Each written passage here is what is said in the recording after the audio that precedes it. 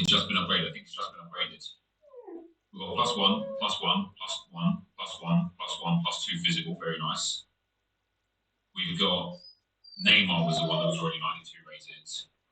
The Toto got 1 pace and shooting, 2 passing, 1 dribbling, and 1 physical. The 77k, this card is bonkers. A Hawk is a pretty good 10 style for her.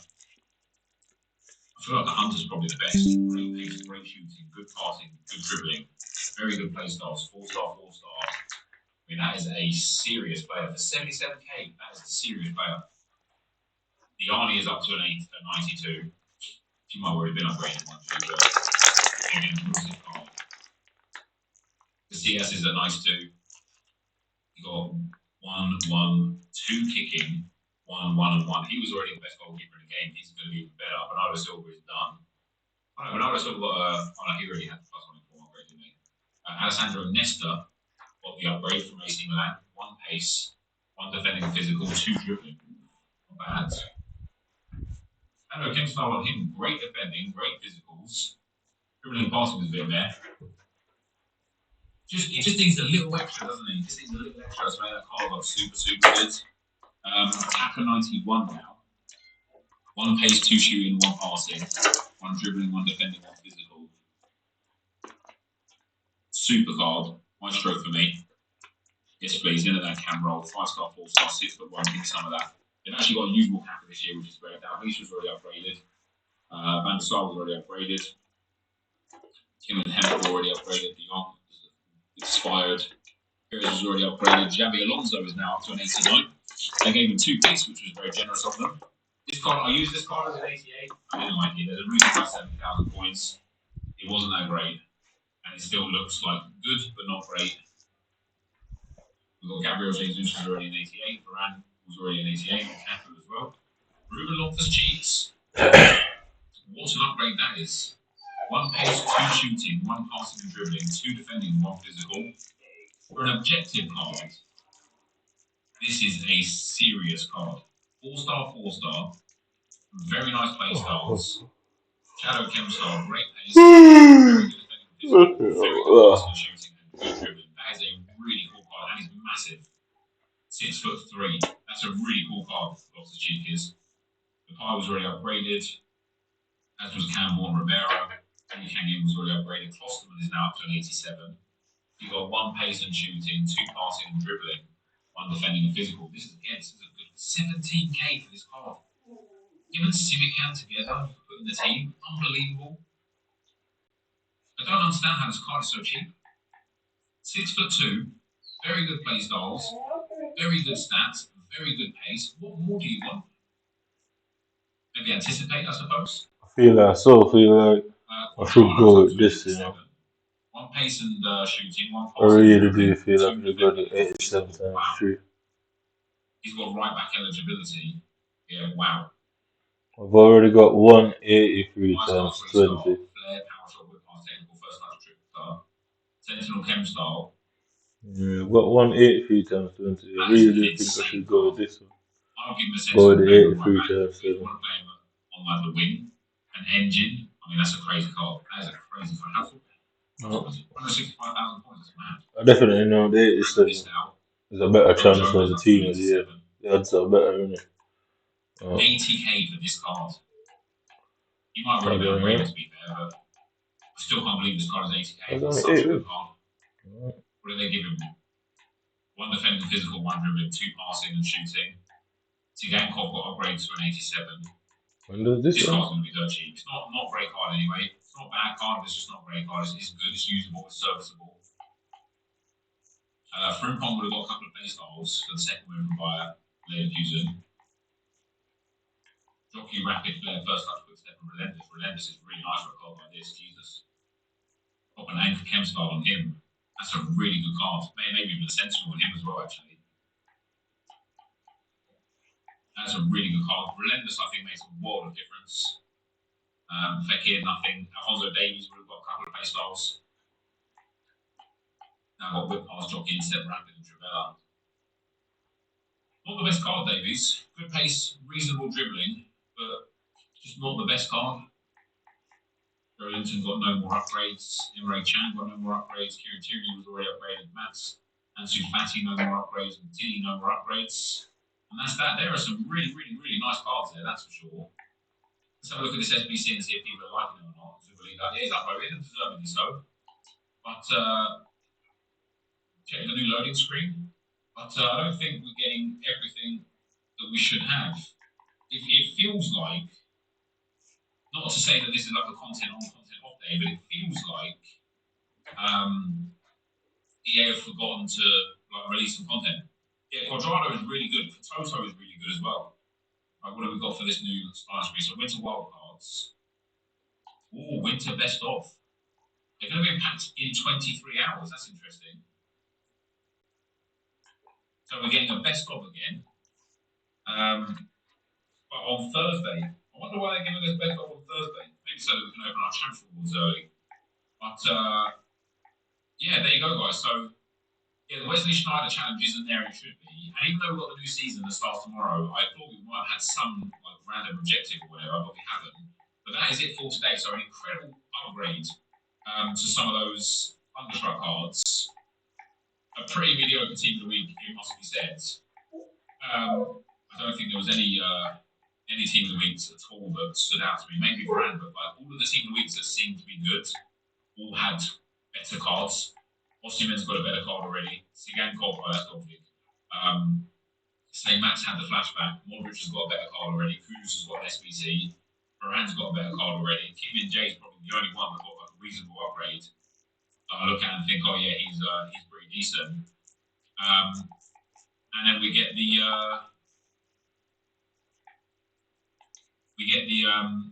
Founders upgrade Evo, which I actually think is really good. And this is what I thought the Founders stuff would be. Just a Founders upgrade where you just put whatever Founders card you did in the first place in and get more upgrades. They should release this like every 2 weeks, another +2, you know? They really should. The Schneider SBC is out now, is it? Okay, there you go. So, that is going to be it for today. Let me know what you think down below, guys. Thank you as always for watching. Hope you enjoyed it. And I'll see you next time. Bye. Peace. Amazon delivers the Premier League. 10 live matches from Boxing Day. Only on Prime. Can you look this good like this?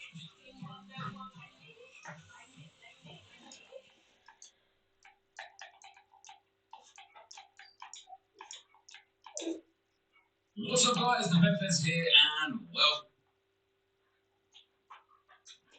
yo, guys, what is going on? Back on the second channel. I don't know when this is going to get uploaded. It's going to be behind on videos. We've got so many videos on this channel, and you guys are showing so much love. The reason today, look, it's my day off. Like, I'm not really streaming FIFA at least today. We're going to be here, man, full-time vibes for the videos, guys. We never stop at those. Look, we got some grinding to do with general objectives, and I got today like 2 insane pulls. Now, I do really want to try out Milito. That's the thing, because I just packed it. You've seen the main channel video today, or if you haven't, you gotta go watch it. Now, we packed 2 UCL heroes from the set of 845s today. And I don't know, like, do I bench Teo? What do I do? Because Teo is really, really, really, really good. I don't know what to do, because I've got so many players trying to do all these objectives. The Howland is like, I think I have to have him starting in my team, so I'm like, maybe what I'm going to do here is just sub in Milito, but he's not going to be on 310, right? That's the problem. We even have super sub Adama to try out, which is like insane, right? So drop a thumbs up, guys. We got a lot of players to try out today. We're going to try out Ball Pastor at left back, high work rates, left mid, looks crazy. Look, I think for me, like ideally, what I would want to do here is have her as a CM and then Teo is just a left back, but we're going to try that. We're going to use Howland just to kind of work on the objectives, but we're going to just sub them off. We don't even need to have them play the whole game. Look, this is the big deal here today, guys. We packed Schneider yesterday from League SBC. We're gonna give him the proper try. I was playing the cup yesterday, but it's not really indicative of it because the teams are all way worse. I'm so excited to try this guy out. I'm gonna start with the basic, but if I have a hunter, I might use that. He's gonna be my boss to boss center mid. I don't have a hunter. He's gonna be my boss to boss though CM. He just looks all around insane, man. So I think I'm gonna just start with the basic. If I had a hunter, I would go. Ron remains on the team, and then Musa and Malika. We packed this guy today. 95 finishing for this card. Guys, I'm very excited. No. Just so much better now. Even this, we packed this BBD, which we can work on. tags and objectives for. And I got lucky because it's could have been a pain if I had Morata and I got VVD, so very lucky. Urente is still in the team as well. We got our 4-3-2-1 here, which we're gonna start off like this, and then what we will end up doing is obviously we'll probably sub off Haaland.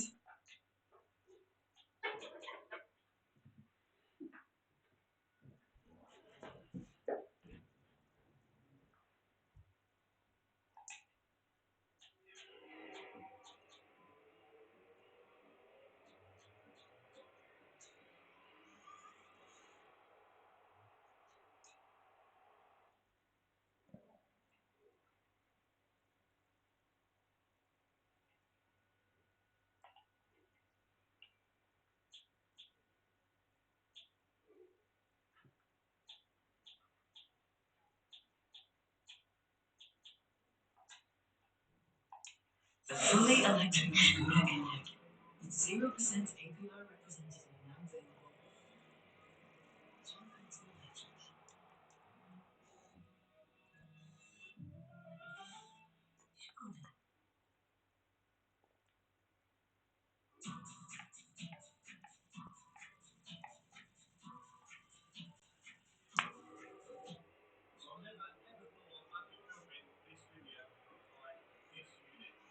Don't know what this unit is, it isn't Yanomized. And today I'm down here to get a rating on, well, my Shrek Snot Corsa, we're going to call it.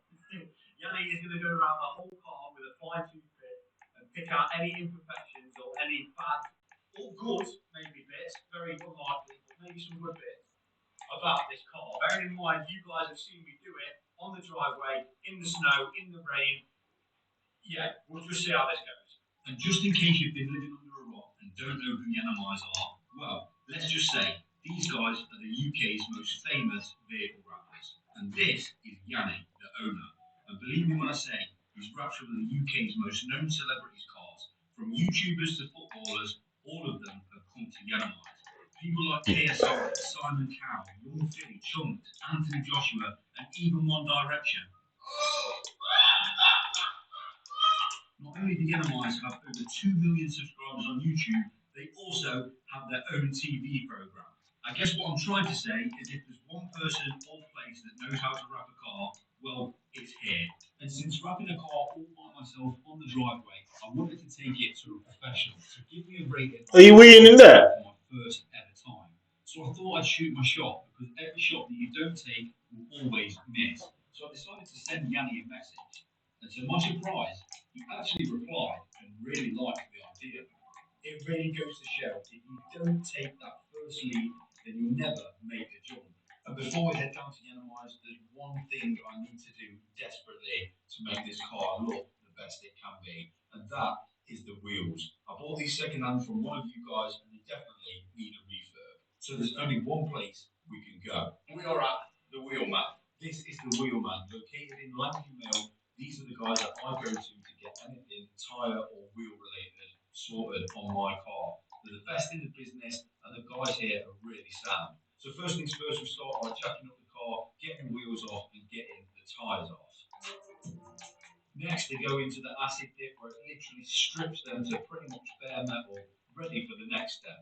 As you can see, there's a little bit of curb marking on these alloys. They're not in the best condition, so the wheelman is going to sort that right out.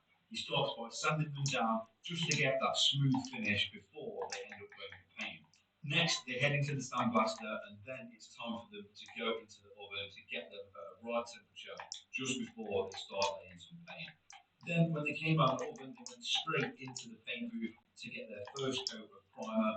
After the primering, it was time to give them the actual colour and first coat of the actual paint. And you guys are initially going to think that these are black, but I think you might be surprised. Then it was onto the lacquering, and now it's time to get them back on the car. So we're just getting the wheels on now. It's obviously dark outside, and I haven't seen what they look like in proper daylight. So I'm really looking forward to waking up in the morning and seeing properly what these wheels look like. So I guess we'll cut to them. And if you don't know what the colour is, it is called shadow chrome. I couldn't be happier with them. They matched the rap so well, and I just want to give a massive, massive thank you to the wheelman. If you guys haven't already checked him out, hit the links in the description, book your car in, and he will make the perfect wheels out of any set that you give him. Thank you to the wheelman. We're finally ready for Yanamize. So after organising a date with Yanni to go down and film, we jumped straight in the car and headed all the way to London. Well, there's no going back now. We're on the road. We're headed to London because tomorrow we are taking the course to Yanamize. I haven't driven this car in well over a month now because we've been trapped.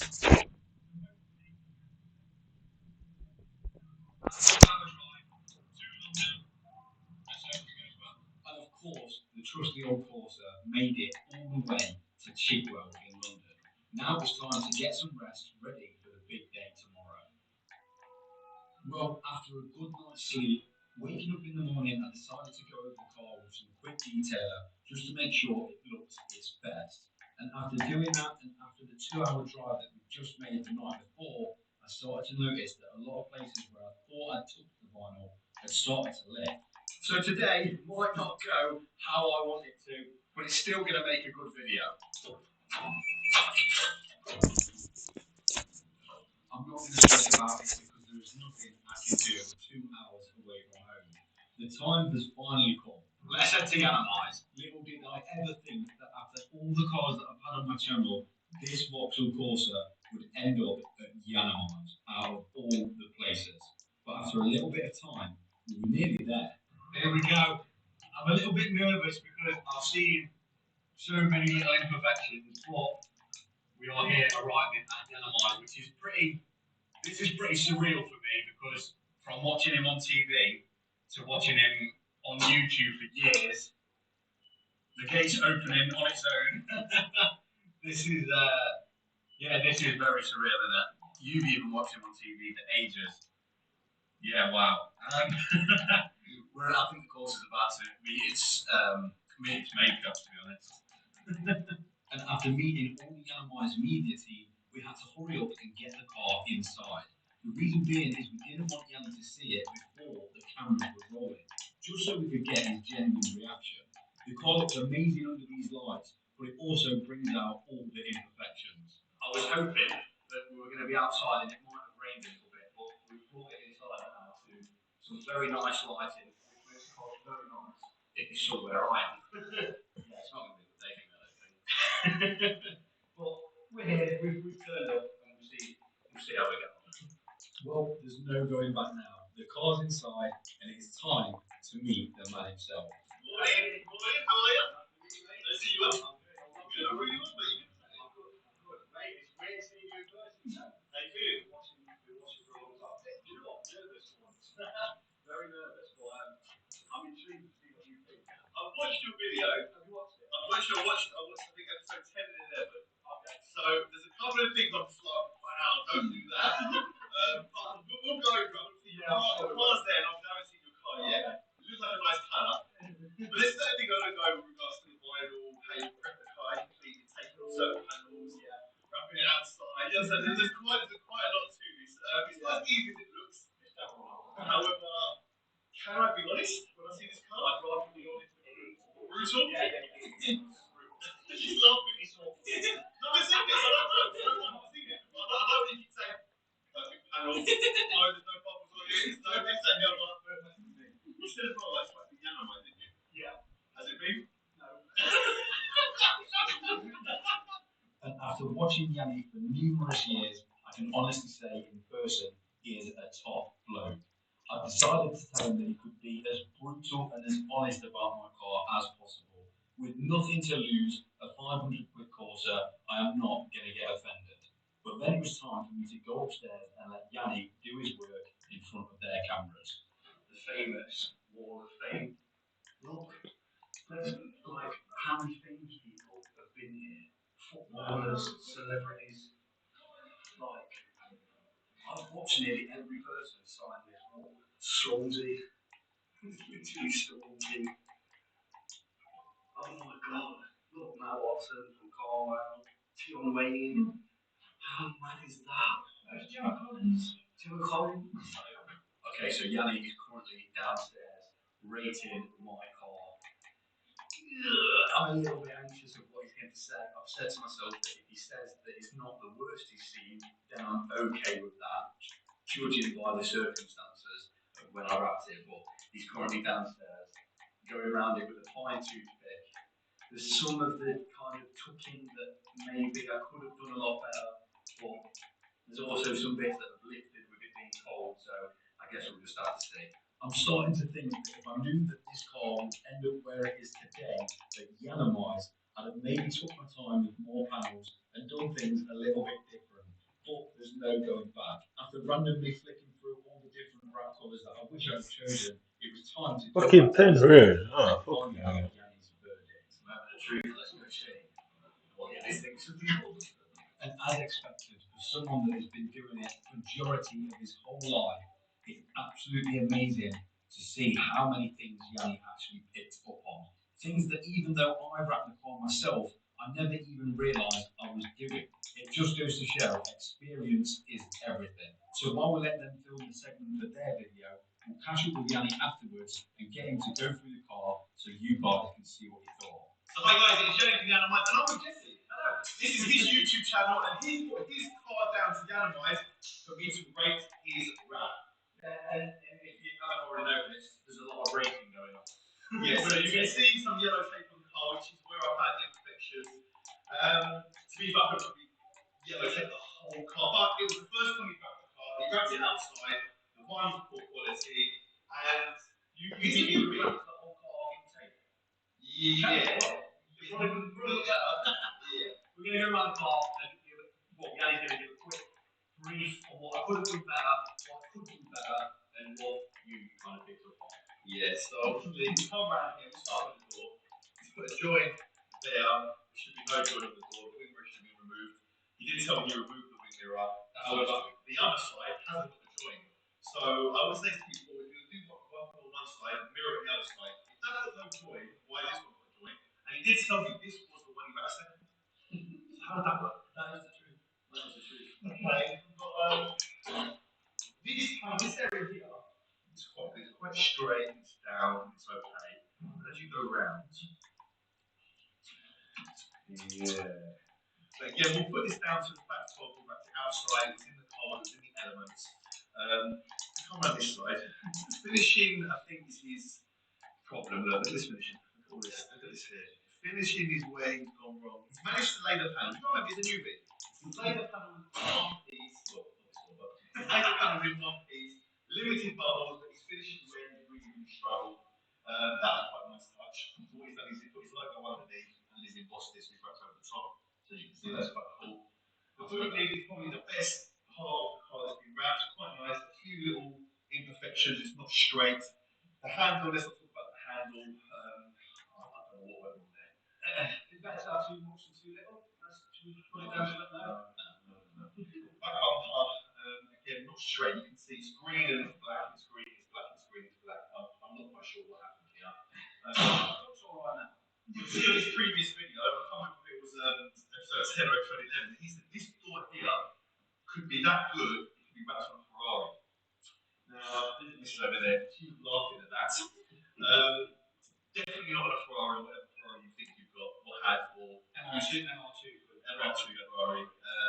Feels like it's really good. And I was like, what about one of this here? And he's like, oh, it is lifting a little bit. Right now, and I think this was even worse. This here. Okay, finishing here. See that noise there? Yeah? That's not a noise you're going to hear when you do that. That bit, I literally put back down last night. Did you? Yeah, and it's on my phone. But like you say, I should have left more of a kind of hangover for more of the vinyl stick instead of leaving that tiny little bit. I've definitely learned from it. He's learned a lot. I've given him some tips, and obviously he's going to try to get this here. I actually just touched the arch and it fell off until the clips are broken. Yeah.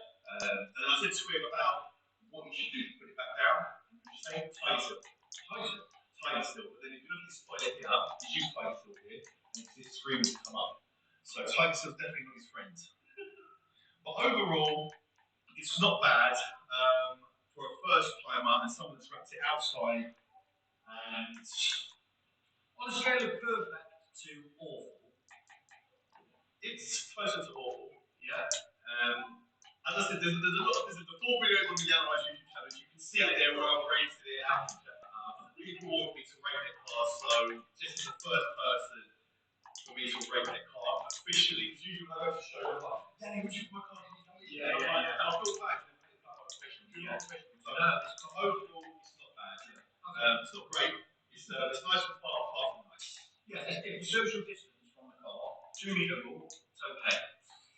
10 meter rule, 10 meter rule, it's okay. From a helicopter. Anyway, I'm heading out. That's Jesse. Thank you.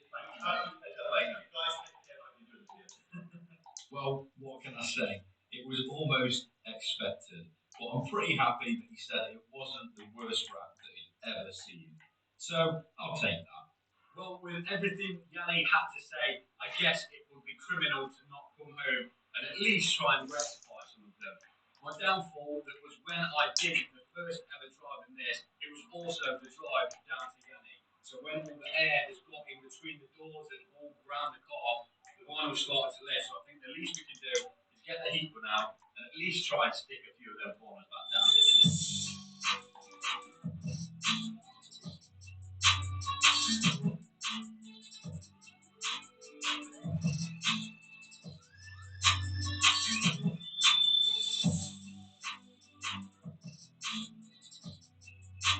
Well, for now, until this wall has been done, I think that is as good as I'm going to get the car. It wasn't good for Yanni, but it will do for me.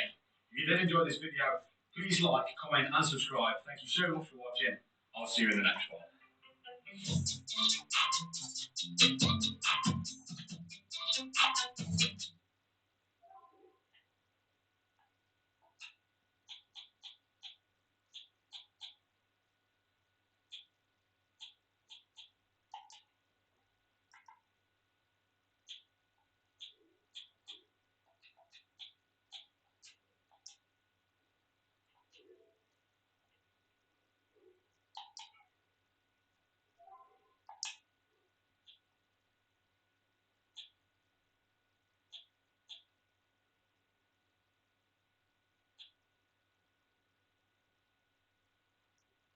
Hi everyone,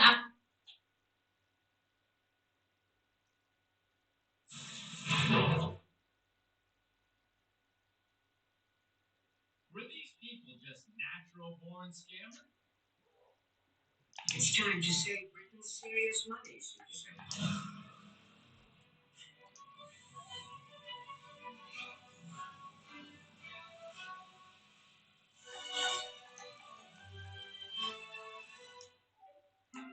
nothing beats a Jet 2 City break. So book now. Were these people just natural born scammers? Let's get right to it and start with number 5, the Brazilian DoorDash.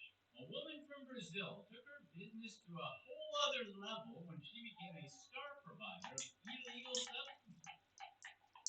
Using small motorcycles and elaborate WhatsApp groups, Sue Ellen Miguez would do her business all around the UK. Miguez would live out of 3 different short-rent Airbnbs for a few days so police wouldn't catch her. Her longtime boyfriend would execute the operation. The couple was considered by many to be a modern Bonnie and Clyde, except they're roughly 50% scummy. The couple had created a custom phone service with multiple moped drivers who would deliver the goods who were dubbed the Asphalt Angels for some reason. The business menu included a wide array of illegal substances, from nose beers to various types of pills. The delivery men would disguise themselves as DHL drivers to make sure to deliver the goods in 10 minutes. Their lucrative business allowed them to have a grand lifestyle that included spending thousands of dollars in designer fashion. The couple spent close to $60,000 in brands like Prada and Louis Vuitton. Part of their lavish lifestyle was spending a $13,000 a month mansion located in Surrey, 2 miles south of London. A 7-bedroom estate boasted a private gym, swimming pool, spa facilities, and their own security for privacy. Added to this, had a central London apartment with views of the River Thames. They would drive around in their orange Lamborghini and do shopping sprees in Harrods, an ultra-exclusive department store in the British capital. Everything seemed to be working smoothly, until one day police caught one of their delivery drivers in the middle of a regular day of work. After receiving an intelligence report detailing a local phone, police were able to make an arrest. Police were able to withdraw more than $3 million worth of illegal substances, several cell phones, and more than $2.5 million evidence of illegal transactions. The operation also uncovered multiple packages of other illegal substances, including some of the largest amounts ever found in the UK that were stored away in storage lockers in 4 different locations across London. In a local hotel, they had a number of fake IDs and around $50,000 in cash. Miguez and her partner Diego de Souza ran their business operation as one of the most organized schemes there has ever been. They handed out a 10-page manual in which they meticulously detailed a code of conduct for all collaborators and payment increases based on their performance. As any large company, they expected to be number one among their rivals, with the obligation of making deliveries exactly within 10 minutes of any request, just as it was written in their business manual. Delivery drivers were requested to be polite at all times and have adequate posture. Again, would oversee all operations, while all other workers would rent out the spaces where they stored the contraband, and others would organize the drivers. The operation was able to become highly successful because of the smart use of technology and the organized level in which they operated. Attention to detail was a must. After a detailed investigation and judging process by British authorities, the couple was sentenced to 13 years in prison each. Maybe they can pivot to just DoorDash. Number 4. Nailed it. Famous South African reality TV star Mel Diljoen and her husband Pete were under fire for the way they managed their businesses. The couple, one of Famous reality South African brands, have been accused of mislabeling their products as made in the USA, when in fact they aren't. According to an episode of the South African television investigation show Carte Blanche, the natives of the city of Pretoria lost the license to represent the Tammy Taylor brand in the country, but didn't stop selling the products. And an in-depth investigation noted how the products were labeled by a local South African printing company. It was safe to assume their products were fake. As if that weren't enough, this wasn't the first time the company had been the focus of the investigation show. Tammy Taylor, being one of the most famous nail polish brands in the international market, rescinded their trademark rights from the company owned by Mel and Pete Diljoen. But this was just the tip of the iceberg. Twitter, as usual, wasn't having it. Twitter's moody. Multiple users went on the social media platform to denounce the company. Most of them stated how they care about their company being investigated and then being a part of the Real Housewives franchise at the same time. Other users stated they were scammers and pretty much criminals. The TV show had a series of interviews that included former business associates and buyers that dealt with the Diljoens' shady business ways face to face. One of them had reportedly bought one of the Tammy Taylor stores they managed in Menlyn, a shopping center in Pretoria. The woman stated it was pretty clear the financial situation of the company was strange. The unnamed woman said that Tammy Taylor head offices never handed her access to their bank account where all the money was going to be deposited. So, for 6 weeks, every single earning the store had was never in her reach. But by contract, she was expected to pay all the expenses herself from the date the contract stipulated. Added to this, because of contract dates, the Diljoens handed her a demand for almost $28,000 for rent for the month's delay. The Diljoens weren't going to stay quiet. An online media outlet interviewed them, and he had a lot to say. They were allegedly going to sue Carte Blanche for a sum close to $110,000 for defamation of character. However, some leaked voicemails from Pete state how their business scam worked, and their potential client agreements, which included a no refund clause, they themselves said was for dumb people. Number 3, the fake concert. 2 women were said to organize a benefit concert for Sandy Hook Promise, a charity founded by family members of the 2012 shooting. Nancy Jean and Carissa Scott presented themselves as booking agents for an event that would feature stars like Bruno Mars and Justin Timberlake. For the show, which was slated to happen in San Antonio, Texas, the women had already managed to score a couple of investors. They told the investors that in order to book both Timberlake and Mars, they would need a combined $1.4 million. Meet the jungle creatures, dig diggers and attention beggars. Silently. In addition, they'd be able to get artists like Lady Gaga, Usher, and Drake. A few weeks later, they received $100,000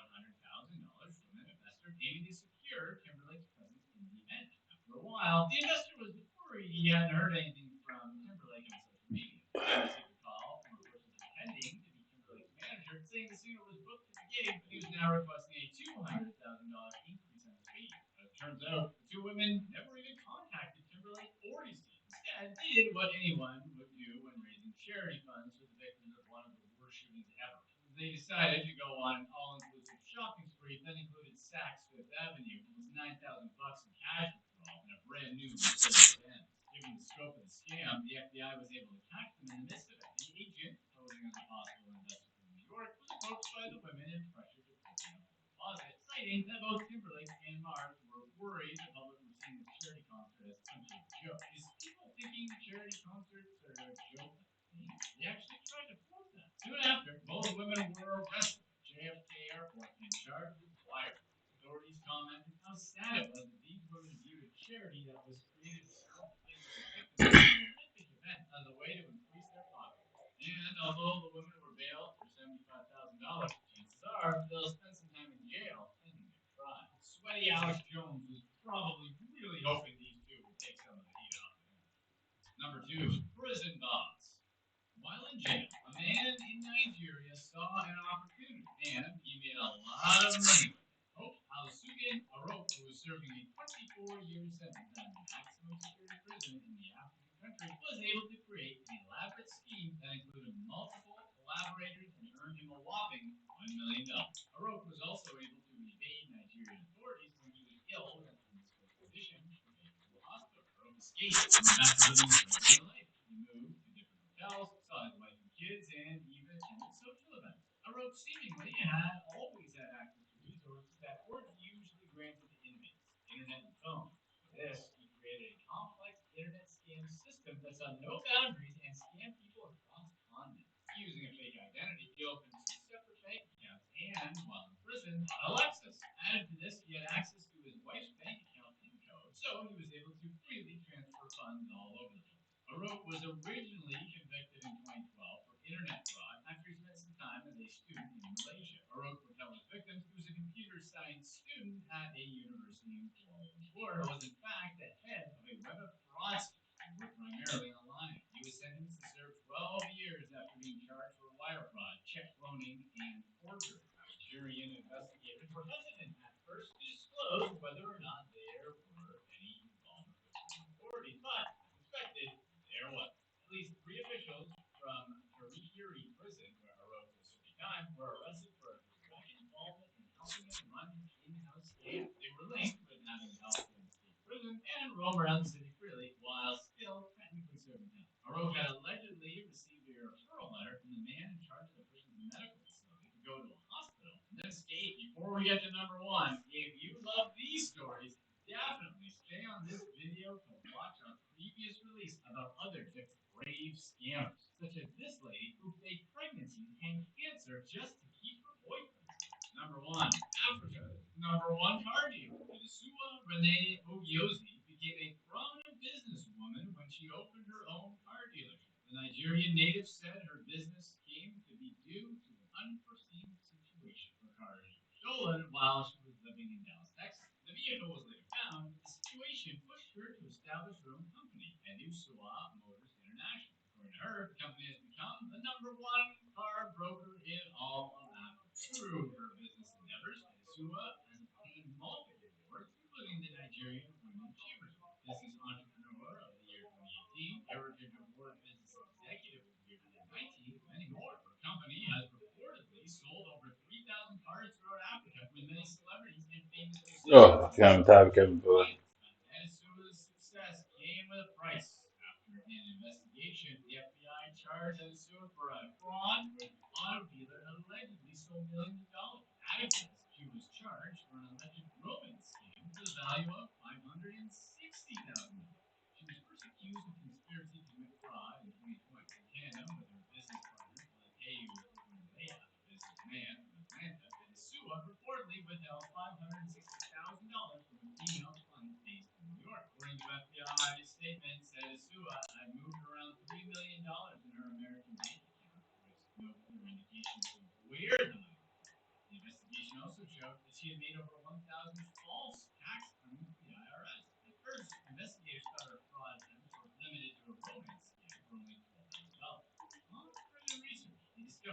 Asua's financial crimes were far deeper than he had initially thought. After her arrest warrant was issued, it took authorities a full year to locate and arrest Adesua, to which she simply stated she couldn't understand why it took so long for them to catch her. While Adesua was released on a $25,000 bond, her bank accounts were frozen pending the fraud investigation. Her U.S. passport was withdrawn and her daily movements were limited to 3 hours a day. This added to the fact that her tax information was looked under close inspection, the FBI discovering that in 2016, Adesua declared her company's earnings to be only $872,000, with $862,000 being expenses alone. In 2019, her personal income was reported $1,000, all of it being business expenses. Her public lavish lifestyle on social media didn't help either, where she had become a notorious Instagram star that flaunted her luxurious possessions and being the #1 auto dealer in Africa. While she is still being prosecuted, Adesua faces up to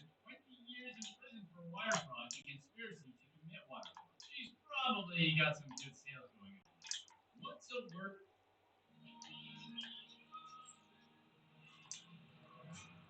Every time someone tells you they vacation in the same place every year, it should really make you wonder.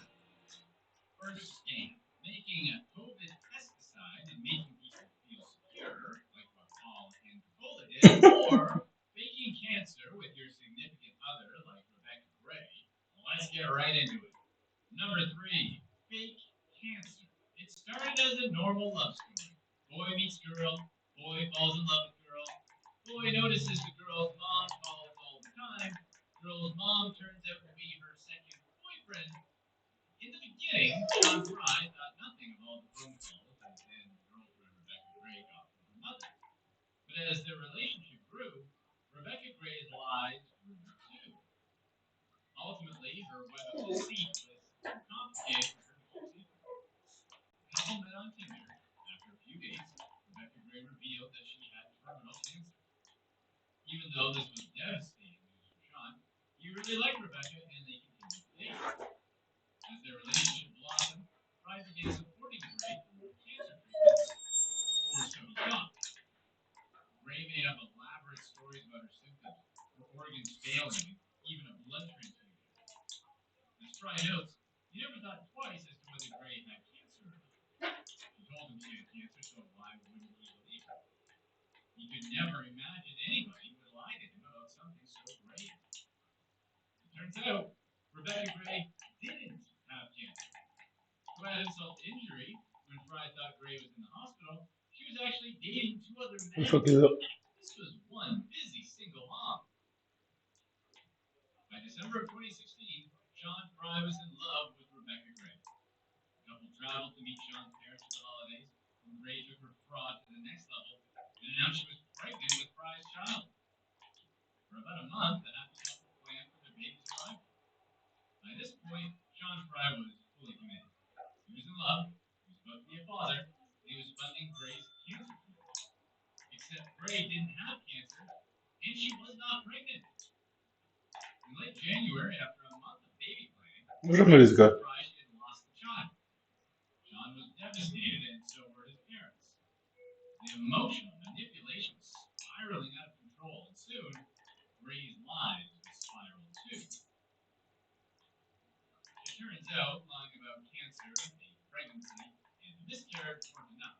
Gray decided to layer her lies with multiple boyfriends. Unfortunately for Gray, her heartless ambition be her downfall. To conceal her boyfriends from one another, Gray used fake names in her phone.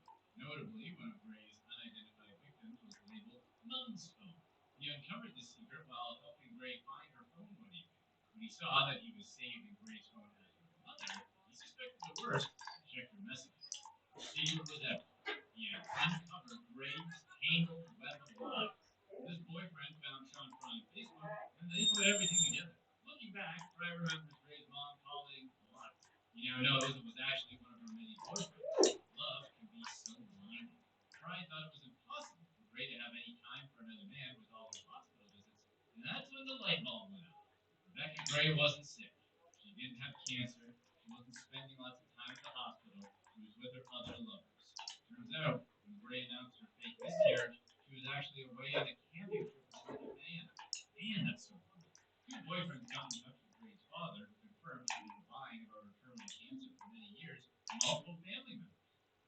So she had been crafting the perfect lie and using it on as many people as she could. Can it get any crazier? Yes, it can. After Sean and the unidentified boyfriend broke up with Rebecca Gray, she upped the ante. Neither Sean nor Gray's other boyfriend tried to get their money back, but Gray was unable to move on from her lies. She called the police and told them that Sean Fry was stalking her. The cops showed up at Sean's home. When the police arrived, Sean revealed the entire fraud. He shared all of his messages and evidence, and the police immediately knew who was fault. They eventually charged Rebecca Gray with fraud. Gray finally admitted to her web of lies in court and pleaded guilty to 3 fraud charges, including defrauding her boyfriend out of $11,000. Her relationship with Sean Fry lasted 18 months. 18 months of lies and scamming. Sean had taken $8,000 loan out from his parents after giving thousands to Gray. Of course, the emotional toll is impossible to quantify. Rebecca Gray will be sentenced later this year. Number 2, embezzling life. Elizabeth Mulder is a scammer from Orange County, California. She defrauded multiple businesswomen out of more than $1.5 million and spent their money on extravagant luxuries like horse rentals, valuable jewelry, plastic surgery, expensive vacations, and a rental home in Laguna Beach. Mulder used her lies to live an indulgent life in Southern California, and she did it by preying on women who own their own businesses. Elizabeth Mulder set up a business called Mulder Financial Services. While posing as an accountant who graduated from Pepperdine University, it appears Mulder had only taken a few courses at a community college and was not a CPA. Mulder targeted women with small businesses and young children just like herself. She networked, invited entrepreneurial opportunities, left her way into the lives of these business women. After connecting with her prey, Mulder ingratiated herself as a friend, a mother, and a business partner who would handle her victims' accounting and tax services. In some cases, Mulder convinced her clients to write checks to various entities that would settle debts and cover tax expenses. In reality, Mulder was pocketing these funds and using her victims' money on luxury goods. Mulder spread her fraud all across the OC. Are you a super saver? Welcome to the Super Save Club from Money Supermarket. Earn rewards when you save with us to spend however you want. Saving supercharged. Join now.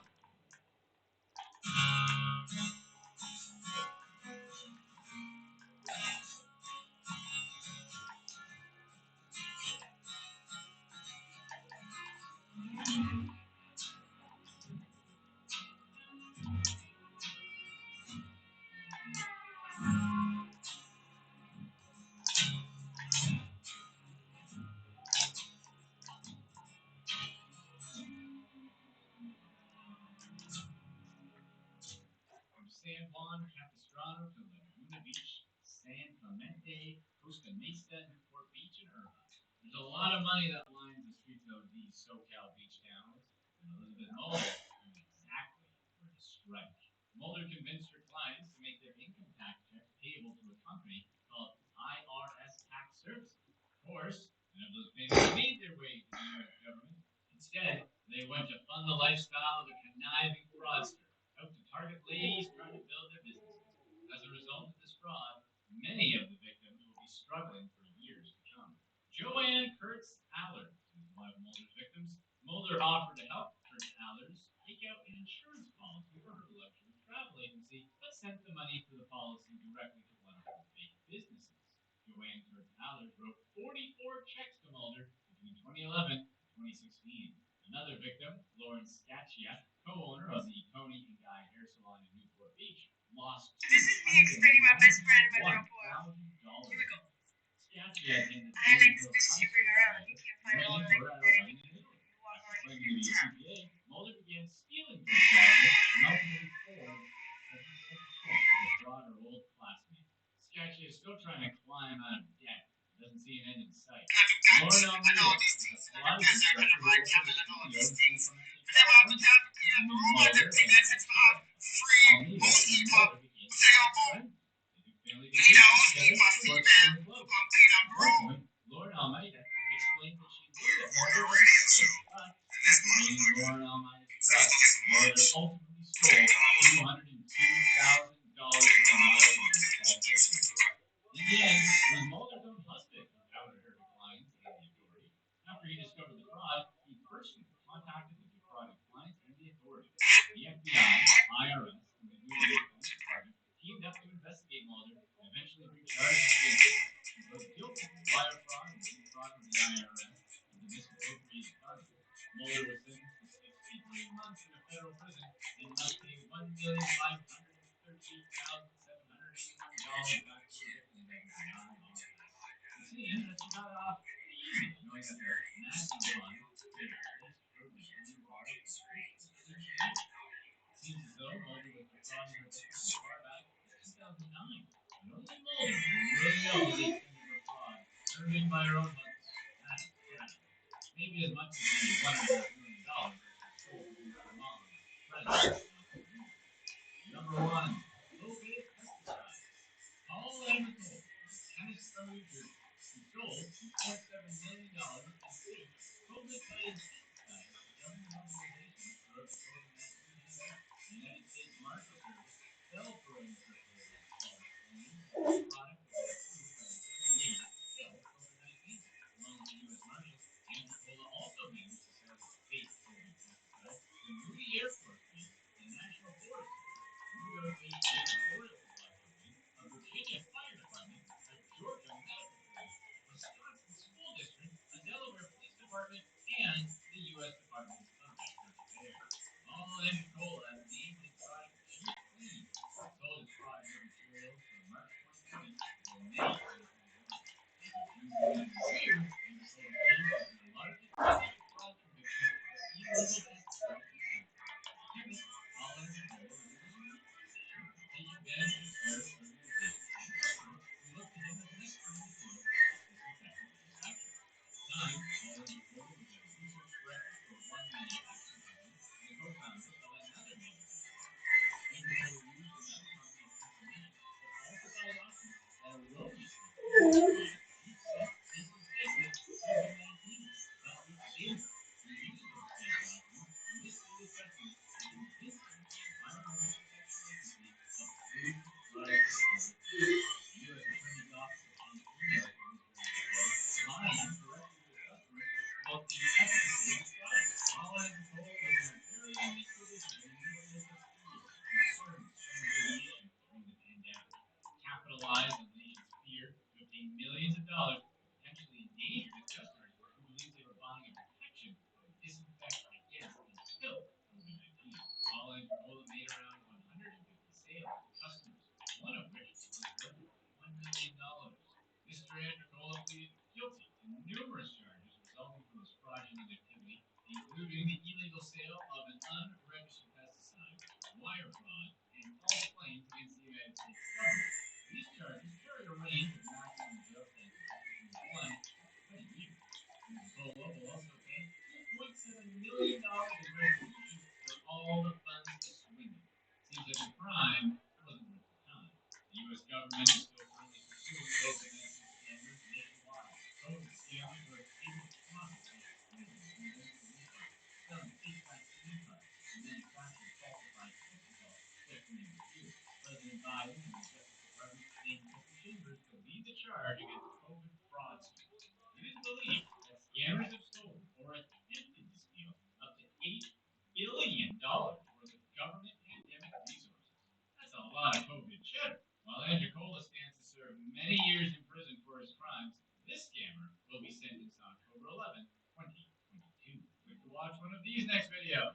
Let us know in the comments section what you'd rather have at a restaurant. Tip on your own or have 18% more expensive prices on the menu but don't have to tip at all.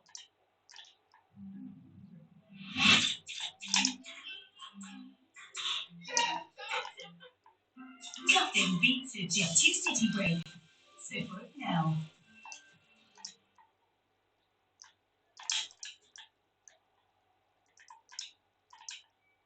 What's the worst thing that can happen when people post things on social media? Would it be getting the police's attention, like what happened to Hey, oh, well, that's Barroso? fuck Would it off. be getting robbed for an expensive watch, like Fareed Jamal?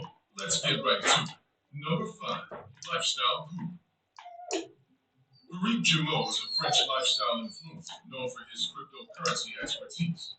He has a master's degree in applied mathematics and knows 4 languages: English, Chinese, French, and Spanish. He lives in Hong Kong with his Australian wife. They enjoy a life full of caviar and champagne. In 2019, he founded the online banking site Hive with more than 30,000 loyal Instagram followers. Hive touts himself as a one-stop shop for cryptocurrency exchange and mobile banking. Jamo has thousands of followers. No, why not just put it right in front of him? In style, showing off the expensive accessories he brings with him. In December 2020, he made a post with his arm around his wife at a swanky Hong Kong restaurant with a Richard Mille watch on his wrist. A Richard Mille watch can cost up to $1 million. Stars like Kanye West, Ed Sheeran, Chris Brown, and many others often don Richard Milles. The company also has celebrity partners like Pharrell, golfer Bubba Watson, and actor John Malkovich. In the photo, Jamo wore a Richard Mille RM022 ARENT dual time zone watch. It's made of material originally developed by NASA to be used on supersonic aircraft wings. The watch definitely isn't cheap.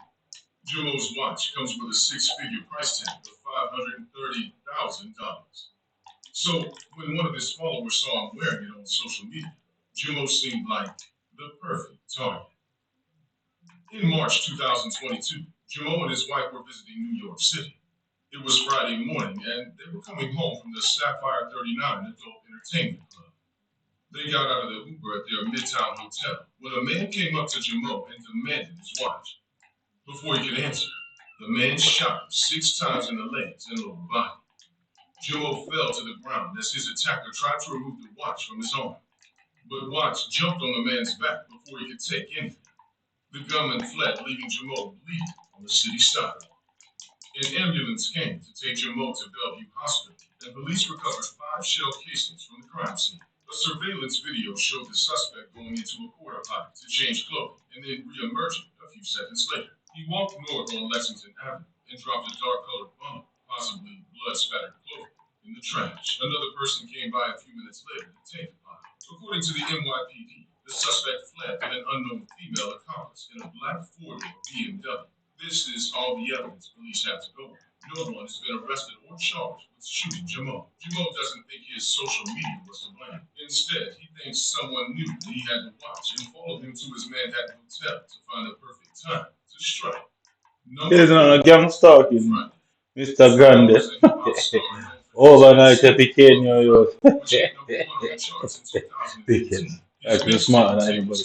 Made it into the top 10 charts. Fredo, whose real name is Marvin Bailey, is from London and references his tough upbringing in his music. Fredo told the media that he was once stabbed 4 times, but he hasn't just been the victim. He spent time in prison in 2016 and 2017 for knife-related charges. He's now known for his social media posts, bragging about his private jets, rides of cash, bikini-clad women, and Harrods shopping sprees.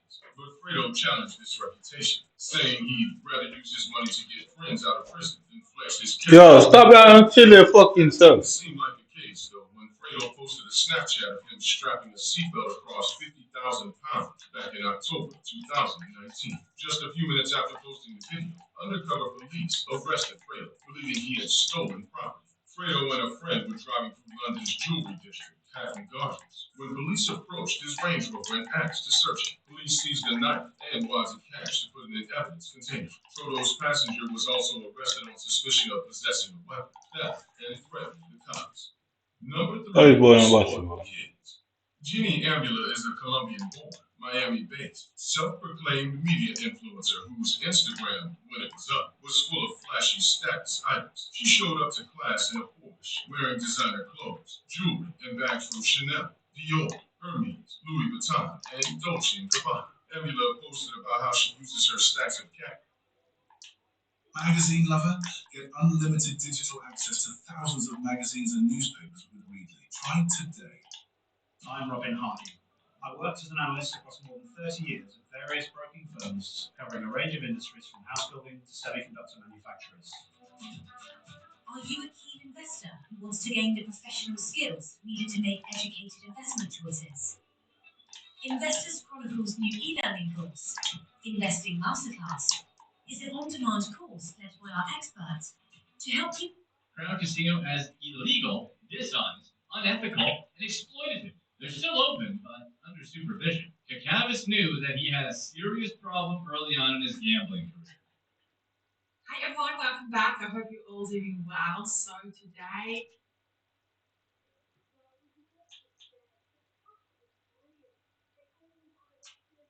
what are some of the weirdest crimes people do? Let's get right to it with number 5, the decaying practice.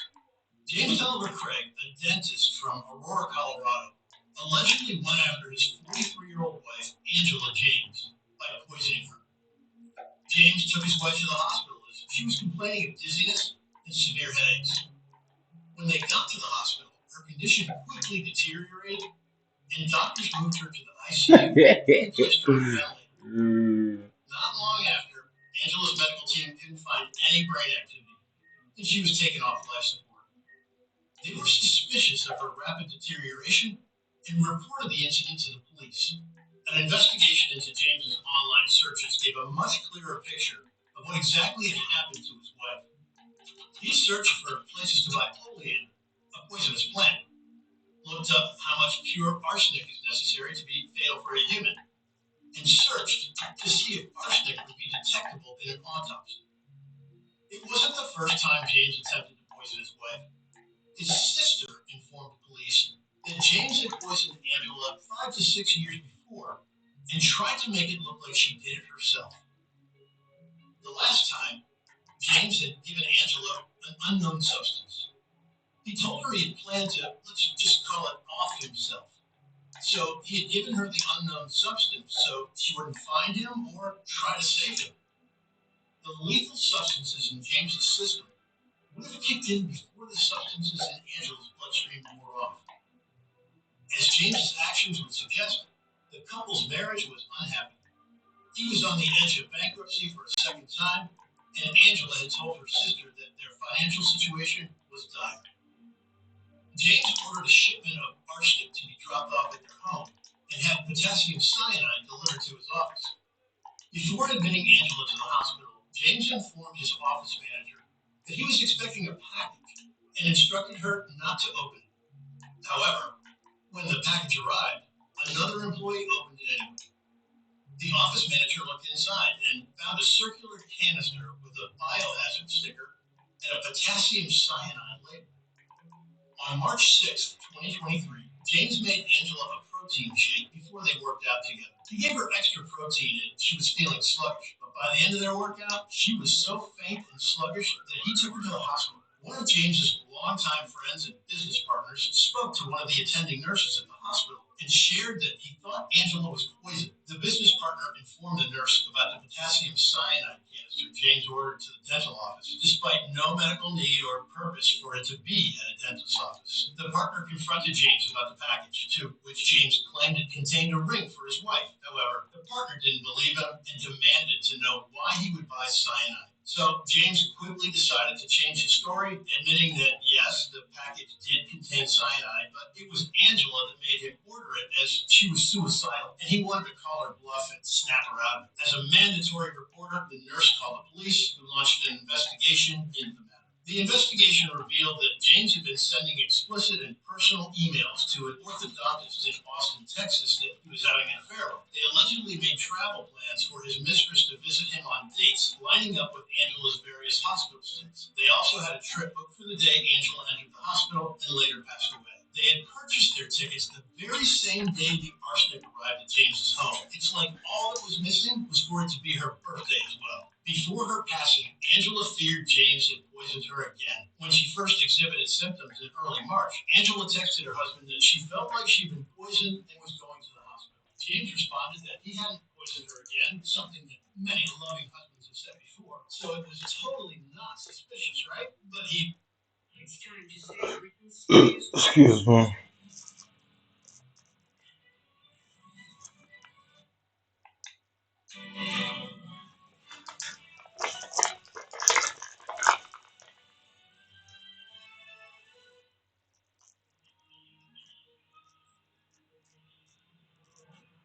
Every time someone tells you they vacation in the same place every year, it should really make you wonder. Why?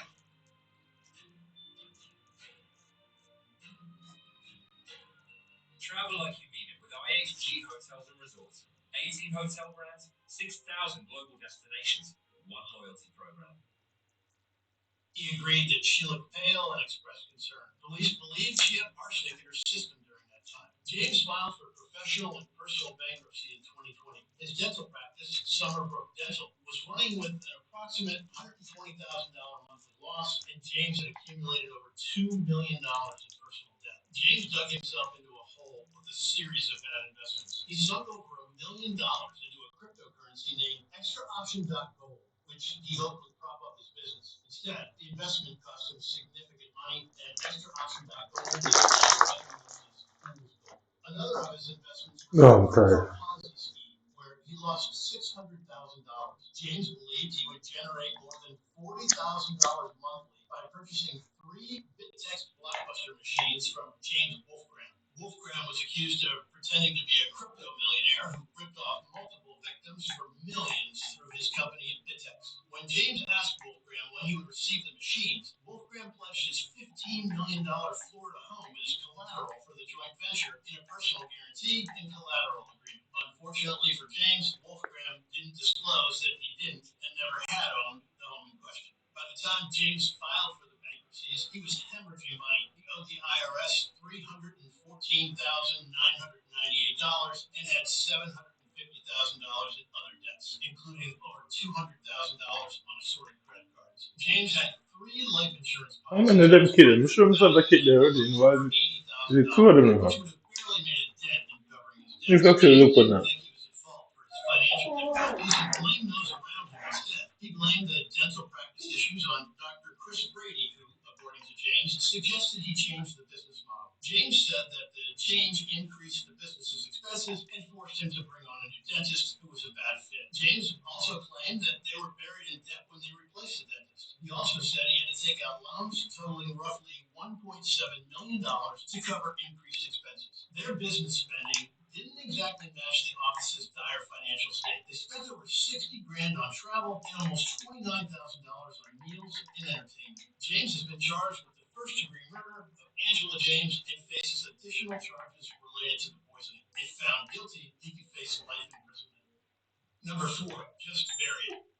The former owner of a $15 million estate in California, Johnny Batoon Liu, had an extensive criminal history that dated back to 1965 with charges that included insurance fraud. In 1999, Liu hired people to sink his $1.2 million yacht to cash in on the insurance money. Liu instructed them to drive the 56-foot craft named Corwell past the Golden Gate Bridge and into international waters where they would sink it to the bottom. Unfortunately for Liu, the men he hired were undercover police officers in a sting operation. They hid the yacht, but told Liu they had sunk it. He paid them $30,000 in cash and $20,000 Dog, shut that up, man. and reported the luxury boat stolen to American Yachts Limited. The incident was certainly not Liu's first interaction with law enforcement. In 1965, a jury found him guilty of shooting Karen Gervaisi, a 21-year-old woman, in his Los Angeles County apartment. He tried to convince the court that Gervaisi accidentally did it to herself, but nobody believed him. In 1968, the California Supreme Court reversed the conviction, citing hearsay evidence that shouldn't have been allowed in the trial. While Liu got to walk free, he didn't stay out of trouble for long. In 1977, he was back in court again for going after another person, this time a guy, and the jury found him guilty on 2 counts, and he spent 3 years in prison.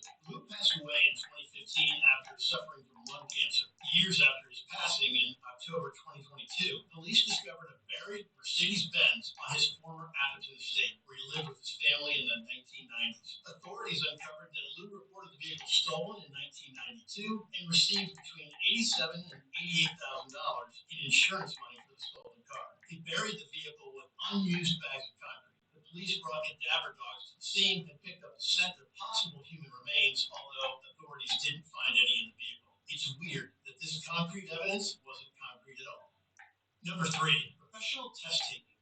Inderjeet Kaur, a woman from South Wales, ran a criminal operation operation where she charged people hundreds of dollars for her to take their driving tests for them. Between 2018 and 2020, Tower sat through 150 theory and practical driving tests for candidates who struggled with the English language. Once she passed their tests, she handed them their driving licenses. Staff at driving test centers were suspicious of Tower and reported her to the Driver and Vehicle Standards Agency, known as the DVSA, which is the organization responsible for driving tests in the UK.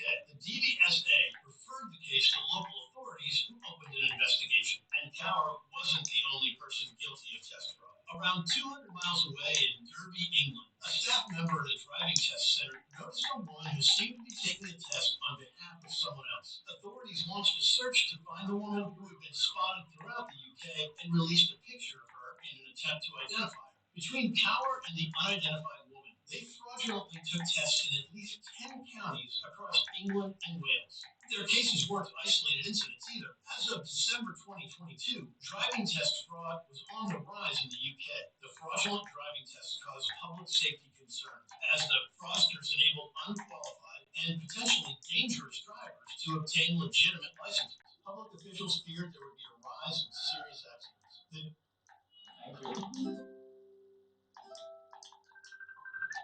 Hey, how's it going? I'm counting the days till you guys get here. Hey, you're enjoying your English breakfast? What about unpacking? And did you open the bank account? I did that at the airport in India itself. The airport? The DVSA sent out a notice urging people to report drivers that they suspect are sitting a test for someone else, and warned that it's against the law to cheat during a driving or theory test. They also warned of the serious ramifications of posing as someone else when taking a test, such as prison sentences, court costs, fines, driving bans, and unpaid work. Additionally, the DVSA planned measures to crack down on the situation to prevent any unqualified or unsafe drivers getting behind the wheel. Authorities uncovered Tower's scheme and arrested her. She pleaded guilty, and the court sentenced her to 8 months in prison. A man guilty of the same crime, who charged over $1,000 per test, was sent to 18 months in jail. Judging from all the bad drivers where we live, the women must be operating here too. At least someone is putting the brakes on this scam. Number 2, faking a city.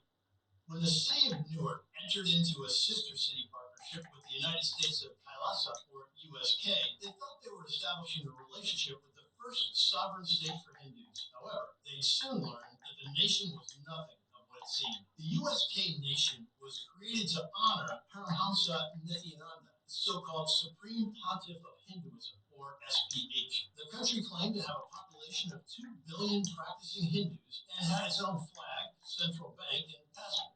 Unfortunately for Newark, the country didn't exist. The Kailasa group, which followed Nityananda's teachings, claimed to have extended campuses in 150 countries and promoted a form of Hinduism centered around its leader's alleged miraculous powers. His powers included delaying the sunrise and teaching cows to be tail. However, the spiritual leader couldn't find a way to miraculous long before Indian police, who wanted him on pretty serious charges dealing with, let's just call these non-consent issues and some of their why did Nityananda want sister city status? Since the Kailasa group looked very much like a cult, if they gained sister city status, they would appear more credible and be able to recruit people in the United States. For Nityananda, having American recruits meant more money. Nityananda didn't attend the sister city ceremony, where Vijayapriya Nityananda represented USK instead. She identified herself as the permanent ambassador to the UN for the fake country.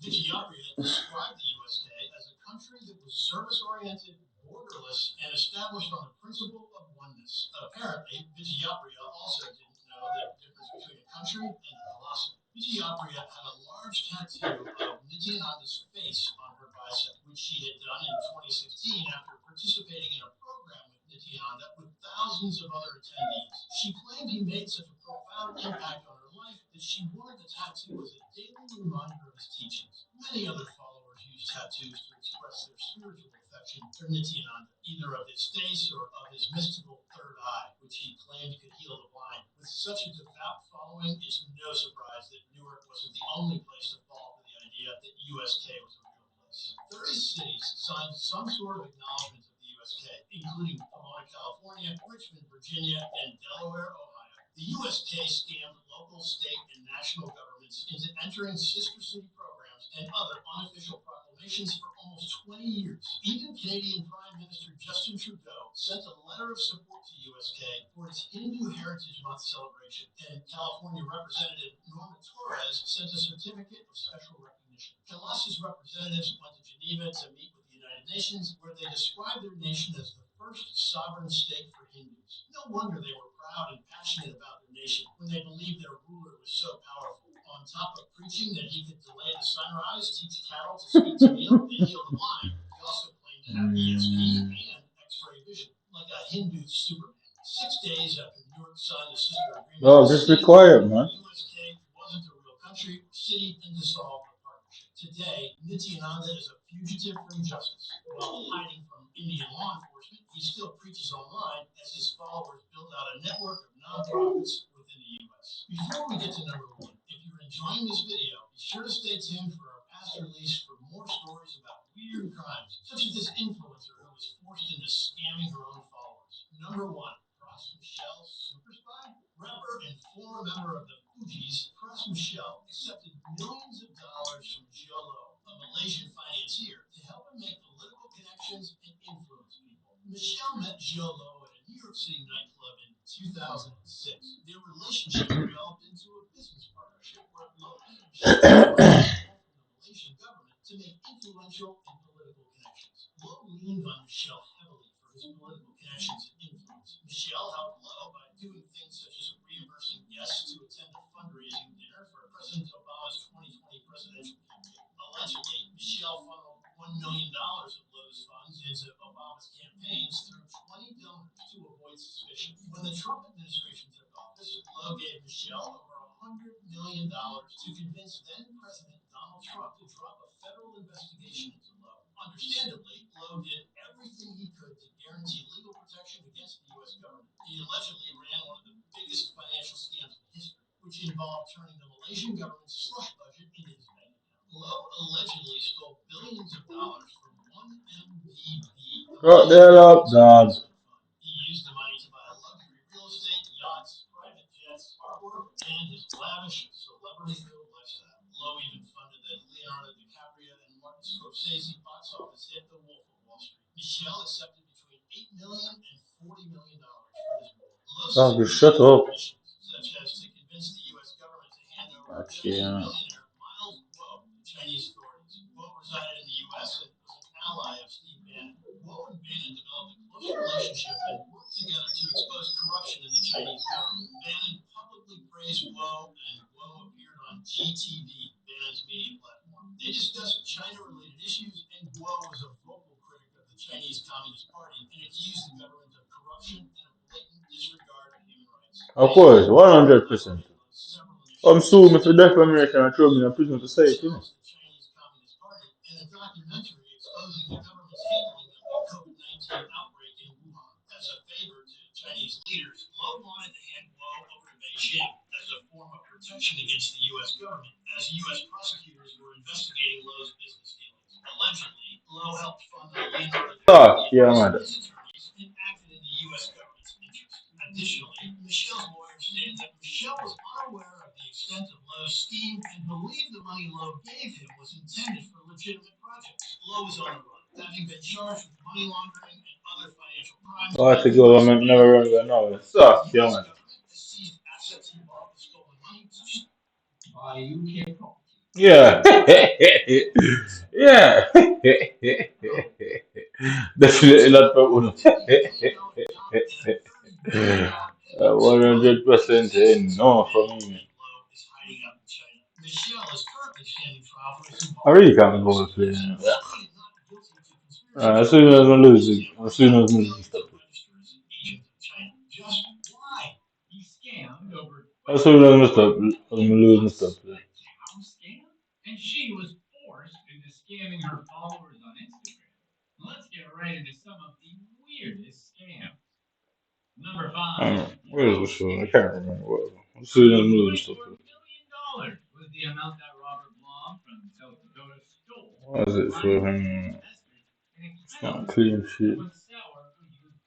Fine, Blom pleaded guilty to wire fraud and as soon as I lose stuff, yeah, I can't go. and making them believe his business was more successful than it really was. The man, All type of business, Dakota, including mine, your business, yeah. That's our business.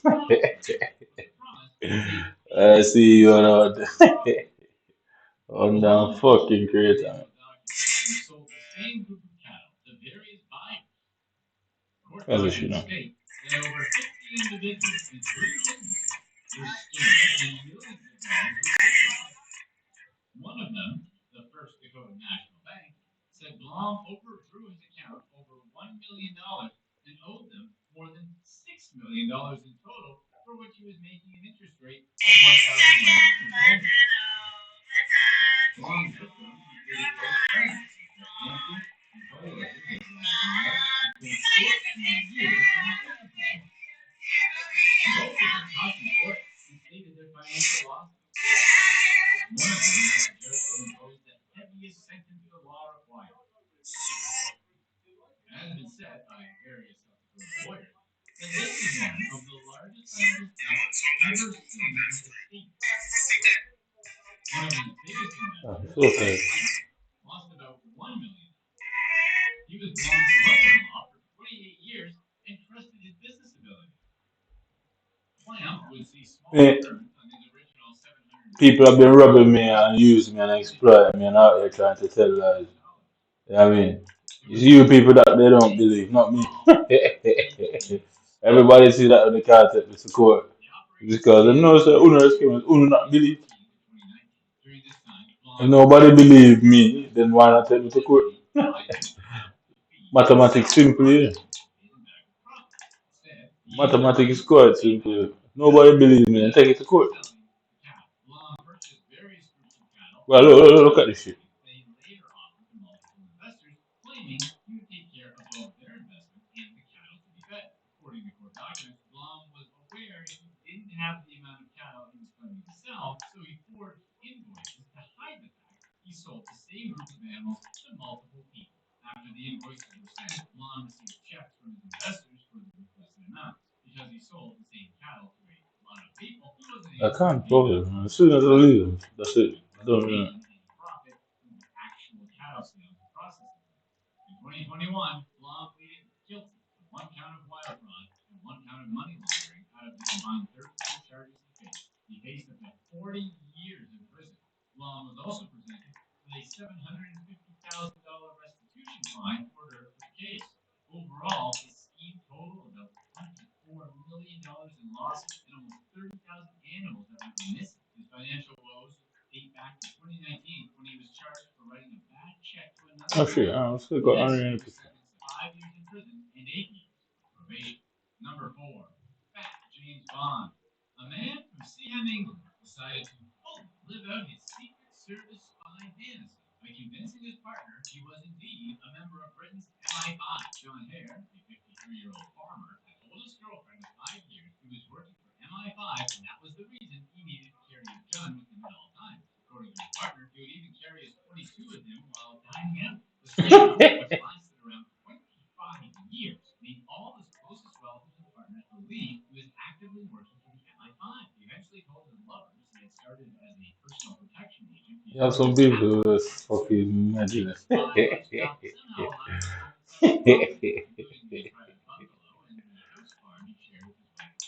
Turns out Hare was actually married, and his spy scams seemed to help him get some extra time for female partners. In fact, some of them were so convinced they were still in an official relationship that even when he was caught by the authorities, they thought they were exclusive. His spy facade served as the perfect excuse for him to deceive his multiple lovers. He even went on to give one of them the number of his MI5 units, so she could contact him if he were emergency. Some of the women actually lived close by in the same house. One of them 10 minutes away, and the other 15 minutes in the opposite direction. Hare was so good at convincing these women that he was able to make one of them leave her husband of 46 years.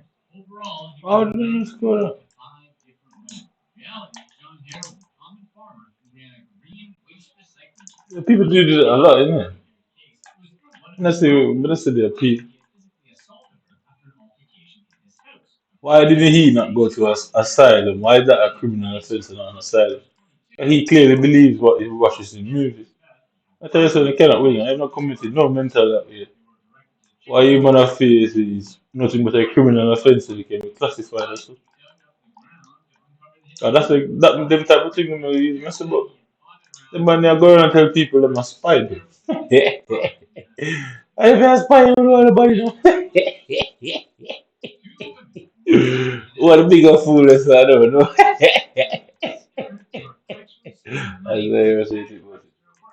What a bigger fool is I'm not quite sure.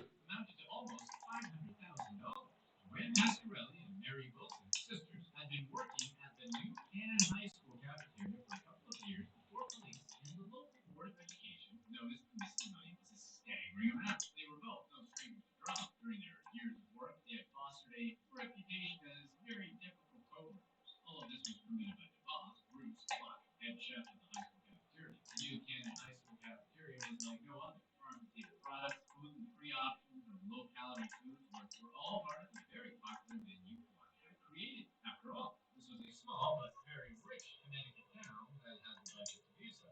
While under Gluck's supervision, both sisters were considered Gluck's right hands and ran the high school's kitchen with a very tight grip. On occasions, there were even reports of food thrown and yelling in the workplace. New Canaan High School was taking in a lot of money through their cafeteria, around $2 million a year, with 5% being in cash. And while many schools would outsource the accounting of the service, New Canaan decided to do it themselves. Once Wilson was named into a supervising position, she had access to the many resources the cafeteria had. Wilson took over the duty of personally counting money after every shift. At the end of the day, she wouldn't let cashiers do it. As the money was coming in every day in cash, both Wilson and Pasquarelli took the larger bill and started taking a couple $100 a day with them. They had no supervision.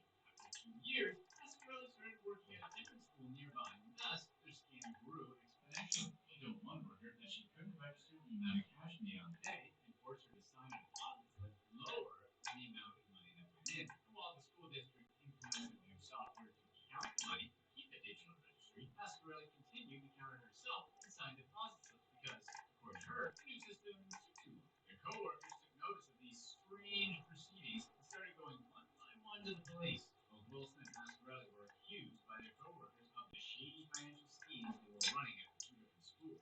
The school district started counting the money that had gone missing. It was discovered that both sisters had stolen from the schools a whopping $417,588. This was only in a period of 5 years because, according to the statute of limitations, they weren't allowed to investigate prior years. Believed their scam dated back to 15 years. Both sisters went to the police to speak, but there were others. Wilson said she was worked by Glock to hand him $100 a day. She felt concerned and her job was on the line. Pasquarelli was firm on her belief that no money had gone missing. She said that it was likely that the new food services director had a thing against her, or maybe the kids at school used each other's card games. Both sisters were charged with larceny in 2018 and pleaded not guilty. They posted bail for $50,000 each before their trial. They were offered settlements. Gluck was also called to court because bank statements showed he had made large deposits of money during the time frame of the crime. Number 2, cheating husband. As the co-owner of her late husband's trucking company, Frances Hall was accused of altering payroll documents and thus lowering the company's premium insurance payments in the state of Texas. According to officials, the company avoided around $9 million between 2009 and 2016. While these fraudulent schemes aren't uncommon in the business world, what makes this case strange was the situation that took place before her scandal. Hall had been convicted for murdering her husband, Bill Hall Jr., back in 2013. She had discovered him.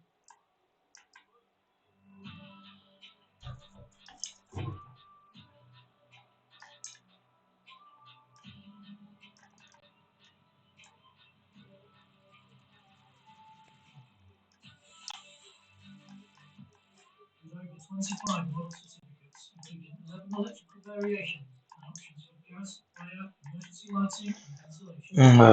Fucking hell, I'm trying to love it, man. Like operating devices and excessive maximum ZSs. Brand your certificates with your own company logo, certification body, and color scheme. Instant retrieval of your certificate data across all devices so you never lose your information. Access the drop-down function of the award-winning David Code Broker publication to code your observations. Actually, well, tired.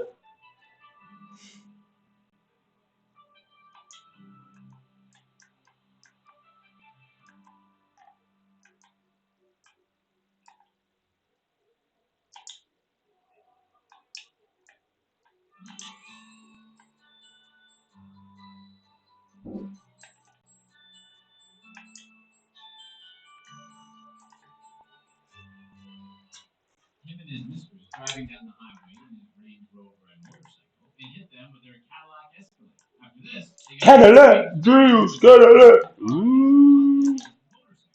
rushed to the hospital. Shut your collar. How about Cadillac, Steve? Released in 2018.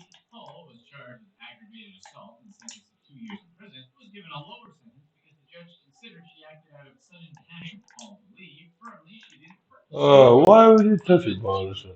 regretted having chased him down that day. She also stated that the woman his husband had an affair with had sent her multiple texts and videos. Aside from all this, Hall was able to keep her full sense of business, even when her son Justin took her to court to battle the company's control. He was intending to gain control. Him and his sister Dominique alleging she shouldn't be able to receive financial support from her crime. Hall's son was trying to take back 50% of the company since his father didn't leave any type of will and everything went directly to his mom.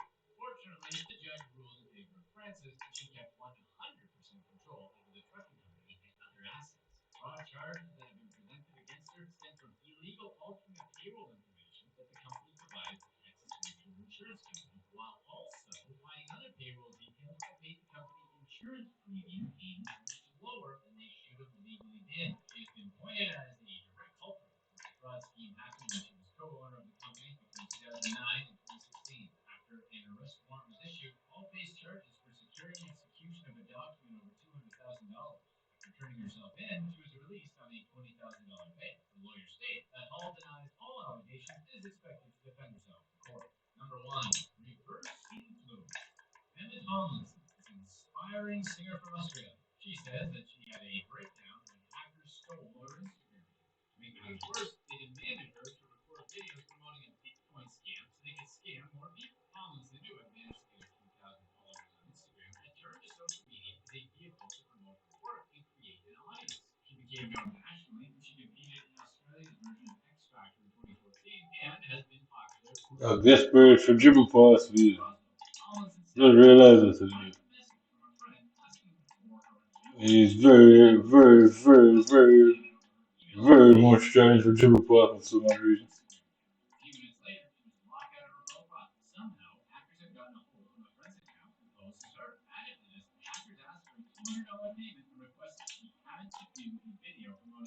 And for some reason, this guy determined for dribble pass in the bucket.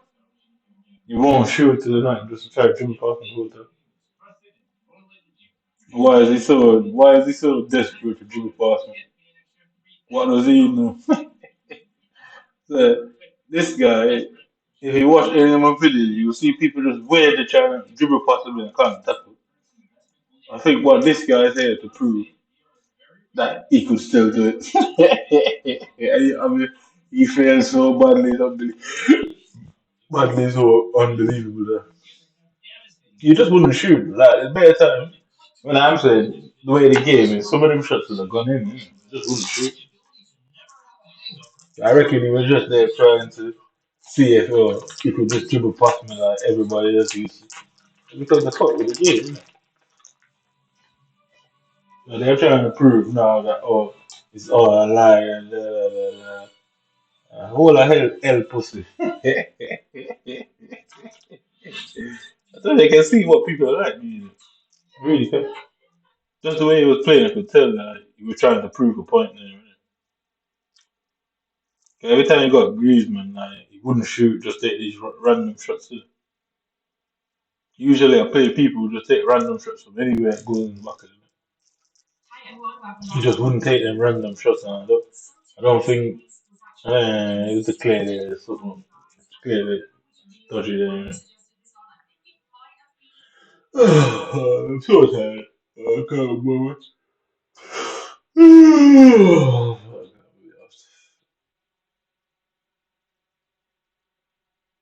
Mhm.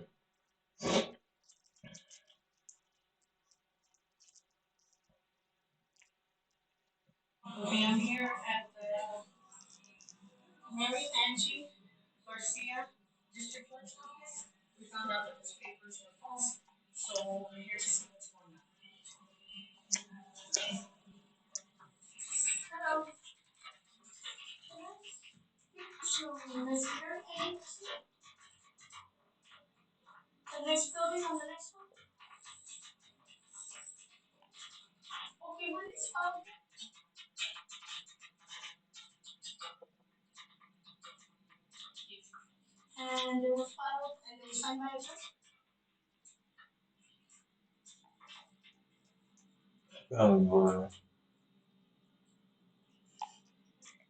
Evolution. Never done the evolution really.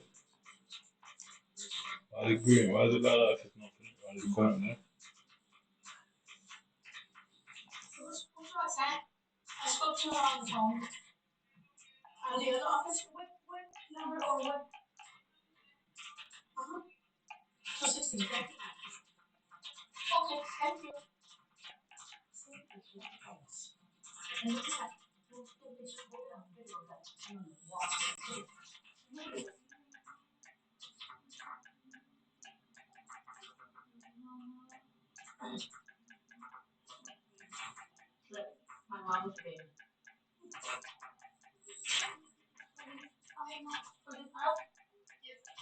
Watch this, yeah? So, what about the Russo structures?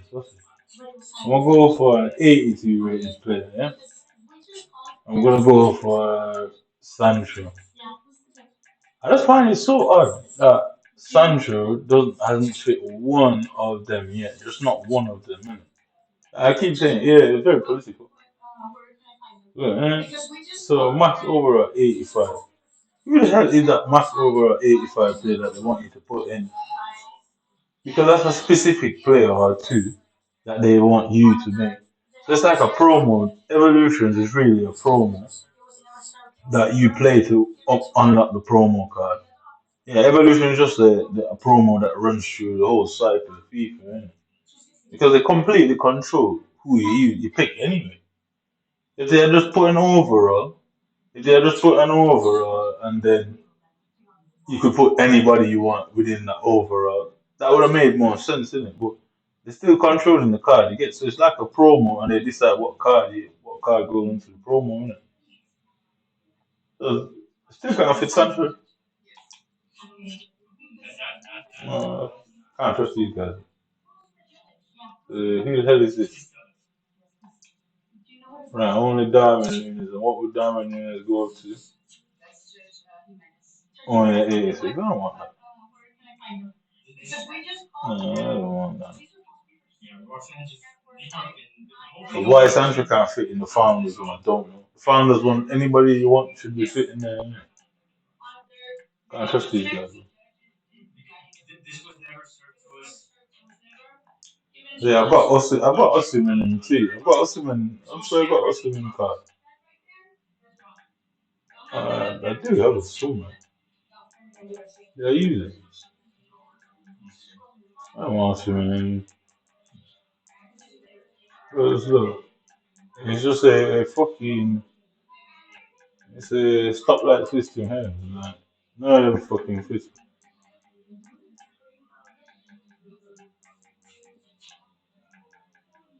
That's so pointless.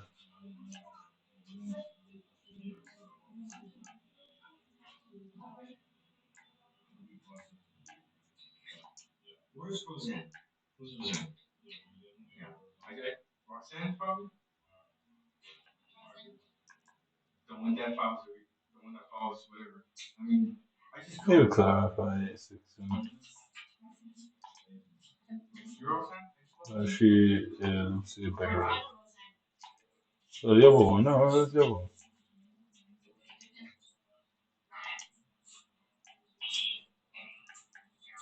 That's the better one for her. Yeah, that's the better one. I'm gonna do that one for her. I might do that. My guy there for her. My there for her. Dribbling sensation.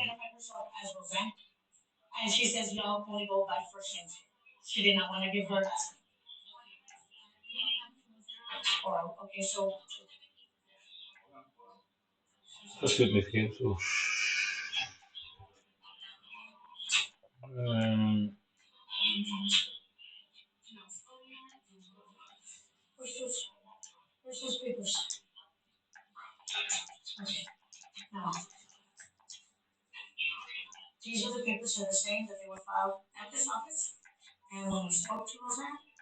She says she admits that they were never filed and they have not been signed by a judge.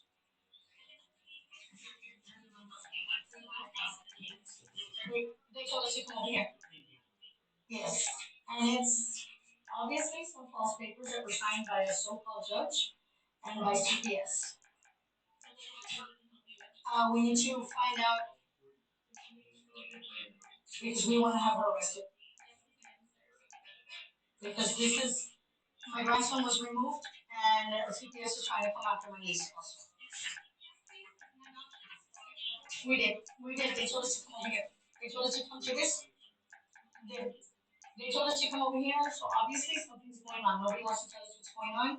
These papers aren't even filed.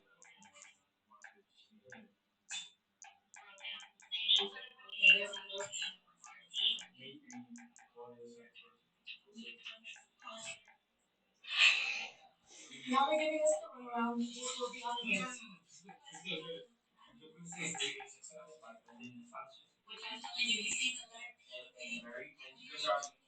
Yeah, that's why they told us to come over here because those papers were filed here. Yeah. Alright, so that was done in a minute. Then So why two did they tell us to clean come over here sheet. to talk to you? The CPS office, the second floor, the district, the lady that's written up here, Mary Garcia's office. The two women that are in there right now told us to come over here. That those papers that involve Yale's office. Okay, that's all we needed to know. Thank you. Well, put this shit out and they're just gonna make me lose. Do you have a Roseanne? Yeah, fuck, gonna make me fucking lose. No. I'm looking for a Roseanne. They told me to come down here for the Spanish. CPS filing, the PA filing papers. Yes. Around the one this way? Okay, thank you. We are in the other courthouse again, so we're going to the judge on Angelica Jimenez, and we're gonna find all kinds of people here.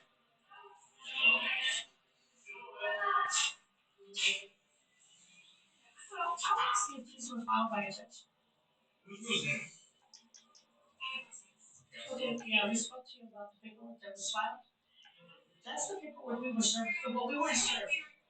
We came, where you going?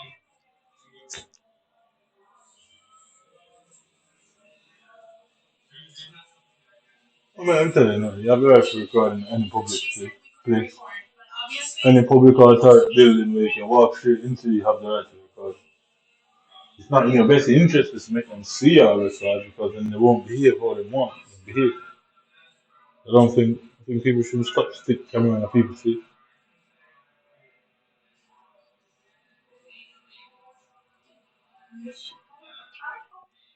Everybody aware people can see with the camera them now behave something.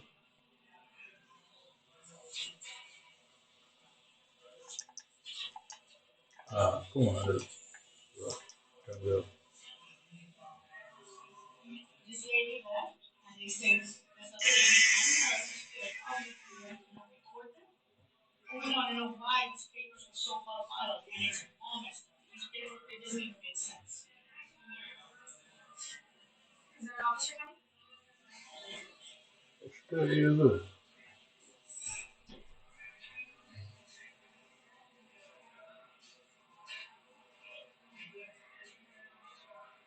There should always come an officer here.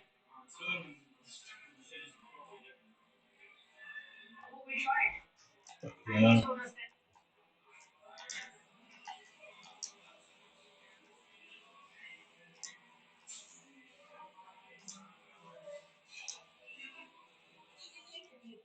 Yes, she did. She did. Yes. She took my paper. And I asked her, the same one, I asked her if those were filed. She right away, when this girl said for us not to record, she right away said, you can't be recording. Anyway, so obviously, something's going on because these papers are fraud. Very fraud. Exactly.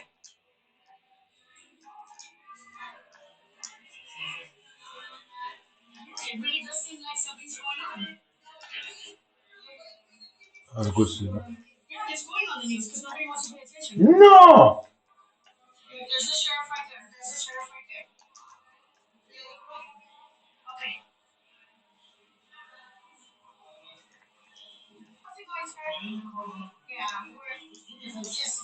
Alright, that's so fair.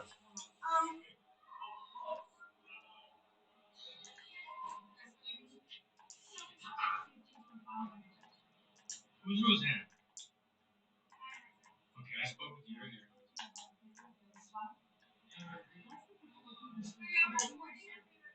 Yeah, we have the right. We have the right to quit. We do. That's why it's recording on any public facility. There's not something that I can't say that I don't. How's it going, sir? We're not in the courtroom. We understand that it's illegal to record. We understand that it's illegal to record in the courtroom, but it's not illegal to record in the It's only illegal into the courtroom because of the times when racism didn't want people to see what was said, the evidence. But the very same courtroom were illegal to do that. When them prosecuted and put court details out about it.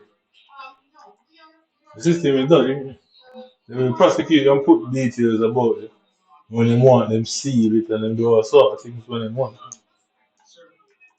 So the court system cannot be trusted. It's too one sided.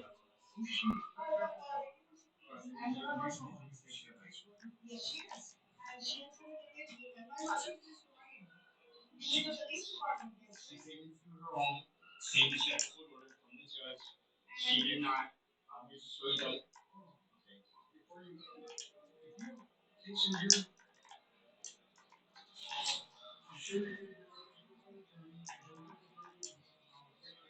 no, we want to.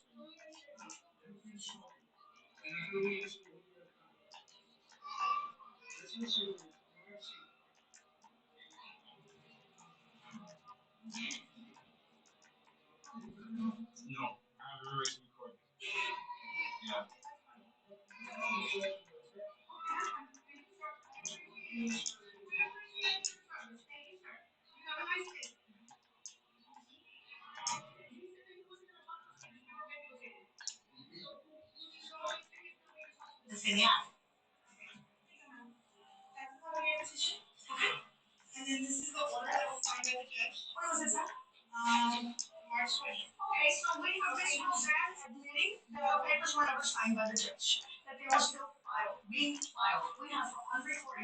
Well, them can, we call that emergency. So probably that's how them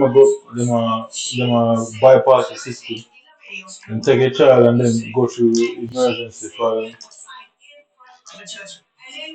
probably that's how they do it. Take the child. Because I watched the thing the other day. Them can take the child under emergency and then apply a fee to it. But once your child is in the system, it's difficult to get it back. I mean, know that, you know. So that's why them do that. You know.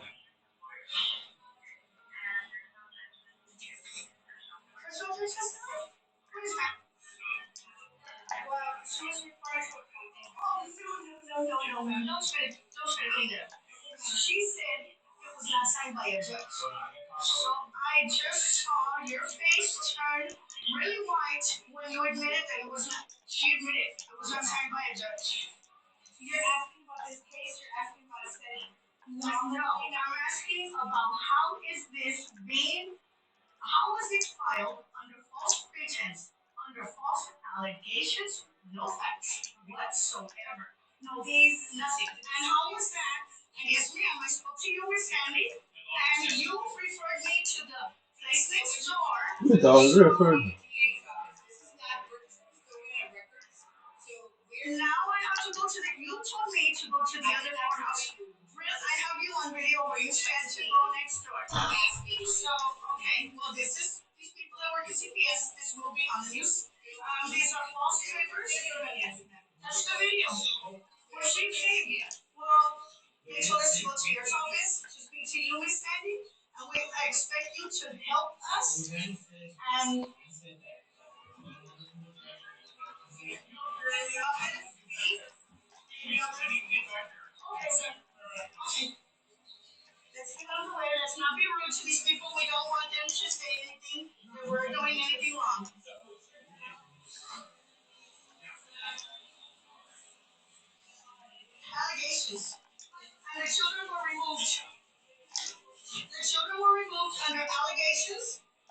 Nothing was proven. Nothing was a fact. She pushed her way into my home and into my life, and I will have her arrested. These are from the deceased petition. So why isn't it listed here? It's not going to judge. The person you need to contact is not out here. That's your telephone number. So why did Ms. Roseanne say that it wasn't signed by a judge? These allegations started. No, because we can apply for warrant to the sheriff. Obviously, they're gonna have to approve, or it's an outright lie. Innit? The judge won't get your side of the story, so the judge will more likely approve it. Because they're obviously going to tell you some outrageous lies. Mm-hmm. Did y'all just also find these papers also with two sheriffs right there in front of you?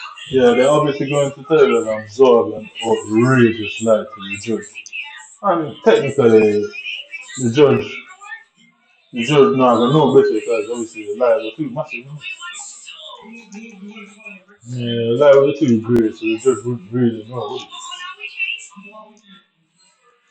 nobody wants to say nothing. Nobody wants to say nothing because obviously they are wrong. And we will have this on the news. Us parents have rights. Y'all have no right to take children out of the home under allegations.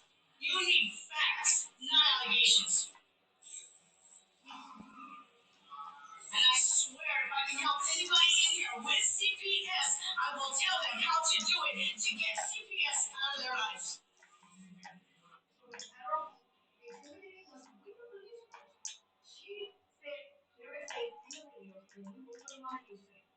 She said it was signed in front of the judge. And then we asked her what the judge's name was. She could not even tell us what that name was. And if it's supposed to be signed by a judge, it's supposed to have their full name clearly as they so we know who is written. Here's a copy of this one. That's Roseanne.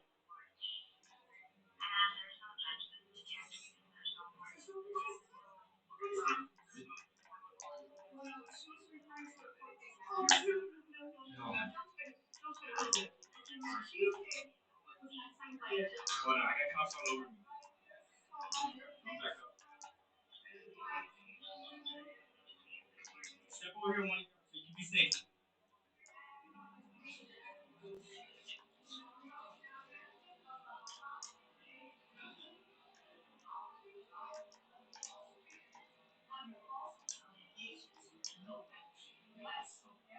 No, please, no. They know that. And yes, ma'am, I spoke to you, Miss Sandy. And you referred me to the place next door. No, fucking bastard thing. Now I have to go to the you told me to go to the house. I have you on video where you said to go. So, okay. They're boss speech and all sort of thing. What's the video?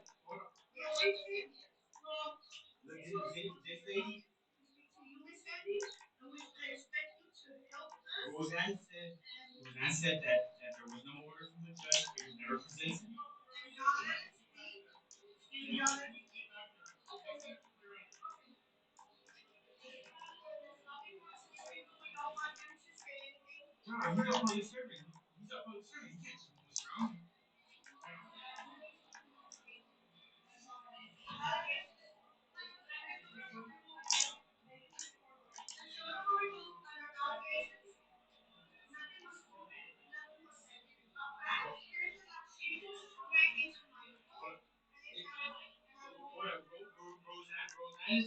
Roseanne is saying, excuse her for coming by.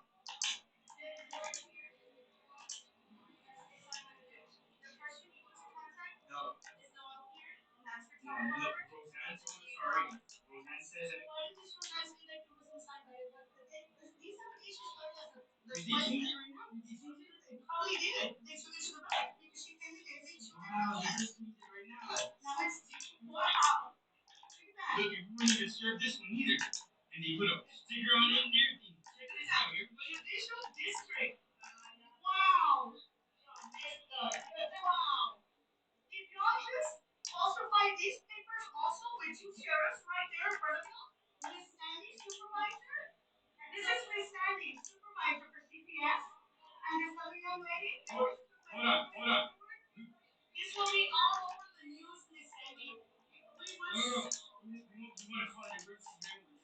What up here? Is it offside? Offside, no, okay. What up here? Sir, I'm going to walk in there. I'm going to turn off my camera and I'm going to ask you.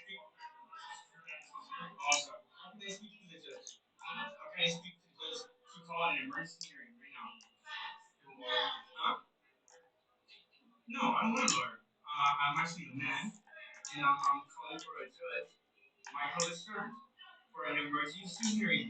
Can you tell the judge to come and hear me? I am a man that is going to be recognized in court. I don't know, sir. Sir, do you know what an attorney means? The legal definition? It's an actor to a turn. Do you know what a turn means? It means to steal from one and give to another. I'm calling for an emergency hearing.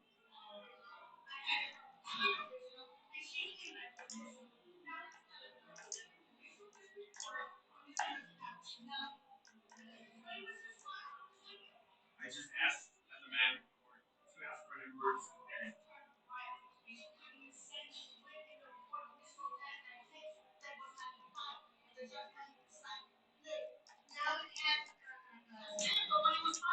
Yeah, they changed it. And the district clerk can't serve us. She's crazy. Oh no. Is there a judge? You're in minutes? No fucking yo. Come on for this.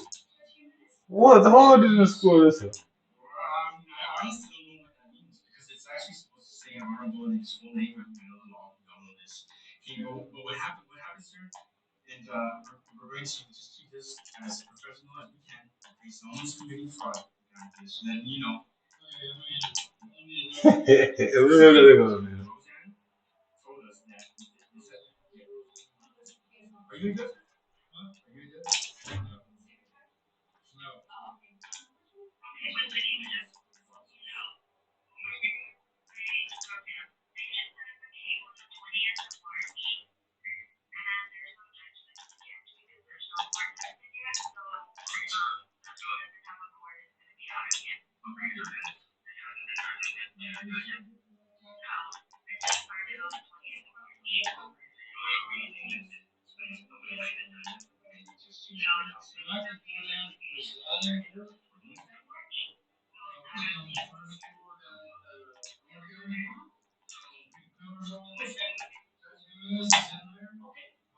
There's some staff attorneys that I can help you also. Thanks. Really appreciate it. Great. And we're going to keep this as professional as we can. Okay, someone's committing fraud. You know. Roseanne told us that. From the CPS office right here. Or are you secretary? Oh, okay. Where can we find the Judge Jimenez from the CPS?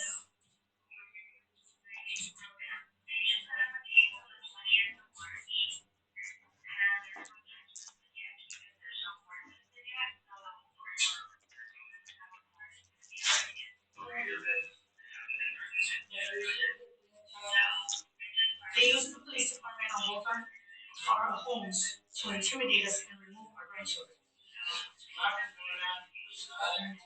Presiding court?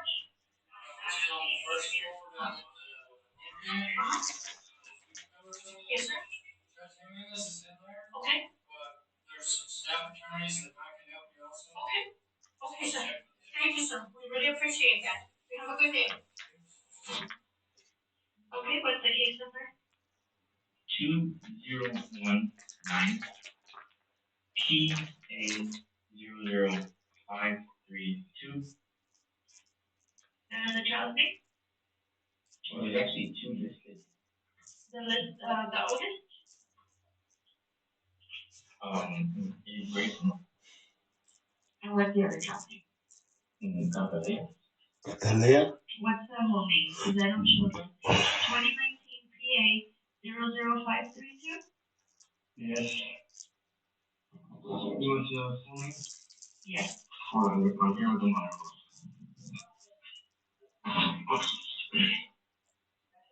Well, they want to know Grace's nothing about the judge. And Julie. Maybe this is not the case number then. I have 2019 PA 00532. That's what our case number says. Okay, what's the last name on the case? Is there several last names or just the one last name? I mean, there's actually listed in the top as Dolores 14, Larry, Larry, Hopper, and then one more 14. And then it's like. So which one is on the case? Okay, well, that is the grandmother. Oh shit. Now, you're supposed to rate. Come on, man. What about them double play people?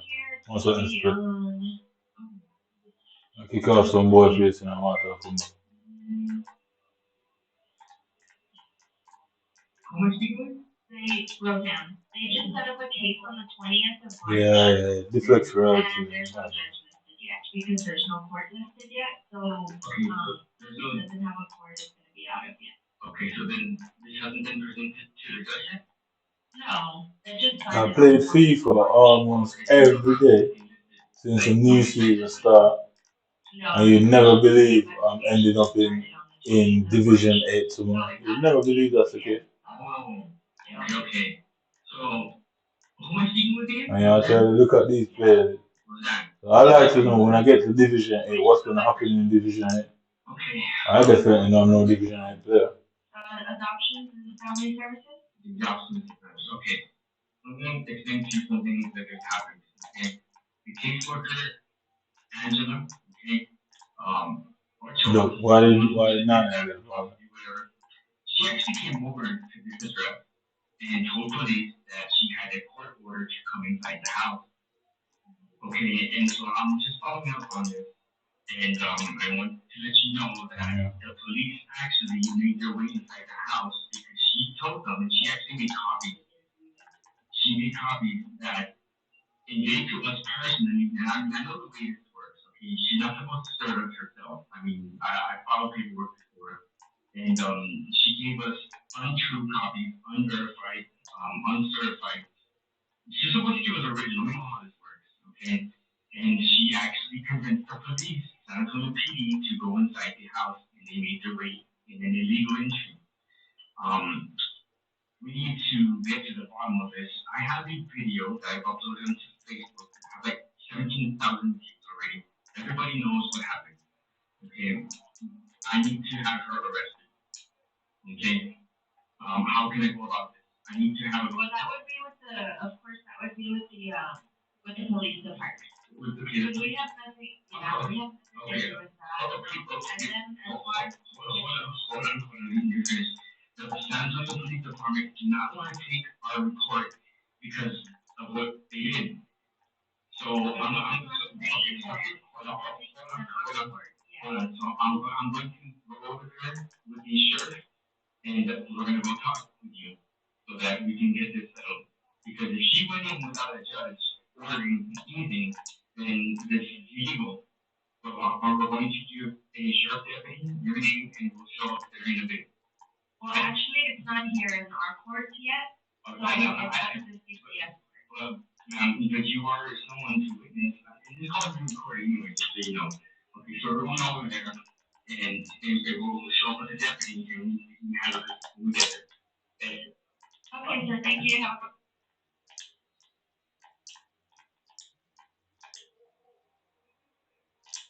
My husband's father-in-law passed away in Oklahoma, so we went up there to attend the funeral. And when we got there, we heard a baby crying, and I kind of followed the noise to it and realized that there was a baby outside in the tent, and she had no diaper, no bottle, no clothes on. And so I picked the baby up and went inside the home, and there was 5 adults sitting there. And I asked why the baby was outside, and the biological mother told us that the NICO wasn't working, the baby wouldn't stop crying. And I asked them, what are you going to do? And they asked me to take the baby to raise her for myself. And so I said, okay, what about Buddy? He was a 1-year-old son that was in the home. And she told us that he's old enough to take care of himself, that he'll be okay. And, we were doing very well. Mary Jane started thriving as a little toddler. And we got a phone call in July 2010 from my mom. And she said, New Mexico CPS is coming after Buddy. And she needed somewhere to stay. And we let him spend the night. And Buddy he was dressed head to toe in long sleeve clothing here in Texas in a summer heat. And he would never talk. He kind of hid behind his mom. We couldn't figure out what was going on. And the next day, she made a phone call to her mother and had an argument. And Buddy approached her and she shoved him against our dining room table. And so I told my husband she had to leave. And I told her she needed to leave Buddy here until the investigation in New Mexico was over. I put her on a train to Oklahoma. And I put Buddy in the bathtub. And when I did, his body was covered in bruises, cuts, burns, an entire handprint across his bottom, and finger marks of the indentions on his hand. And it was hard to see it because I've never seen a kid ever beaten. And we contacted the mom, and she just kept telling us not to tell, not to tell. I couldn't do that. He was pretty beaten, and so I took him to the local hospital, the College of Protective Services here in Cleveland, and they met us there, and they made us bring our other children so that they could make sure our kids weren't abused and our story was true. And his abuse was so bad, they transported us to a children's hospital in Fort Worth, and it took 16 hours to document his body, and that was when we learned that he had a sexually transmitted disease called anal warts. And the doctor asked me to contact the mom to find out, why he had anal warts and what she knew. And during the conversation, she admitted to 8 men sexually assaulting him. And so Child Protective Services sat down with her and told her to give us custody of Buddy. And until she straightened up her life, she could not be around her child. And so she left. CPS never came back. And I called him because when we had Buddy, he walked through the corners. We found him hiding in his closet, under his bed, and a few times he even had a butter knife hidden under his pillow. And I asked for help. And Texas social worker said she was not obligated to help us, that the abuse didn't happen here, and just walked away. And so I contacted 8 different facilities trying to get some psychiatric help. And they told me we can't help children that are under the age of 5. We're not going to one up. And so I reached out to another mother here in Texas that has a child with reactive attachment disorder. And she sent me some therapy that I could do with him at home. And we would line our children up. And every night they would hug Buddy and give him a kiss and tell him they loved him. He was never gaining weight. And so for a year and a half, Buddy was the same 27 pounds. And every doctor told us it's okay. He was born with a lot of medical issues, and he's an abused child. That keep going, that he'll be okay. And I couldn't deal with the fact that people kept telling me that it was okay for a 3-year-old to weigh 27 pounds for a year and a half. And so we started providing nutrients for him. We gave him Ensure, protein drinks, vitamins, and Buddy gained weight. He was up to 32 pounds. Thursday of March 21st, Buddy threw up at the dinner table. And he said his stomach was not feeling well, so I laid him down in bed. And Oh, I'm glad that you're gonna get that. took him to school, and Buddy was still complaining his stomach hurt, so I was planning on taking him to the doctor. But as I would do laundry with my son that stays home when he has a heart condition, we heard a noise from Buddy's room. And when I went into the room, he was breathing, but he was looking at us. It's like he was looking off in space. And I just tried to, Buddy, trying to get him to focus, and he just laid there. And I immediately called 911. And she asked if he was breathing, and I said yes. And get him off the bed. And when I did, he took his last gasp of air. He stopped breathing. And so I put him on the floor and started CPR. And he just started turning cold and white. And I couldn't say anything. The ambulances came and picked him up and took him out to the ambulance. And they wouldn't let me go out there. And I kept asking how he was, and no one would answer me. And so I said, I need to call my husband. He was at work. And they asked me to call one of my friends that lived by that can help with the kids. And I said, why? And that's when the police officer told me that Buddy was dead. All of a sudden, all these people started showing up at our house. And we had police detectives, we had officers with guns, we had firemen, we had ambulance drivers. And they said that Buddy was small for his age, and because of the scars on his body, they needed to have a warrant to come in my home that they thought we did something to Buddy. And I said, you're wrong. I said, CPS has his records on file. I need to check his phone numbers of the abuse that will verify the scars on his body, and that Buddy's always had a weight issue. And I said, but I'll sign your warrant. You know, they came in, and of all the people who came in, only one officer, Detective Sunny, looked at me and said, I'm sorry for your loss. You know, they searched her home, and this lady walks in the house, and she tells me that she was a police detective. And I said, okay. She said, I need you to retell me your story. And I did. And after I got done, she said, I am not a police detective. I'm a Texas social worker.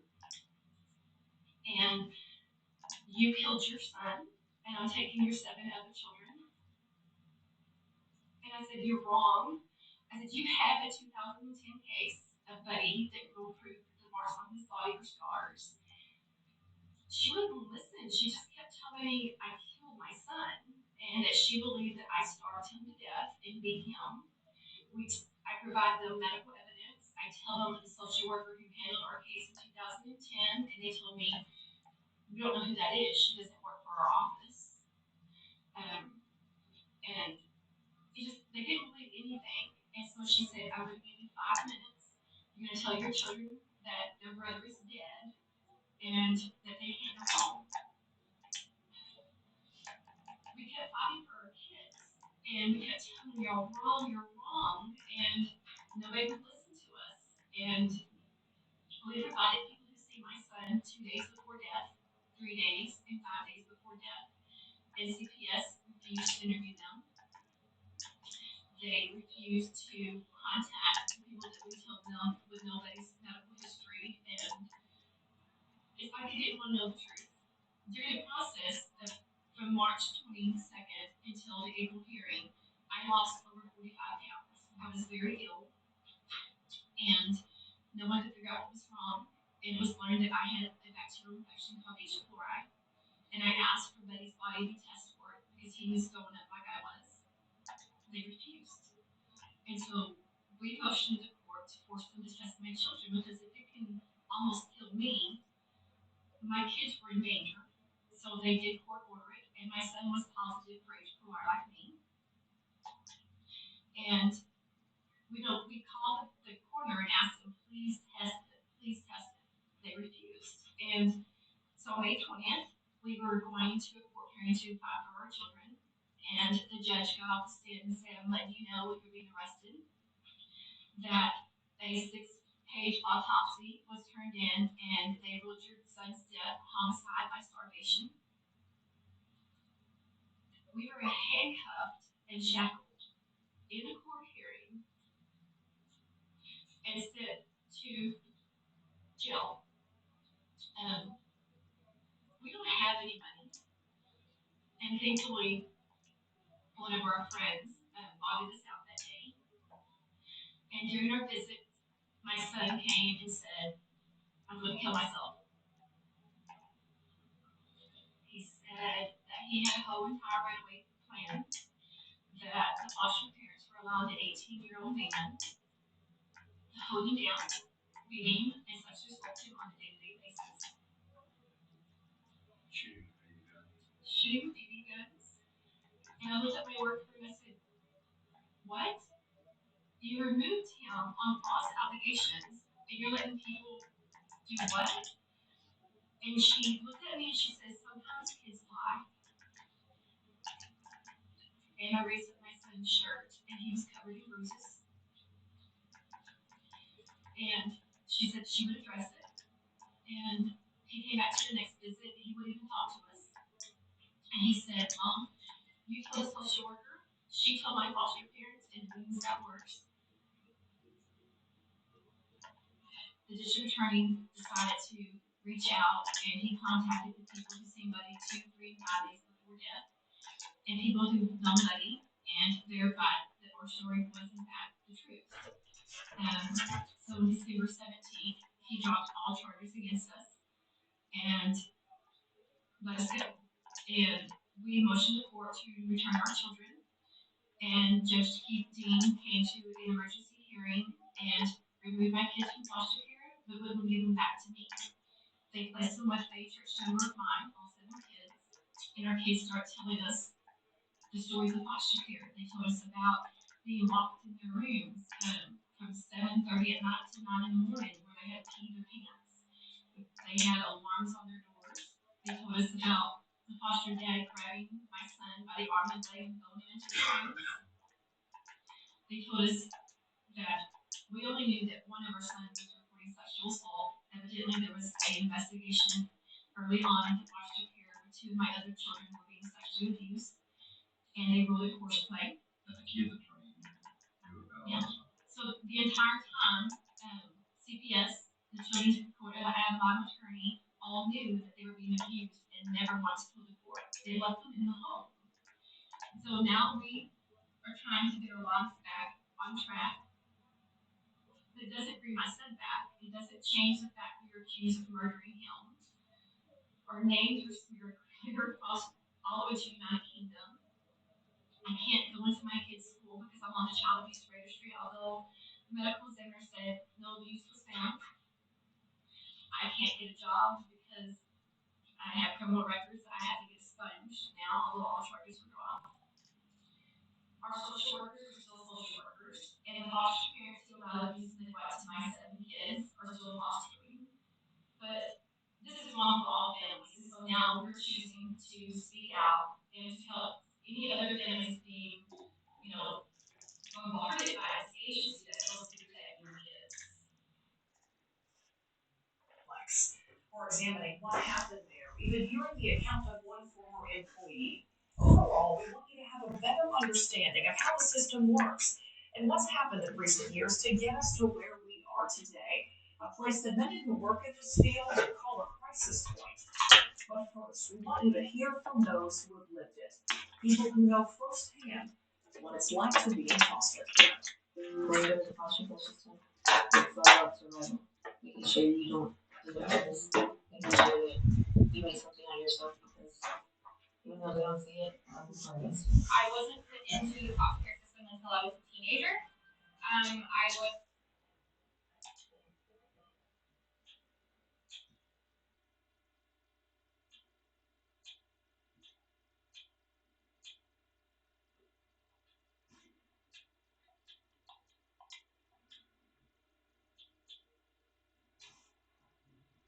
Okay, can I go?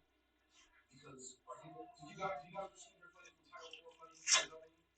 This is Title IV program? No. You shouldn't even be produced for this. Well, each case is different. Not every case I'm is talking about different. child support enforcement agency. Is it a Title IV agency? I'm asking you a question. If you refuse to answer that question, that's fine by me. You don't have to answer. I'm not sure what it has anything to do. It has a lot to do with Okay, it. again, now I am You don't trying have to to answer yell at me. you. You don't have to You're yell not at me. letting me talk. You haven't let me say anything. You just asked me a question. You just asked me a question. Why can't I? Why not? I'm recording the conversation. What are you talking about? Because I'm not going to let you yell at me and tell you, you don't get to yell at me. And you don't get to do that. You don't get to yell at me, and it's all recorded. You don't get to yell at me, period. But I asked you a question. If you don't want to answer, just say on camera you don't Plain and simple. But the moment I ask a question, you want to start yelling at me and walk out because you're on camera? What? Like I said, if you don't, well, then, hey, no, you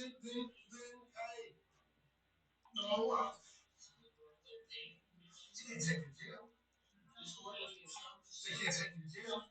I'm protecting my rights and not be disrespected by her. I have a right to do that. Well, it's on tape, so we'll let the police decide whether you're violating my rights or not. I asked you, all I did was ask the question. No, she still hasn't answered my question. She started yelling at me being combative, so I immediately turned my phone on because I have a right to do that. This is a public place. I have a right to. Okay, I didn't know that. You know, it's a public place, so you can have your cell phone on anyway. These buildings don't have special permission to put up CCTV. No, they don't. That's why them ones go like them smart. I don't need to look at the law now. Them buildings with CCTV don't get special permission to put up CCTV. If you enter a shop, you can video inside the shop. They cannot tell you nothing.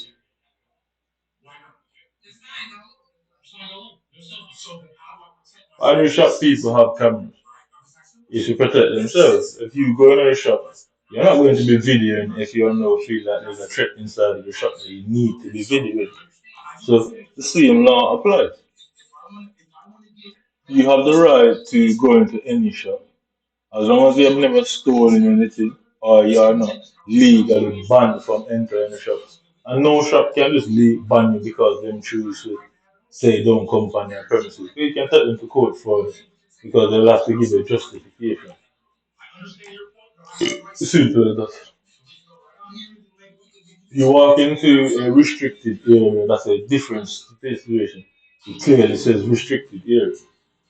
And no public space or building can have restricted areas.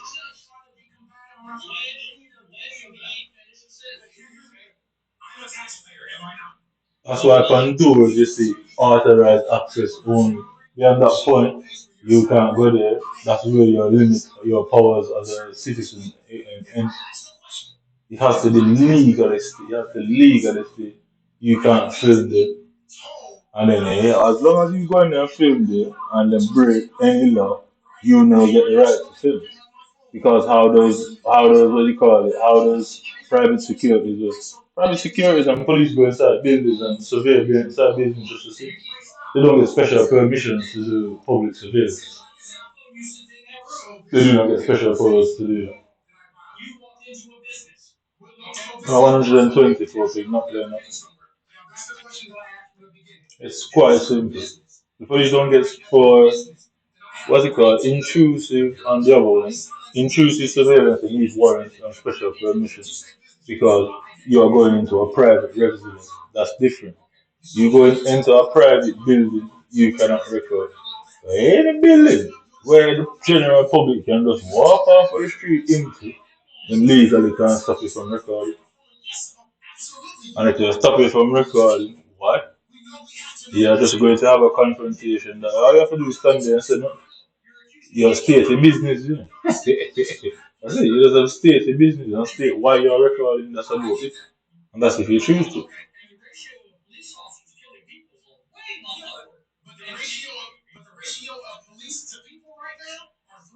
You can't walk into MI5 at all, none at all. You can't just walk into that building as you feel. You probably get one little thing where everybody go, and that's as far as you go. You can record in there. They're just gonna come and ask you why. That's it. That's all they're doing. They're gonna come and say why are you recording, for whatever reason. As long as it's legit, that's it. Yeah. Banks are the same. It's a public building.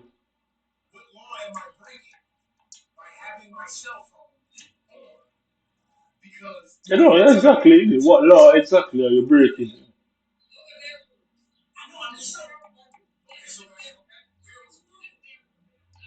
Because if that law makes sense, you drive on the road, you walk on the road and somebody take a picture of you. Yeah? Or you in the background. You can tell them say, oh, you don't want your picture on there. That's it. That's about it. You can just say it. It won't mean it. You have to take them to court to stop it.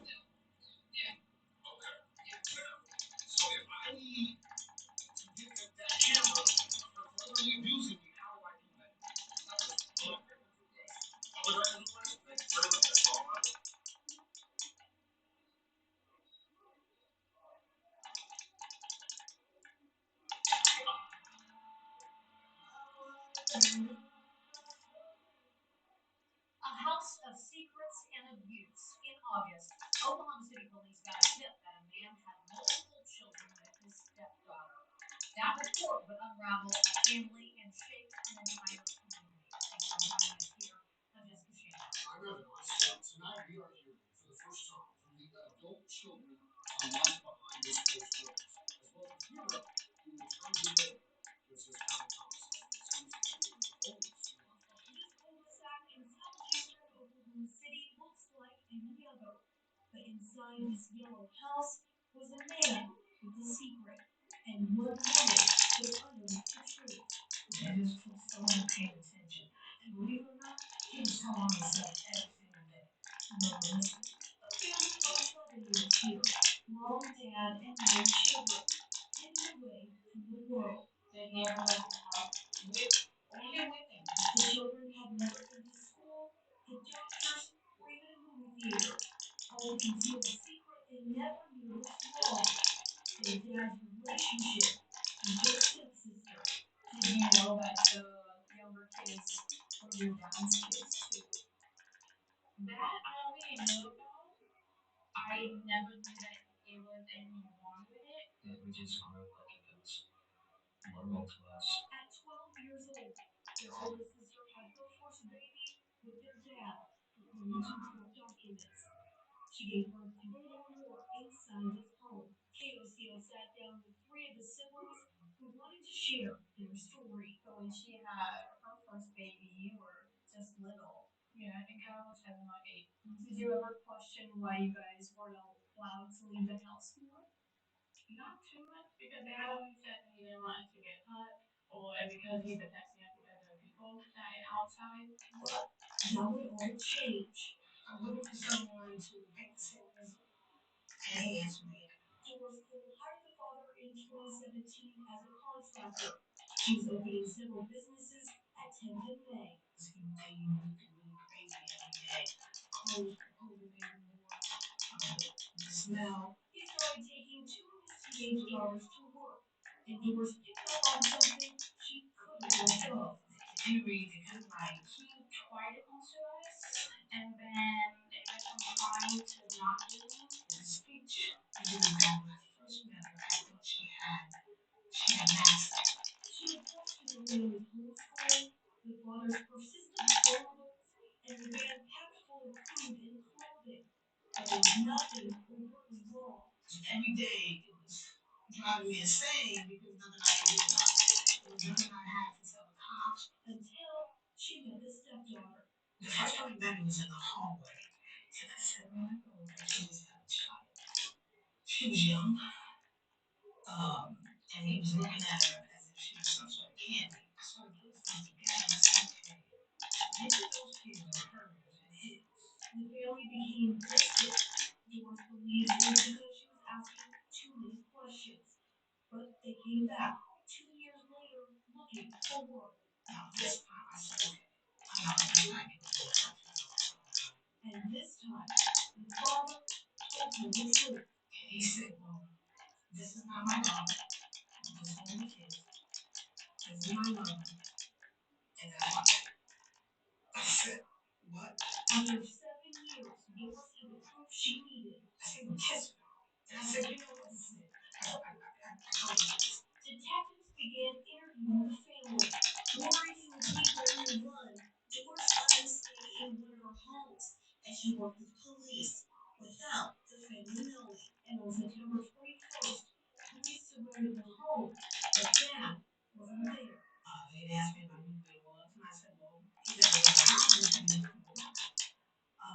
And so I called him. I said, "Hey, who's still in the house?"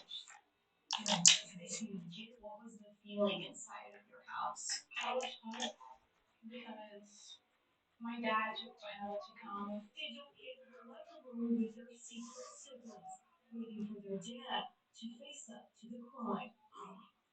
And amazed at the same time, amazed and shocked that I'm looking at this entire family I've never seen before. I've seen bits and pieces and the condition that the little ones are in.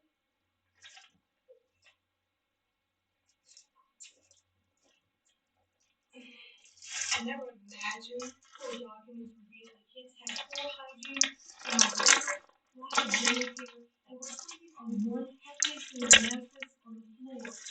Investigators say two of the children were nonverbal. After 3 hours, Dad finally showed up. I stood there on the porch. I didn't get to see his face up front, but I saw him from the porch.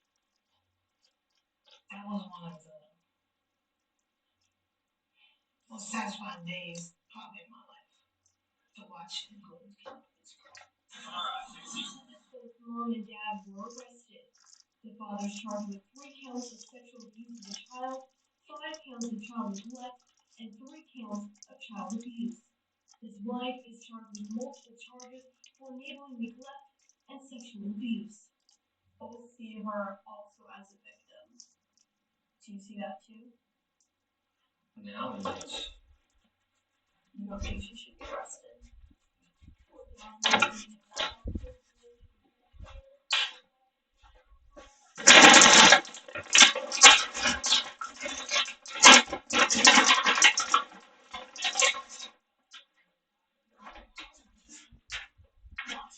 You just hold your mother's hand. She's put a baby by your husband. I can't.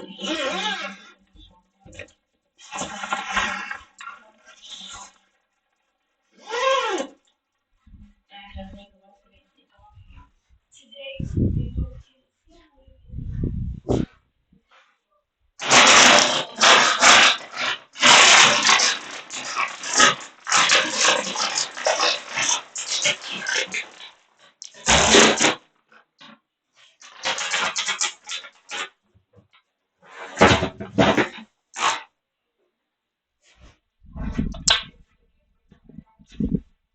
now looking back, do you feel grateful that doors intervened?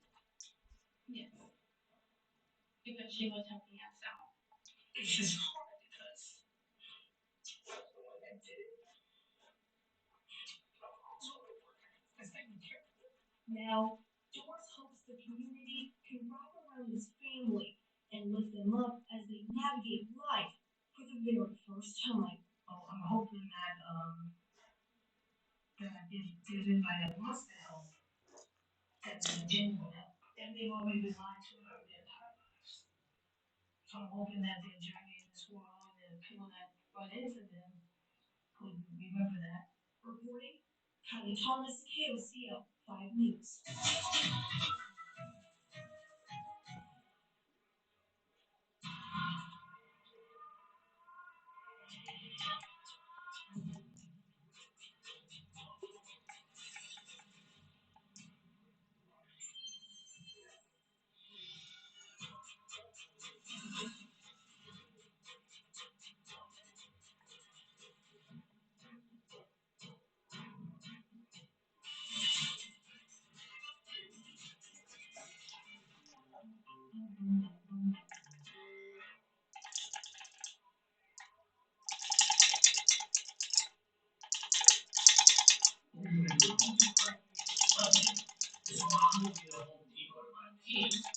you decided to pop in and have sex with a 14-year-old.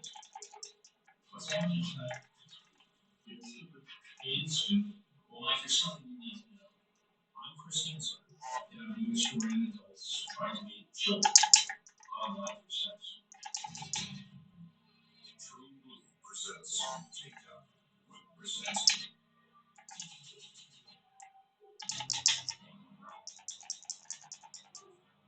Okay, I didn't make a go from behind.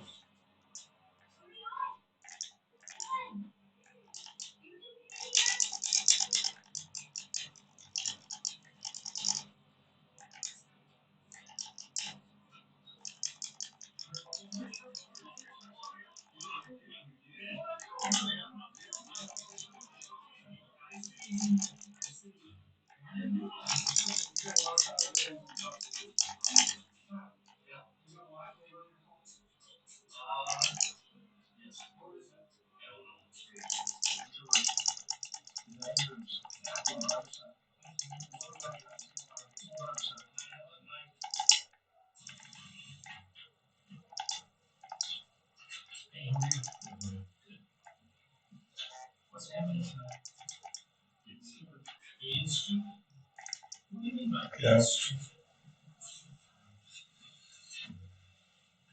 Lonely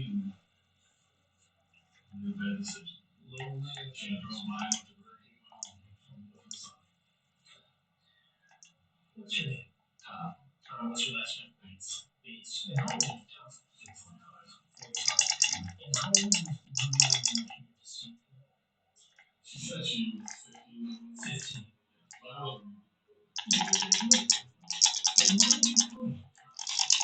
I was going to tell her, I was going to ask her, I was going to get to the point where, I'm not, I was lonely, you weren't going to do anything. You just going to come over here and leave her at bedtime. Watching the football. No. I was actually going to Burger King. Yeah, my son. To get your son. How old is your son? He's 14. I was going to stop getting him from there. Just because they have section 15. Oh, come on, Tom. I've seen the transcripts. The chant? Yeah, I was not. Okay, you know what I'm talking about. I don't understand. Why would I possibly look at it? It's very specific about what you want to do with this girl who you believe to be 15. Sexual acts. You know what I'm talking about. What am I doing with this? But now, explain to me. This is flirtation. Why I should believe you? I've never done it before. You've never done it before. When I run your criminal history, what do I find? Minor possession. Have you ever chatted with an underage girl before? No.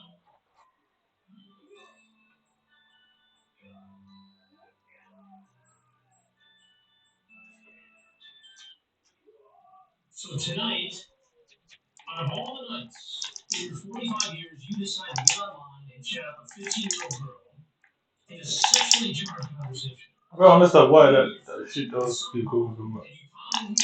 That shit bad thing will keep coming from behind me. I was just gonna stop it. Did you bring condoms? No. Are there condoms in your car? So you're just gonna have sexual relations? I was not. You see why I'm sure you was. If you're that honest, why are you here? Why didn't you just go to Burger King, get your son a Walmart and go home? Now you're here telling me a Walmart. You think it's funny? I do not. What do you think should happen? I don't know. It's a crime. What do you do for a living? Heating air conditioning. Heating air conditioning. You work for the state? Doing what exactly? I'm maintaining the office buildings at the Capitol complex. So you work for the state of Michigan? Do you have to pass background checks for that? Yes, I do. I was in the governor's residence. So you used to go in the governor's residence to work on heating and cooling? Yes. And here you are tonight? So trying to get a 15-year-old girl? Yeah. Are you married? My wife passed away a year ago. I'm sorry to hear that.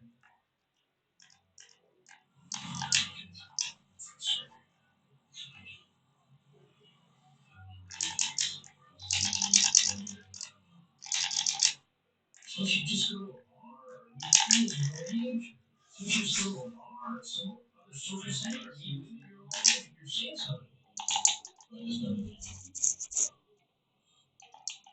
I'm gonna explain this to you. Your son? Can't get a fucking break, innit? Just like you all. I don't even have no clue there. That was she wanted. I wasn't gonna, I didn't have money to pay her. But here's the problem, Tom. If you were gonna do it, you wanted to mess with it in the first place. That's why you do flirtation. Flirtation is for online and teasing. That's kind of what I'm showing up. Showing up is more than flirtation. That's why I just wanted to show me. I was gonna do that. I don't mind. I understand. Tom, there's something else you need to know. I'm Chris Hansen, and I'm doing a story on adults trying to meet children online. Like what I'm saying. So this guy called Chris Hansen is a private investigator, yeah? This guy called Chris Hansen is a private investigator, yeah? And as a private investigator, he's got a team of cameramen, directors, you name producer, you name it, yeah? Cool. And this guy, what he does, he hunts children, not children, and he hunts pedophiles. Um, they should be hunted as a fucking kids, you know what I mean? I'm sure you have 18, 19, 20, 30 year olds who looks like kids. I'm sure that's legal, you get me? If you're so into kids, let's find a fucking adult who just looks young, innit? You got midgets, or dwarves, whatever the correct political correct term is. You got these things. Just go out there and do that, innit? I agree that these guys should be taken off the street at all costs. And even worse should be done to them, innit? Talking like acid baths and various forms of extreme punishments, you get me, innit? Yeah. We're talking acid baths, various forms of extreme punishment. I mean, but at the end of the day, he's a private investigator. Basically, that's what he is. He's a reporter. Well, he's technically a private investigator. You could mistake a group of these guys as a potential threat because they're trying to catch you on something, and if somebody keeps hiring them over and over, then what's going to happen? You're going to think they're always going to be there because they can't catch you on nothing. So if you are an accused pedophile, but you're actually not, yeah, you can see where they'll be just hunting you down for a minute, innit?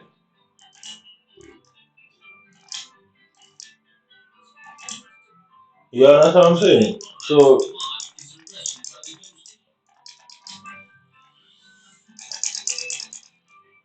you can see where that can be an issue, you know what I mean?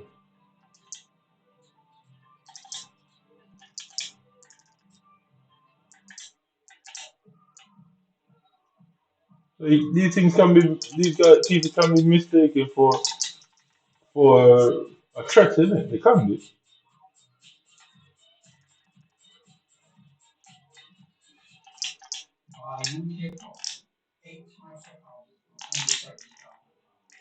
Hello, let me tell you about our 8 different types of ARENT. From two-bed houses for 70,000 pounds to large three-bed semi-detached houses with gardens and drive for 116,000 pounds. And you can buy any of these houses with a minimum payment of just 39,999 using our two-step process, which works out much better than renting as there is no interest. These are standard quality freehold houses that are in high demand and can be used for any residential purpose. They're located in 28 areas in the north of England, are fully renovated, guaranteed, and already rented out to our own tenants. By buying any of these houses, you can get up to 13% returns, and you don't need to do anything or have any ongoing costs or liabilities. With our easy, secure buying process, with reservation, selection, and transfer, leading to your 100% legal ownership of the UK land registry. You have no worries after purchase. You rent it What directly just from us happened? at a regular net rent.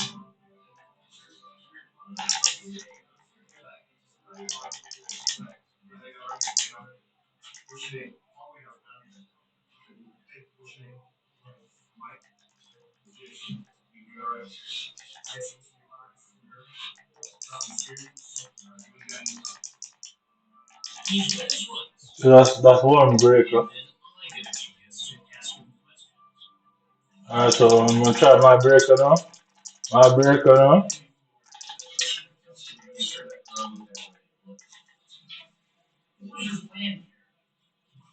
I didn't really know because I thought this was what this was.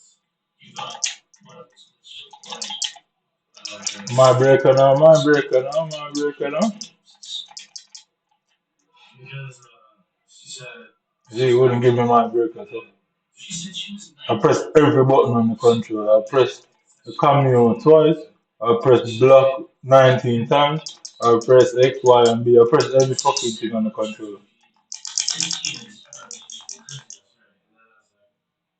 When something starts, right? The chance to lie, one of the They can't win, man. I press every button in that control. And why would I fake trying to win at the game? but you can't hear anything. I was just gonna check. You're just gonna check. Yeah. And so, what was your plan? What were you going to do? To see how old she actually was. So you just decided to go for a ride today. You're in. Actually, But like I said, these people can be mistaken for an absolute threat to the individual. Man. And so on the way to Home Depot to buy paint, you decided to pop in and have sex with the 14-year-old. That wasn't that sex. You were going to have sex with her. I have heard no less than 100 times, probably 300 times in reality. I didn't mean it. I wasn't going to do anything. I'm going to get help. I just was here to check on her. I wanted to see if it was real. I was going to tell her parents. Is all. Yes. What were you going to do? Well, I was going to see how old she actually was. If she was, I was going to ask her proof when I got here. See if she had a license for it. If she didn't have a license, if she was really 15, I was going to know. You were going to know. She was older than 18. I was trying to. So I'm pressing every button, every button, every button. Cameo, every button on the controller. Cameo, every button on the controller. Every button on the controller. Every button, every button, every button. Pretty literally pressing every button there. So you thought, well, on the way to Home Depot, why not stop and see this girl perform the sexual act? Right. And what were you supposed to be painting? Well, outside the house. The outside your house. Yeah. What color were you going to paint? Red. Red. And you're the homeowner? Yeah. That's something to do with. Okay, honey, I'm going to the Home Depot to get graphite gray paint to paint the house. You take care of the 3 kids. Oh, wait, I'm going to stop by and see a 14-year-old girl have sex. Go watch her performance next night. Pressing every button, every button, every button. It won't allow me to do it. You know, you're talking about somebody who's 32 years old and a corrections officer in a state prison. You know, a lawman in his own right. If you can't tell right from wrong after monitoring inmates all day, every day, for 4+ hours a week, then what other example do you need to stay straight? And yet this guy does it anyway? What else has he done? What would he have done in addition to this anyhow? That's the fear. Do you live with anybody else? My wife and kids. Your wife and kids. How old are your children? 10, no, 9, 6, and 9, 7, and 9, 7. So your oldest is 5 years older than the girl you're going to come see here today. What? That's a good one. And you're okay with that? No. I wasn't really going to ask this here exactly the reason. I see her exactly so I asked for her age. You did? Yes. And what do you think your wife is going to say about this? Well, yeah. Would you be happy? What's your name? Mike. Mike. Mike. No. 32. 32. And have you ever been in trouble before? No. Have you ever been caught by police? No. Nothing. Have you ever tried to solicit a girl who was underage? No. So you just today. Look how easy it is for them to get them. They're taking all them stuff out of me. Talk shit about nobody do this. Everybody knows what you do. I ain't got no fair use. Stop here to see a 14-year-old. Why did you think that was okay? I really wasn't asking for further ideas. He's a bouncer. He's a fucking bouncer, this guy. I'm gonna ask for proof of ID. Restricted. Well, yeah, like I say, these people can be mistaken for a trip. And that can cause serious psychological harm because I will stop people from going outside of the houses thinking they're going to be attacked and stuff. So Mr. Grande tell him, I politely say, go suck your mother with your fuck your psychiatrist boy. Simple as that. Don't come here and come and try administer psychological counseling and help without telling me what was going on. You know what? That. That's not how love works. The choice to seek psychological help is my choice, not the state's choice, as a matter of fact. And it's not the state's choice to do that. Simple, you can't win. It isn't the state's choice to administer psychological help. What is that? What is that? What is that? I've never seen that before.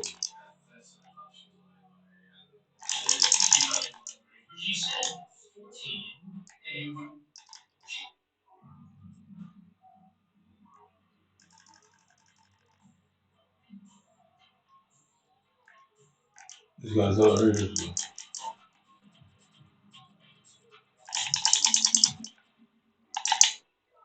Fly to more than 130 destinations in 50 countries. Look now. She said she was 14 and would be 15 until December. This guy's outrageous. I don't even know how he does that thing there. Yeah. You say I want him? Harm.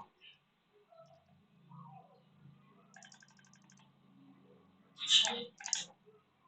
Just as it's hard for me to believe, Mike, that this is your first rodeo. A lot of us Look at this guy.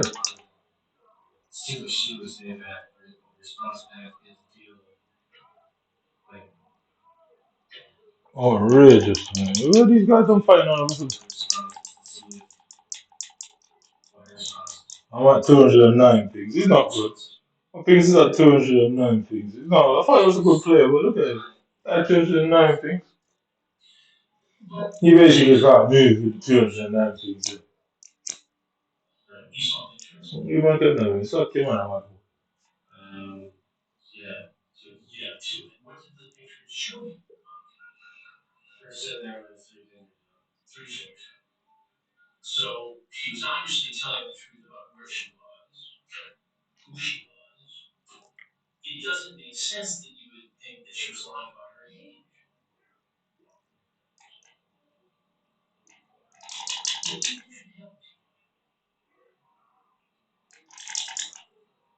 Oh, 209 things. You learned your lesson. You're not gonna ever do this again. Hell no. But it took this for you to learn a lesson. Alright, I need you to be honest with me. How many times have you done this before? How many times have I met an underage girl online? Never. So what do you do? So I'm trying to do block. Can't break her because of the thing to do. Yeah, blah, blah. I'm going to block this guy right away. This guy's not good. And then No. the way she's talking, I didn't think she was 15. Yeah. Wanted to see for herself, but she was really 15. Actually, was wanted to call the police and say she was like this. You wanted to call the police live? Yeah, 232 things. It happened, Mike, if I wasn't here, if the police weren't here, and just you and the girl, I wouldn't have sex with him. I wouldn't. Come on. I wouldn't have sex with him. So you're just gonna watch her? Yeah, play with yourself. Right. And then go off and get the pain to go back home to your wife and 3 children and paint the house. Would you have told anybody? Would you take pictures? Well, that would be wrong, right? Okay, it's listen 14-year-old, not the rest of us. Well, like, there's something you need to know. I'm persistent, and we're doing a story on adults trying to be children online for sex.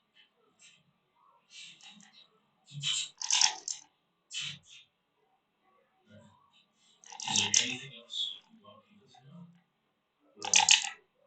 What do you say to your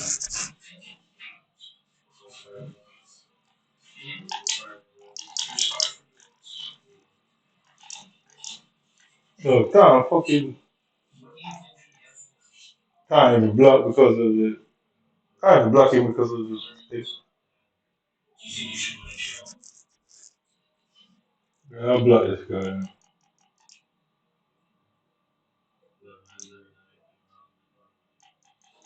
Where's my Asian boy trying to hide this way? Fuck off, Asian boy. Fuck you, man.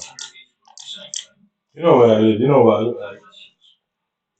You did. And you know that's a felony. It's against the law. What do you do for a living? Actually, I work in a prison. You work in a prison? Yeah. Which prison? Carson. Carson prison. Is it a state prison? And what do you do in the prison? I monitor inmates. Are you a corrections officer? So you're a corrections officer monitoring inmates, some of whom likely are in there for being predators. And here you are getting caught by me being a predator. Don't you think that's a little ironic?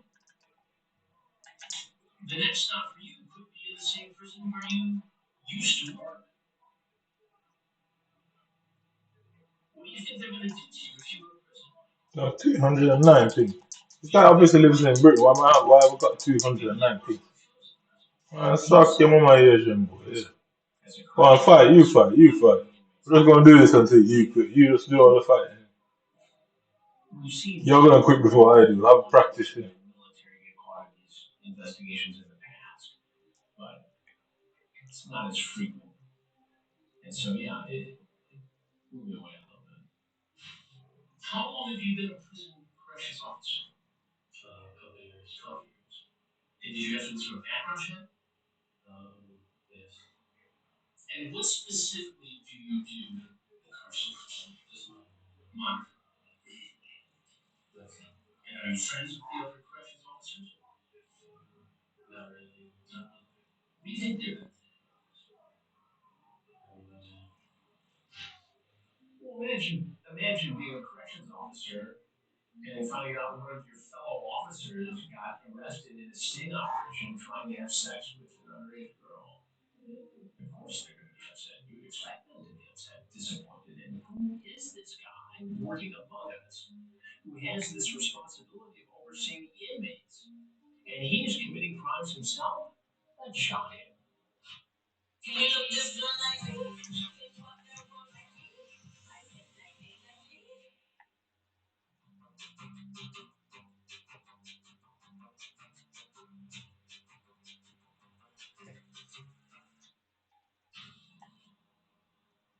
Anything else you want to do?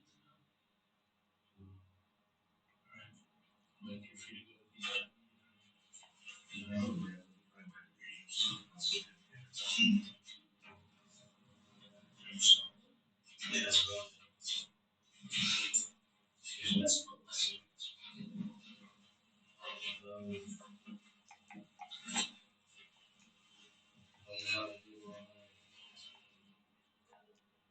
And just on them. Things too hard. I was quick just to say.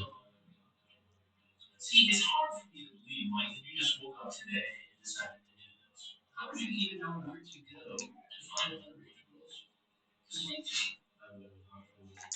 Yeah. So just today. I guess. You're poor. You might as well be honest.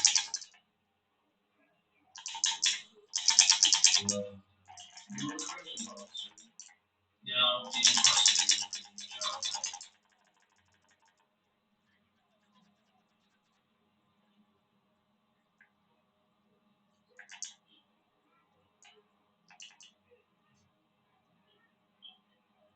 What was in your mind when you do this?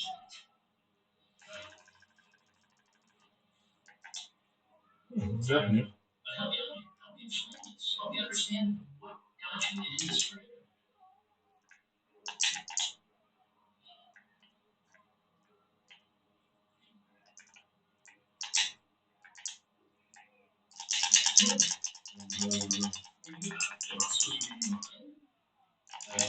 You don't know. What are you going to do? How are you going to explain this to your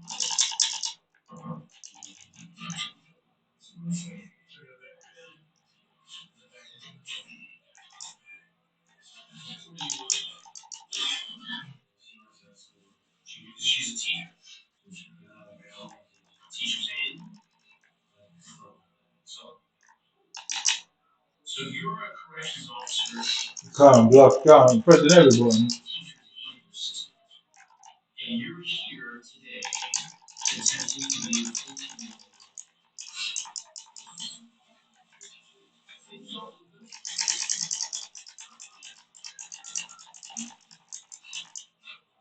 Alright. You're free to go. That's me. Can't block it, can't block it.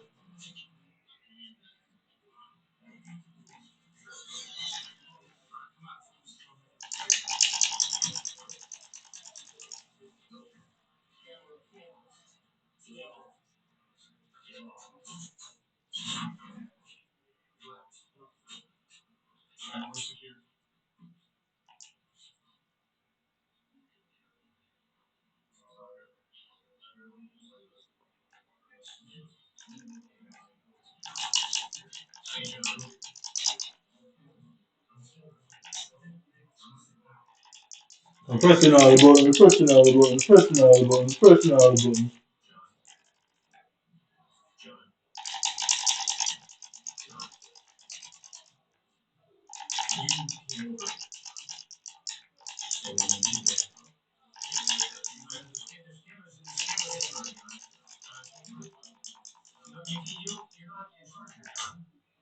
That's the problem. No, you didn't. There was a discussion online about being 15. The game doesn't mean so that's not on the table. Well, you don't have to. We're here covering definition of a film. You know, so I've seen the transcripts. The person you were here to meet said they were 15. You was awesome. Yeah, you did. But John, I just seen the transcripts. Just, okay, that's not my day. You ask if you smoked it. Dustin tells you he's 15. You talk about voices. There's a discussion about condoms. You say I typically don't use condoms. That's okay. What do you get? What you gonna do with your camera, pussy? You got like you can't use them to do shit. You got like you can't use them cameras in there to do anything. Yo, if I was way more cruel than I needed to be, and I done something so terrible in front of you people on that camera, I'm sure that you couldn't do anything with the camera anyway. What is the point of watching somebody? Everybody knows that you people, the world will always know what white people are like. None of them fucking black cunts and them Asian cunts from around here. They mean nothing in the grand scheme of things. Sorry to say and sorry to offend, but that is simply the truth. I'm going to any industry in England, any industry, yeah, and see when how many black people are mistreated, even in high positions. Go there and find out how much of them really have any say. Let's see how much of them stop any corruption anywhere, any at all. They will never stop anything because they don't control the country. Richie Sunak does not control this country. He's just a fucking prime minister. You have a guy, the home secretary, same. As soon as they step out of line, you people group up and force them out of their job anyway. He was a dumb dickhead, man. I mean, in that courtroom, big difference. That's the only way it matters in that courtroom. And you can't take it to the courtroom, so have fun watching me, innit? I start walking in my house naked, but that's what I'm gonna start doing next. Literally gonna start walking around my house naked all the time. And broadcast that to everybody, Everybody, a bunch of gay guys, that's what you are. We just reveal that the British security are sadists, voyeurs, and a bunch of homosexual secrets. I say what I want to say, what can you do about it?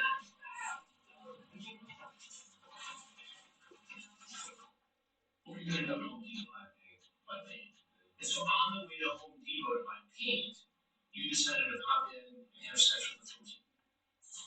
You man are the predators that got caught in the act. Go tell everybody because that is simply the case. You man are the predators who have been caught here.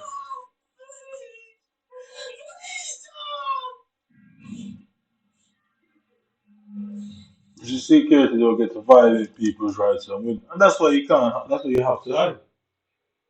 You don't have to be in the mind fight building. You could be anywhere. That's why you have to hide because you don't get to do the things that you're trying to do. Because you don't control nothing here, like, not me. Jewel was doing community service at the thrift store at the time. Stay to the end for the conclusion and where this case is at.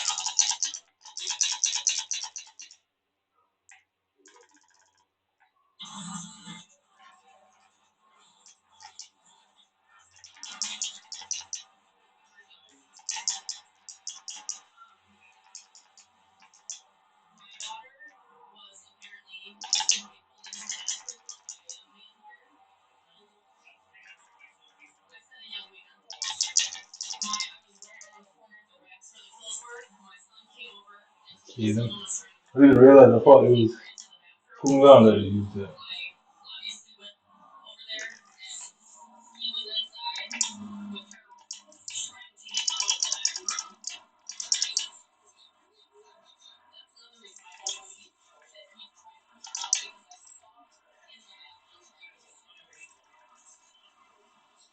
How did I not burn him there?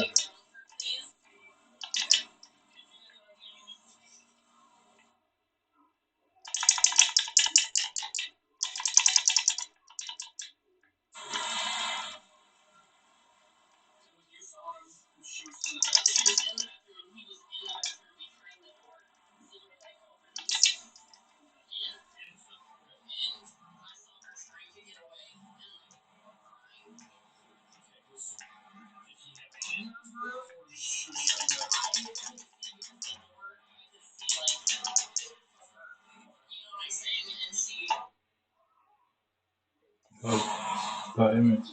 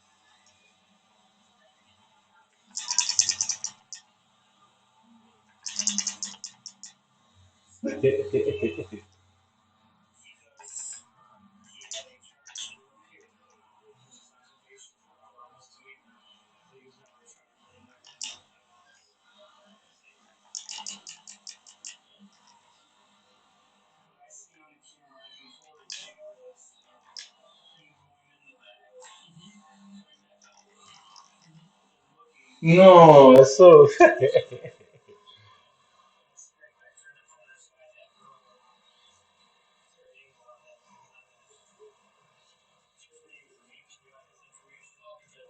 How's it come back at this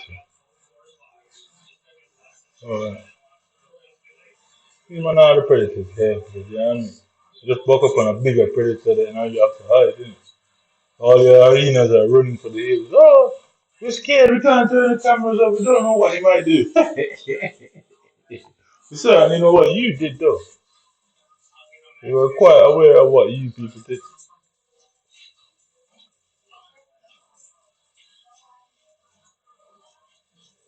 Revolution, mate, yeah. And what's wrong with a revolution, you get me? The only people that don't want to see revolution are people who are desperate to hold on to power. Things must change. Things must change. That's right.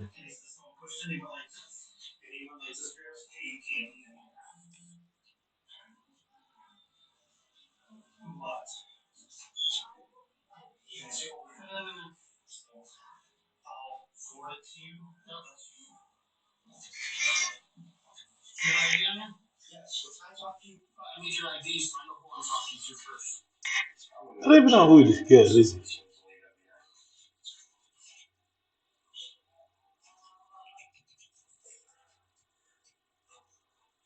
You have no idea who this woman is. It's a mistress girl. There. She tries her best to hide any association to. I guess I'll go through her followers. Wherever the most of her followers from the social from.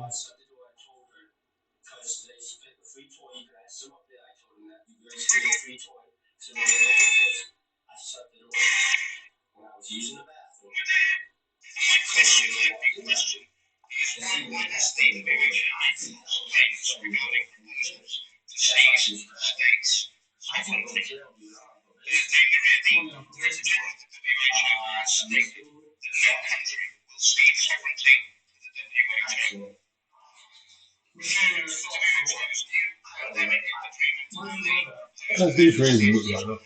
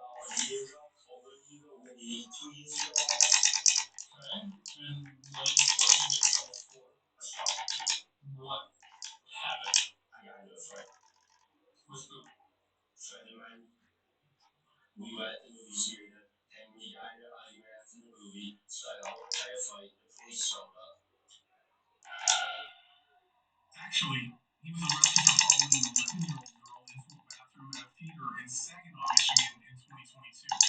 He is lying and he is disgusting. He hasn't been in trouble for anything else. Okay.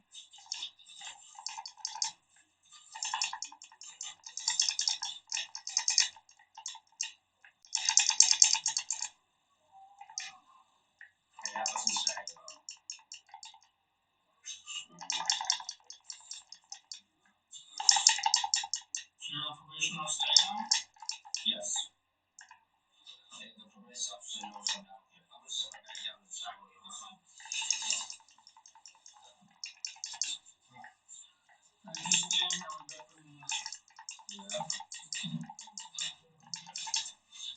No, why I don't get a finger there?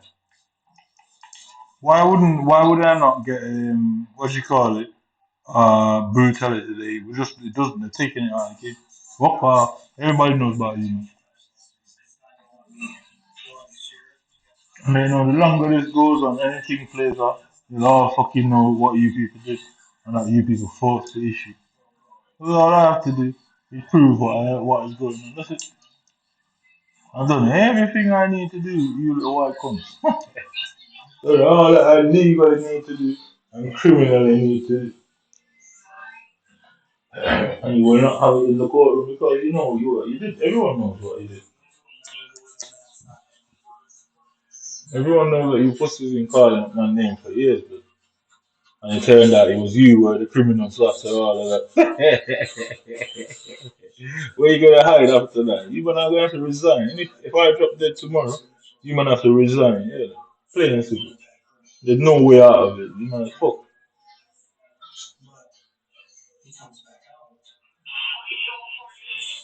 Simple as that. Hey, if I drop dead tomorrow, you people have to resign.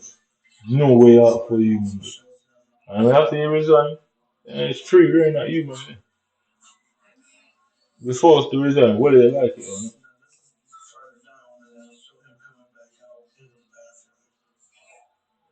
You already know you can. I already know what you're trying to get me to do. And I won't do it. I don't care about what anyone says. I would never let you beat somebody that you beat me for. Not physically, no mentally you can beat me. You're a fake grandmaster, man. You're the fakest grandmaster out there, man. I might as well be named a politician at this point. Diplomatic immunity, yeah. I told you, man, that time in Gorton when I went on that stagecoach, but I said it to you later, lucky, you get me. I said, yo, diplomatic immunity, like. Everybody was probably thinking, what is he talking about? Everybody was like, what is this guy about? Well, now you know. Diplomatic immunity. He could never beat me.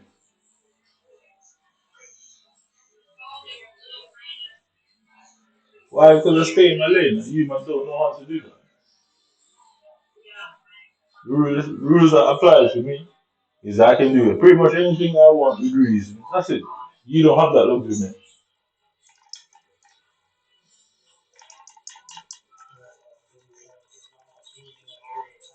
Yo, these guys. Yo, I've never seen these type of smokes before.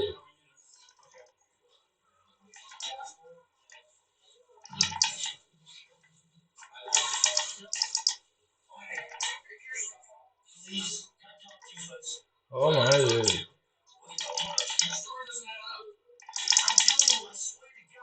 Yo, these guys, these smokes are crazy, you know. I've never seen these smokes before.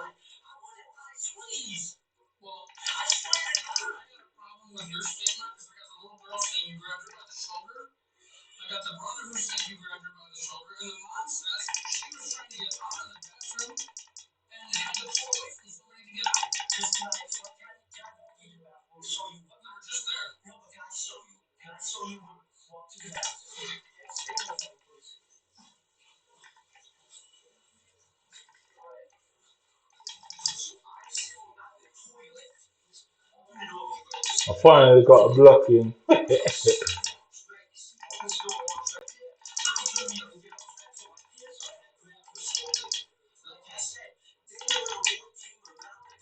I finally, after 400 tries of pressing fucking RB a million times.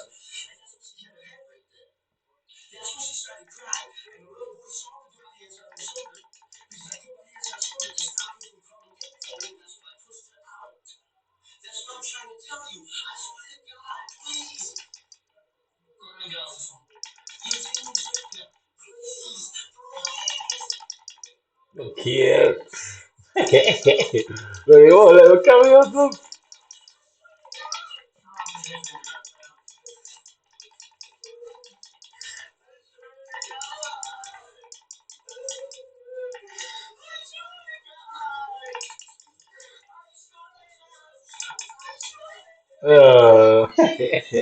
Look, 190 shooting. I'm quitting this thing. Yeah, they only beat me when they do that with the pings. If you notice, every single game that they do that with the pings, I lose. They're not beating me. It's the pings that's beating me. I'm out of that game. That guy shit. He didn't stand a chance. Even with the pings that I had, I still beat him one round. I'm out of that game. Fuck this guy. That's not rage quitting. No, at all. That's not rage quitting. You might never get me to give up. Suck, you know what? Every tactic you man pull out got defeated. And it turns out the government has no way to beat me but to resort to actual criminal offences themselves. You can't put me in prison if you are committing crimes yourself, dickhead. I'll always win pussy. And when it comes down, everybody knows what you people did behind closed doors. If I drop dead tomorrow, I'll become a fucking saint and a martyr in this bitch, bro. And you, no more pension. Simple as that. Simple as that. You man don't decide if I'm welcome in UK or not. Yeah. The day I not become welcome based on a few people. Few people won't be welcome anywhere else either. I mean, crime for crime is simple. I see you tourists and cut the tourist car tires and make that laugh. Hell, send them back to where they come from. Nobody else, no other nation would have them issues. It's only people from here would have them issues. So it won't affect tourism at all.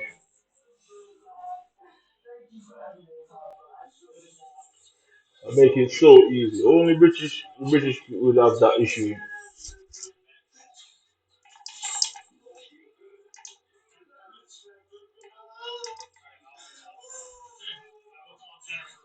Look, now my things are normal. Yeah, my things are normal. Look, this going on.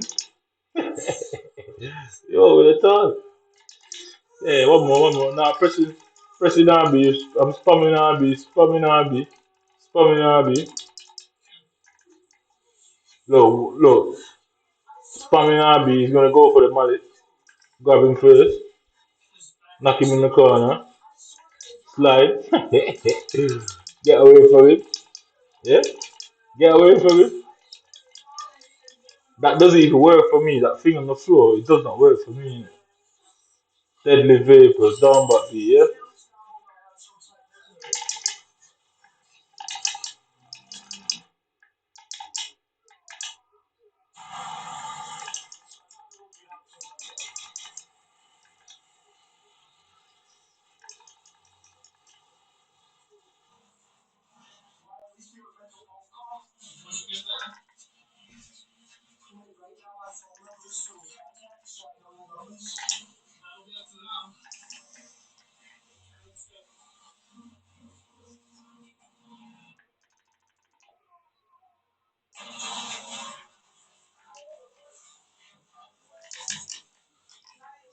We're going that's a very good.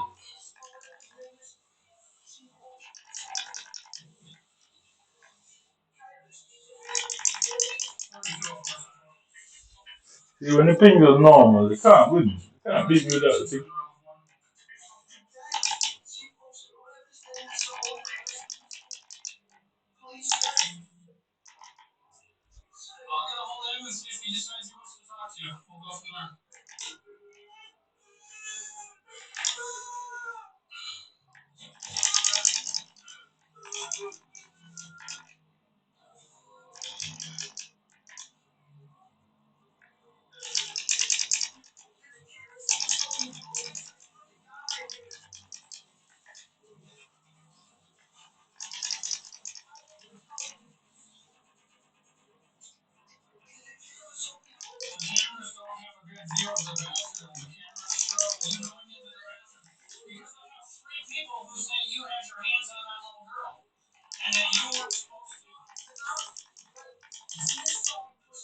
Fuck off. I told you, they can't beat me without the thing. That's why they keep doing the thing because no, I'll never lose again. I don't care how skillful they are. They only do them chain moves on me when they raise the thing. So not only they take out the combo breaker when the camion comes and knock them out, or when you block them and do your combo yourself. So they remove the item game completely. It happens like 1 in every 5 games. And I know exactly how to do it.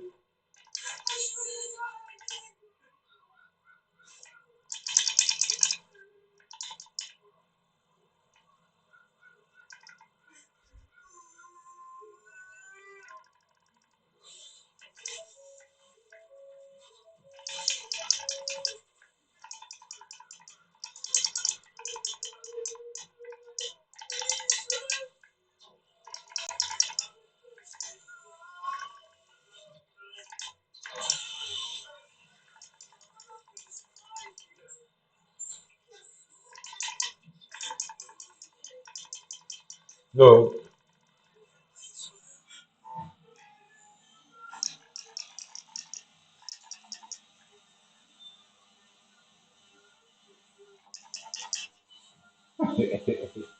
thank you for getting me out of cry. Thank you for getting me out of cry. You too, one of it.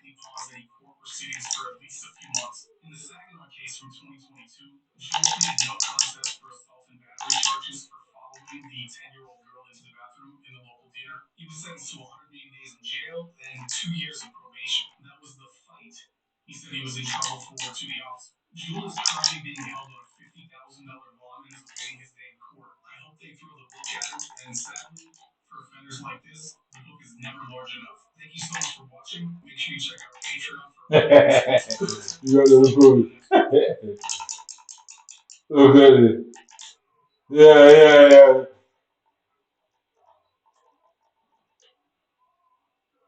Nothing beats a tasty break. Sit quick now. Yeah, no, man. It's Saturday night in the Connecticut suburbs.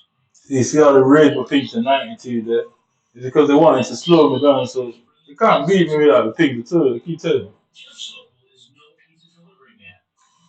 Cops say They cannot beat me without the pink. 13-year-old girl. Especially when I come up against Johnny K, the shoot the things up, right? It shows that they're doing it on purpose. You see how the pigs are, it never just stays up all the whole time. It drops down when I'm playing certain players. And it's always them players that basically knows how to chain them combos. It's always them that they do it with, nobody else. They're trying to force me to play like that. I don't want to play like that. It's the same thing in FIFA. They're trying to force me to play how everybody else plays. I don't want to do that. I'm not anybody else. He worked in the insurance industry as an auditor. And he says he now drives for Lyft, ride-sharing service. We're working with the cooperation of the Fairfield Police and the online watchdog group Tetra Core. Tetra posts pictures of actual 13-year-olds on social media for hiding their identities. It's not long before Sokol contacts our decoy, we'll call her Bailey, and the chat gets a little raunchy. Are you a virgin? LOL, yeah, that is personal. No, I was with my boyfriend. That was a good one. LOL, yeah, I don't feel homeless. He then turns the conversation very personal, asking questions no adult should ever ask a 13-year-old. Do you trim your blank? LOL, yeah. Do you think blank size bad? No, extra's decent. I'm not that big, but I know how to satisfy a girl. Sokol seems to be worried that Bailey might be an undercover cop, so he asks for a custom pic to prove she's real. Take a selfie holding up 4 fingers below your face, and we know it's really you. My fear is that it's not you, that it's someone in law enforcement looking to nail someone. Bailey sends the pic, and Sokol sends a creepy reply. I like it. Hands are cute. Sokol knows the girl is 13, and he says he knows what he's doing is illegal. As a 44-year-old guy, I shouldn't be talking to 13-year-old girls like this. You know, I could be put in jail if the police found out we were intimate. The only way police would know if we ever got intimate is if someone saw us together or you told the police. No, good. How many times you guys? Well, tonight, intimacy is not on the menu. In fact, dinner is Sokol is late because he says his plate from a week. He thinks he's calling Bailey. What? That's a good one. He's actually speaking to the Lord. I'm trying to get mine to come out and block you, man.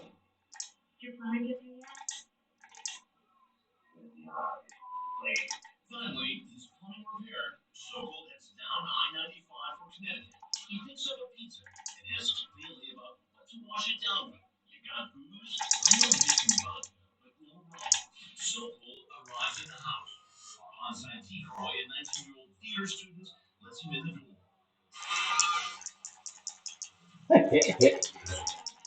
You're fucker, yeah? Can't leave it at it! Can't leave it at it. Keep telling you. They can't beat me without the thing. I have to raise the thing. They don't. I'll tell you, you can't put me in jail when you all do something illegal. The reason why you had to stoop to this, you sacrifice putting me through prosecuting me just to feel better about yourself. You're dickheads, man. That to me sounds like your man gave up. You get me? You man gave up from God and you fucking steal this. Been given a fail.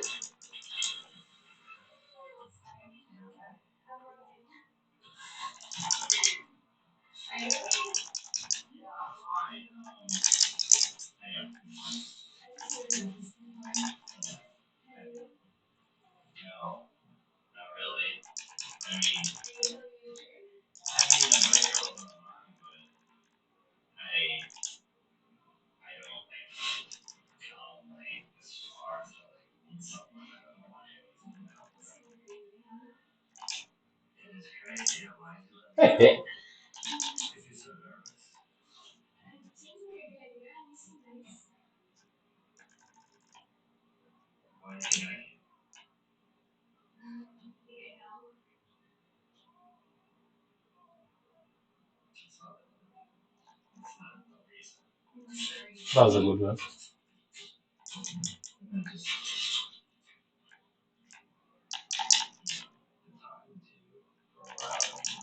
Still can't beat me with that. Still can't beat me with that.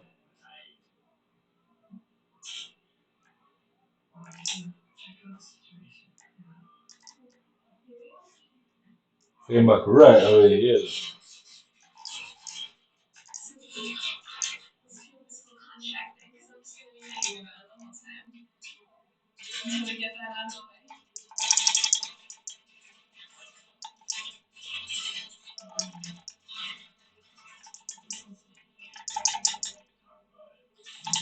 Jeff Stapleton is going to scarf down some pepperoni pizza with a 13-year-old girl who just met online. But tonight, he apparently has a different kind of topping in mind. Oh, you look great. You just look different than what I didn't like in the picture. Maybe not expecting you to have dark hair. Yeah, good one. That's a good one. And no, I'm not saying, I mean, I think you agree. I'm just saying, like, you look different than I thought.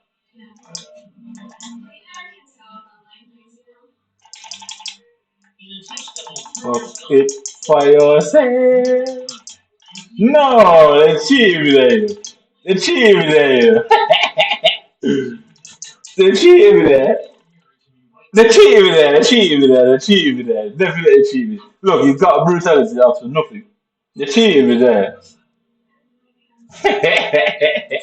You can't beat me without cheating. You cannot win without cheating. You'll never get me to cry because you're cheating. You can't win without it. No matter how many days you people study me and practice and practice and practice, your practice keeps failing. But you still have to cheat. You still have to cheat. I'm just smarter than you people. I know it must hurt to know that somebody's smarter than you this much. You know?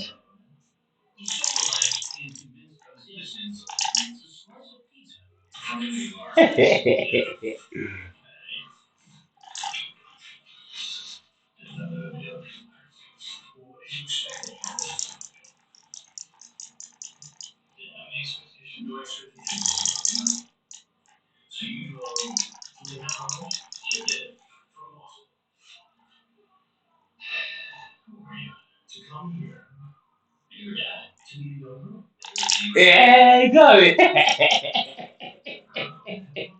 Yeah, true. Well, how many times you might try to practice it, figure it out?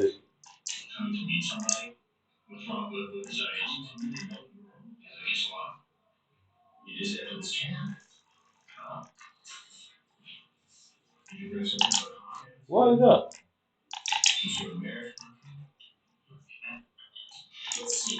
No, can't get mine to come on. Yeah, why is it so slow? Why is my finger so slow?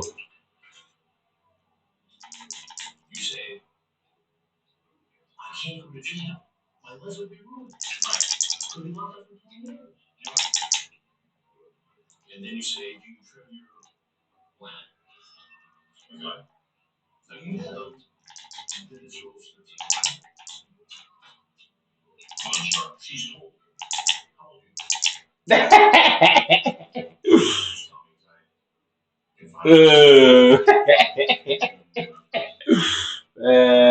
that's it. There you go. You can see it. They can't win it out. They can show it if they want.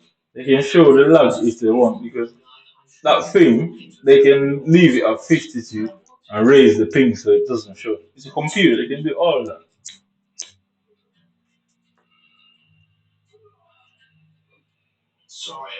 You know, a spam whenever they're doing the combo, they spam all the buttons and it will not break the combo. I mean, it simply will not break the combo.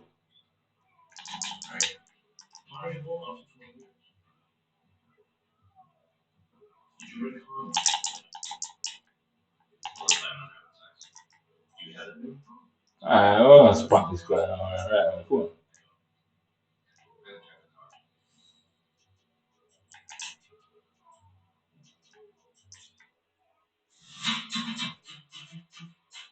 Explore more for less with Pegasus Airlines.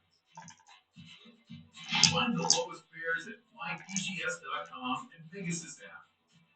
Book now. You will never tell anyone about us having sex. Are you sure? Okay, and be Saturday. It's true.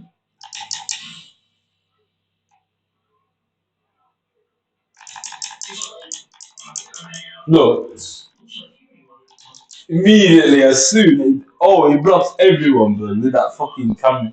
And none of mine won't come. All you have to do is just press RB at the right time. You see how this looks. Okay, but you also see that was pretty apprehensive about the whole sex thing. Well, would you be? Anybody be? Right. When you're trying to have sex with a 50-year-old model? To be honest with you, you're not going to believe me, but I don't know who you are, but I'm sure you're like, law enforcement. But you think I'm law? Well, I mean, that's what it sounds like. I was thinking That guys learned that. Yes, and it wasn't right.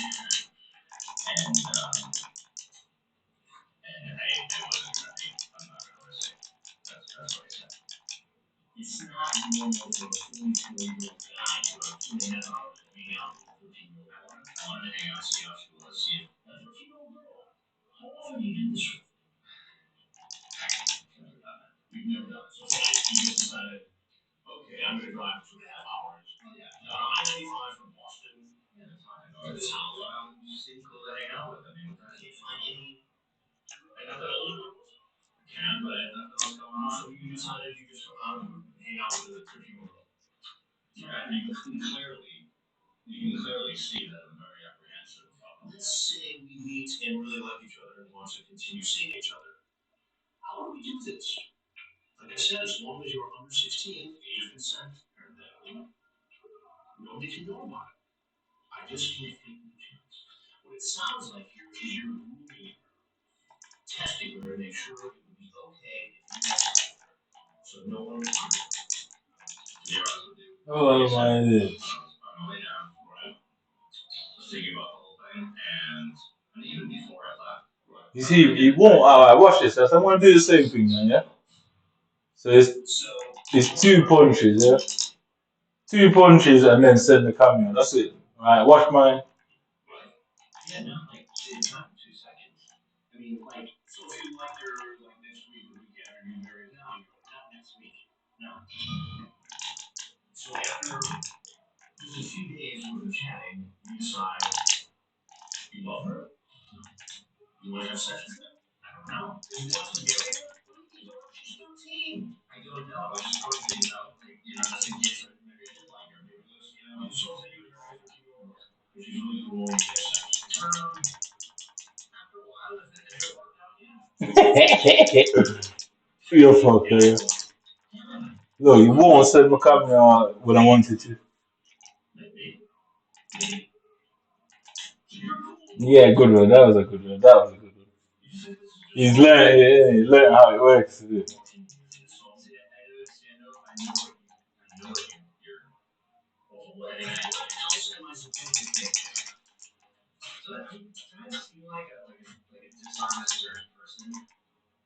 You learn how that works. He's probably one of the smart people out there. It seems like Chad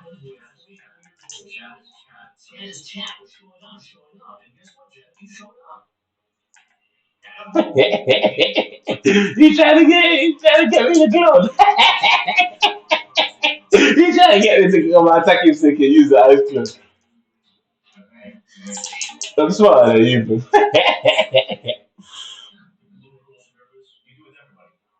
do that every time you meet a 13-year-old. And they do when I meet somebody Yeah. the first time. But this is somebody in the village. She's 13. Yeah, you know. Yeah, good one. No, fucking sick of that. And this is an investigation.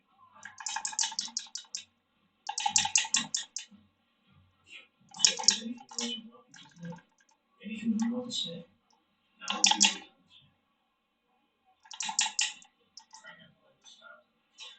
No, Jeff, believe it.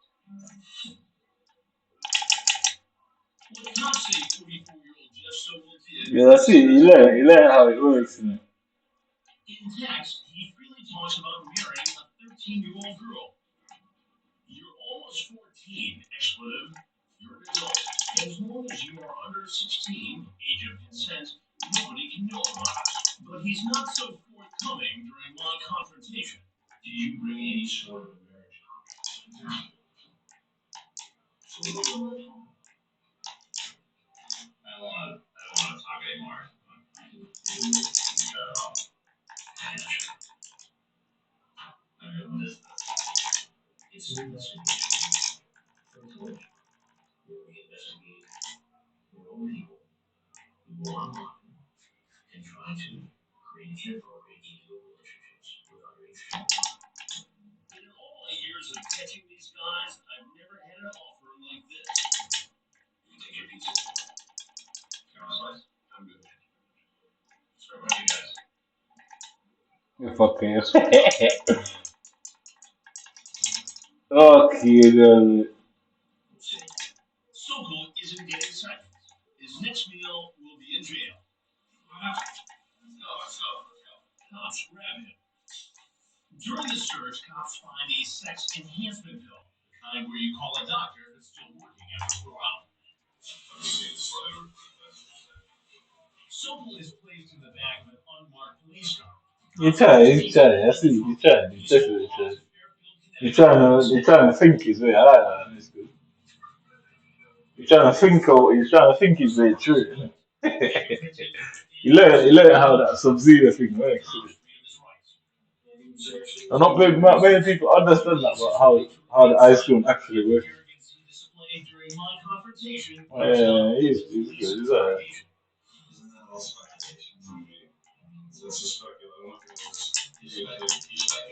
Yeah, he gets it. Yeah, he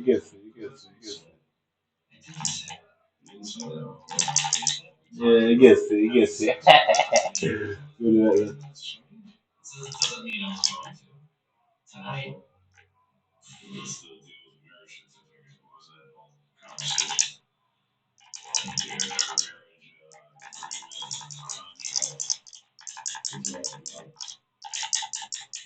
I was joking last time I said it in the contract. I was joking. You mentioned it like 3 weeks sometime. Maybe it was a jest, but Yeah. marriage contract. No. If I need something, no. I was just Alright, he gets it. He's learning. signing marriage documents. You're talking about this all I'll tell you for a little bit. yeah, because you could probably even understand. Yeah, she said she's sorting. Okay. She's sorting? I know. Yeah. We're talking like 12 years old. That's like 6th, 7th grade. You know what I mean? It's a young human being. She's 12. Tell you for a little bit. You know every time. I mean, I know that's the adult fun, but it's a little bit, different. Now, when you're a kid, you're going to do things with her, and she's 13. And you ultimately have relations with her, with intercourse, obviously make it unless her mom consented to marriage. Mm-hmm. So you're gonna marry a 13-year-old girl. Well, I see. He learned that. She says, I don't do that. Why is that like so hard to believe? You're 44. I mean, seriously, that's a major league problem.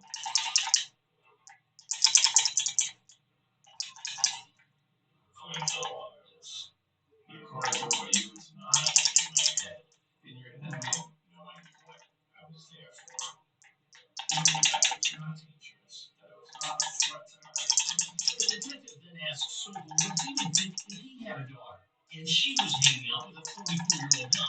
You're cool with that? Well, honestly, at first. Look, why is that not a figure? At first, yeah, when they first walk in, it's like. Why is that not? Why is that not a brutality? It was just the term brutality. Yeah? Heads home to Beantown without his now cold pizza. I have never, out of 315 or 320 in all the investigations, have anyone ever offered me a pizza. Sokol was charged with 3 felony counts: attempted second-degree sexual assault, attempted risk of injury to a minor, and enticing a minor by computer. Fairfield Police Chief Gary McNamara tells me Sokol's talk of marriage contract is a way to rationalize his behavior. So they look for ways to justify this. Is just another way of being creative and trying to really justify marriage.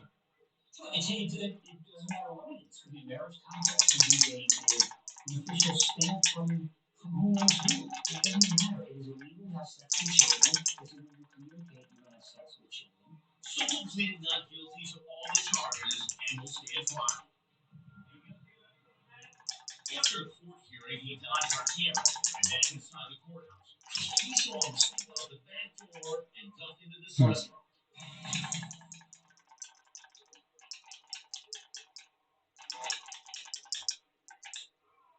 Good. Night in Connecticut, and this 40-year-old guy thinks he's going to cuddle in bed with a 13-year-old girl named Bailey. Yeah, good. But in a few minutes, 40-year-old John DuPay will find out that this hookup has no happy ending.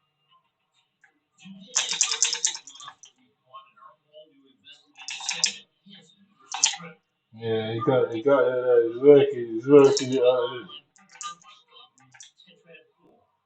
They post profiles on apps like Whisper using innocuous pictures of actual underage girls, protecting their identity. Today contacts not one, but 2 of our decoys. One will call Brittany and the other Bailey, hoping to strike up a sexual relationship. This phone call will freak you out.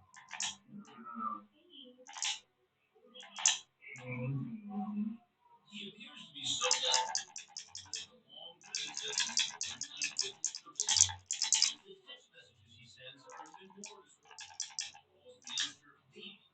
They likes to be called Ruby. Hey, babe, I'm all fresh from the shower. I was just smell your body, baby. Baby, I think it's gonna be amazing for me and you when our bodies are touching and I'm inside you and we're kissing. OMG. Online, DuPay uses fake names like John Santoro or Johnny Connecticut. He's a former mail carrier and says he worked as a package handler at UPS. He's 30, but he's actually 40. He calls Bailey from his cell phone. Hey, Grandma, where are you? I'm outside. More than a dozen hidden cameras throughout the sting house capture his every move.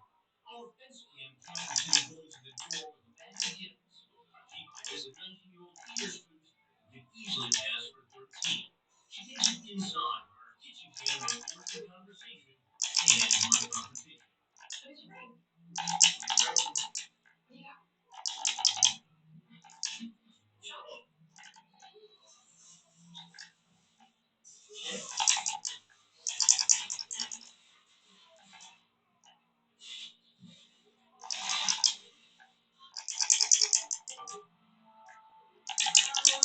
Thank you.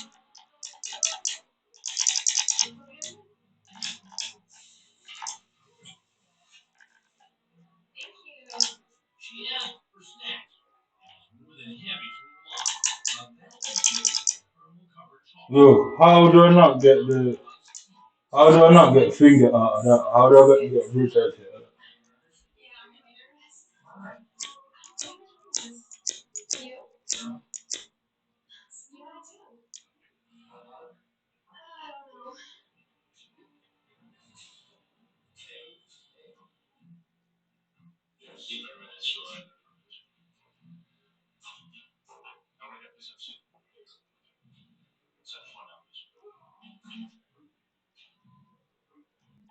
You? Yeah, I do. I don't know. And you know how old Bailey is? She's 14.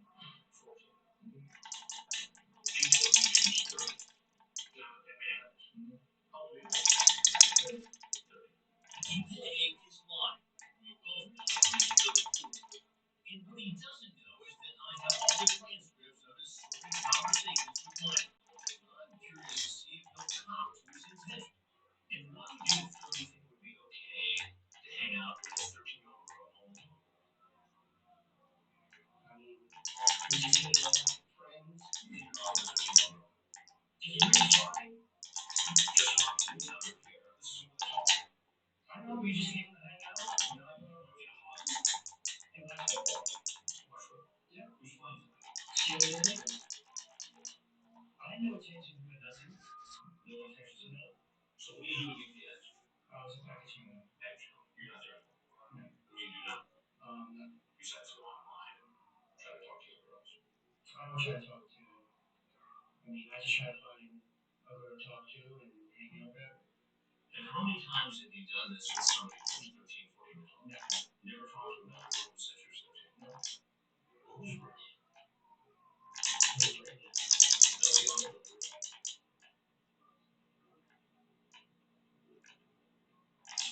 What was it? What's the last few years?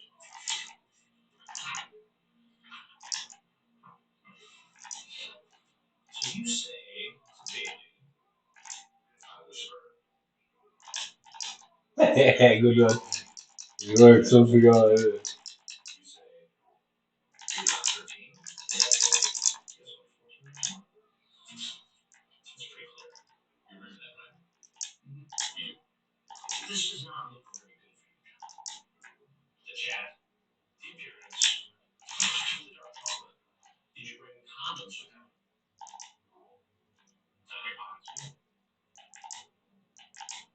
So down forward. Yeah, I like do what he's doing. Yeah. So down forward. So you won't freeze him on the floor. Down back.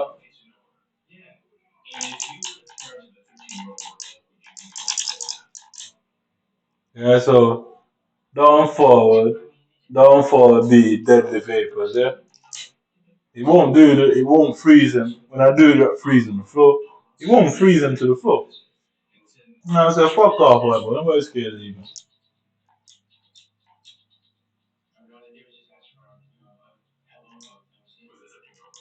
So I won't just stop doing it. You sure it won't freeze him.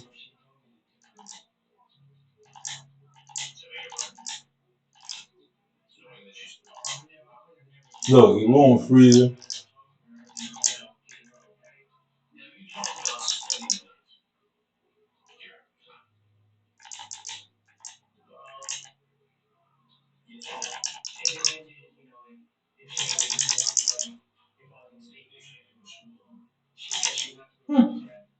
That's a new one.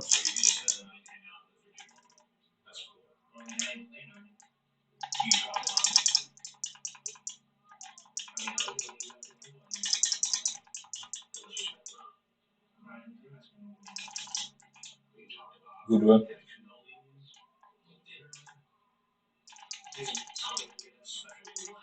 That's a good one.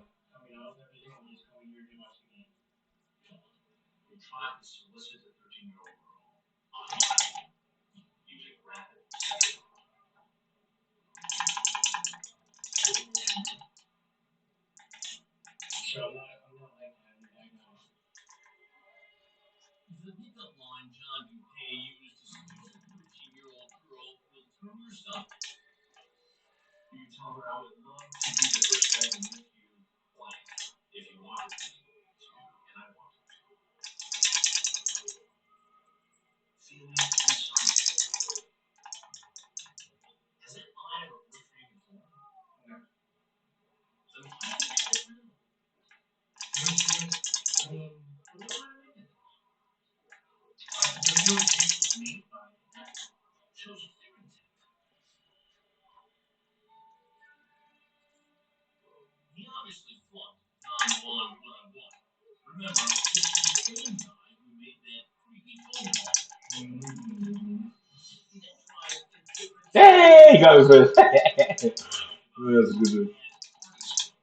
And then you talk about the those people talking to a manager and partying for days. Where was that manager? That was a while ago. How long? Maybe 8, 9 years ago. So it was long. Yeah. How does this look? How does that look? How do you tell me? How does it look? If you were being Stop, come on. that you made a mistake, well, that's true. And how would you define it?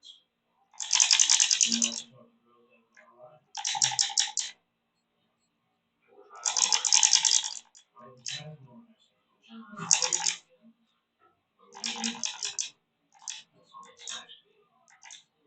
No, how? Like, not playing with her, but it just seemed like her suit was like she was confused. And I never had sex with her. And I didn't take her there, so I said not tonight because I want it. And I can play it honey.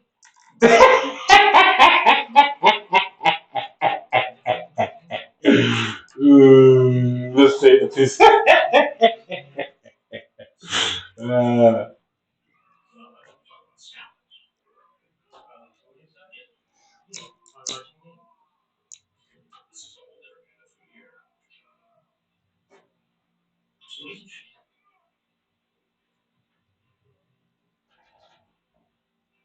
You're in a bit of affection. You tear this Harrison. Well, there's something you need to know. Because I'm Chris Hansen. And this is an investigation of all Hansen versus Redmond. The look on DK's face says it all. Sir, do you want to leave? You go ahead. You know what happens next. Fly to Europe. Ah, fuck it now. Just 35 pounds per person. Jet2.com.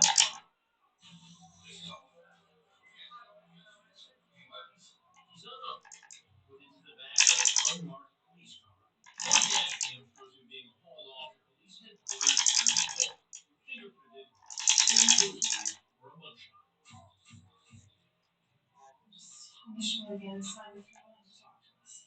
In the interrogation room, he cries as he signs away his right to remain silent. His forehead is wrinkled with worry as he's about to speak to detectives. Little girl. Do you see me on the pictures? Do you see she's a little girl? Look. If she wanted to have sex tonight, would you? No, I swear on my life, I was going to do that. No, you bastard again. You want her to believe that. I mean, I know what that means to me. I know, I shouldn't do it. See, I did. Watch closely and you'll see a classic case of good cop, bad cop in action. I was just told I can't do it. Well, Chris Hansen, you were No, I was going to be my best. tonight? Yeah. See, you really like football games.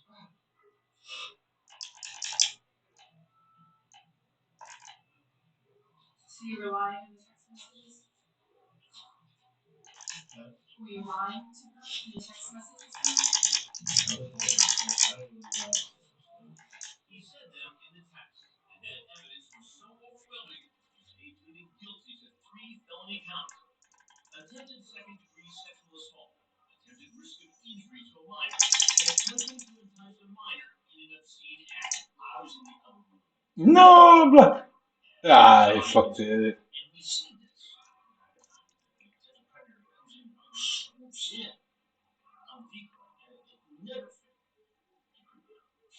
And as a court appearance, other defendants were taunting him.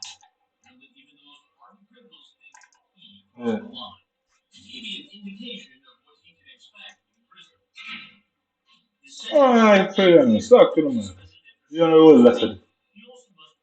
Back to the wall, innit? I want to be the first nigga. I won't be the last. Fuck it. Back to the wall, innit? Have some fun before my time up around here. Yeah. Yeah. Rage out before my time.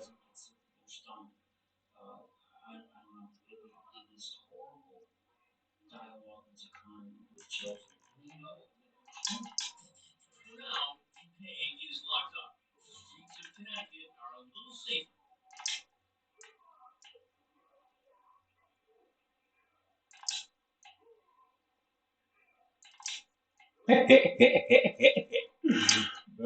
This 32-year-old guy wants to chilling with a 13-year-old girl after texting her about getting stoned. But my fancy date is about to know up and smoke. You'll be shocked when you hear what Nancy does for a living. She's a math tutor. You're right. What? New York and Connecticut's wealthiest children how to solve complicated equations. But you might say Nancy plumbed basic arithmetic. Oh, come on. 32 plus 13 adds up to trouble.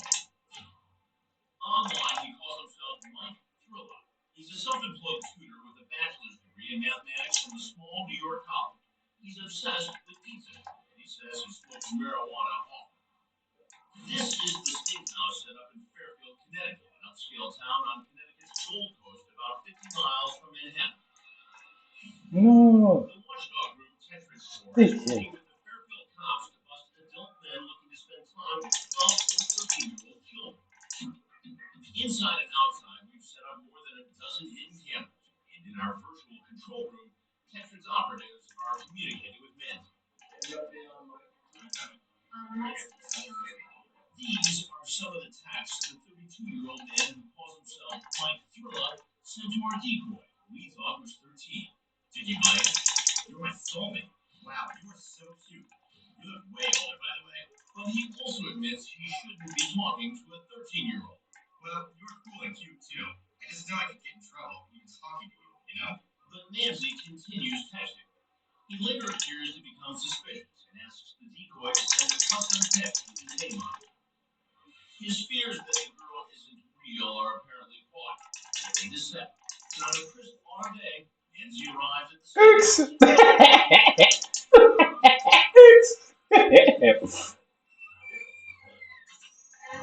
I can't use my own tickets for you. So I think that please. Got it. Got it.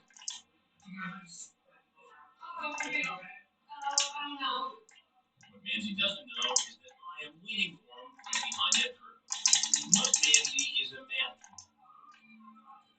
A smart guy who suspected something seemed weird in our sting house. But he never calculated that I would be the one behind the How curtain. is that not a thing?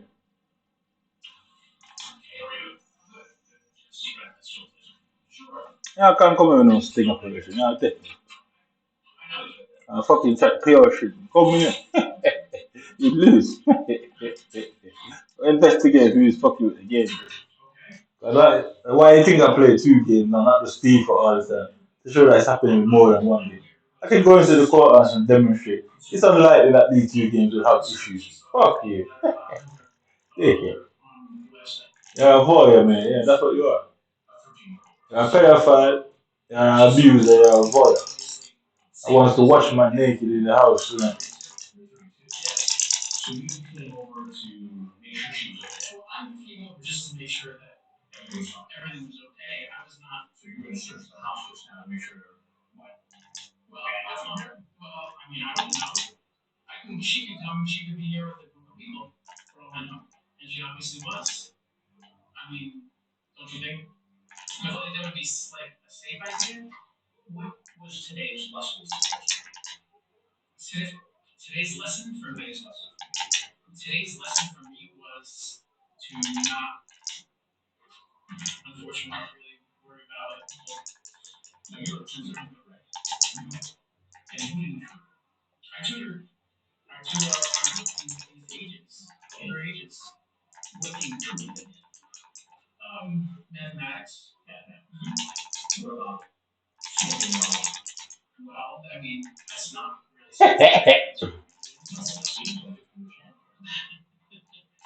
Well, you're cool and cute too. I guess you're already getting in trouble even talking to you. Well, yes, of course, but look, may I please leave? I'm not. No, he may not be. Did you play? Yes, sir. Yes. Wait, are you answering me or are you reading stuff? Yes. Are you doing that right? Are you sure? So, there. Please, outside.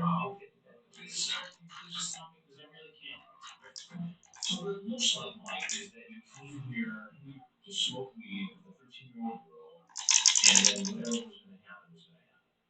Yeah, but that's not entirely what was going on. I just told you, I was coming to make sure it was okay. You didn't go that far. Obviously, like some wedding in, and there were not. You got his verse. Got his verse about this. But like, I was coming here to make sure. That was good. Good one, good one. Yeah, you got it, you got it. He's learning, yeah. I can see him studying. You tutor kids. Sir, may I ask you a question? Yes, you may. First off, that is not completely true. I have a couple more questions. really don't want to answer more questions. Yeah, it's study. Is it in your thoughts? No, it's inside. Then why did you say you were born? I wonder if there's a small cigarette in my body. Again, you Yeah, see, it's study. I know how it looks. Now I'm certain who deals with kids all the time. Who's alone after a discussion about taking home wood. Sir, I understand this. I'm sorry, but do you blame? Did you blame? Yes. You're my soulmate. You call it what you want. My soulmate is just talking. Please. I'm 32. You have nothing else to do on a Sunday? I'm trying to watch football. Yeah. You're with a 13-year-old girl that you blame. You see how it looks. I know how it looks. I'm very sorry. No, please. Yeah, you got me. You got me. Yeah, you got me. He studied. Yeah, he studied. I can see him in it, like study what I'm doing. Yeah. He looks like he's backing up, but he's really trying to study it. Yeah. He's getting ready to ice cloud and time it and all that. Yeah. That's a good one. This is nice. Sir, I really can't afford to do this. I can't. I'm really not here for any nonsense. I really can't. Please do not look at the chair. I really just want to. Please let me go home, guys. I'm gonna be arrested. Please, no, I can't. I can't. I won't. Please, please, man. Guys, this is horrible. This is horrible. There's only one way out through the garage. Fairfield, Connecticut cops are waiting with a pair of handguns with his name on it. How's it called? Abusing. The abuse can of Britain.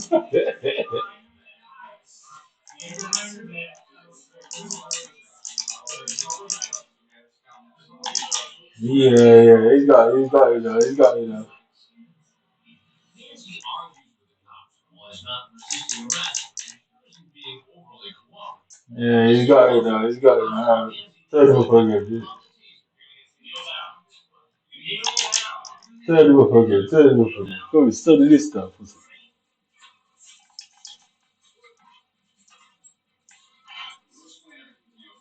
put into the back of the unmarked car and hauled off to the police station. Study this now. Study that.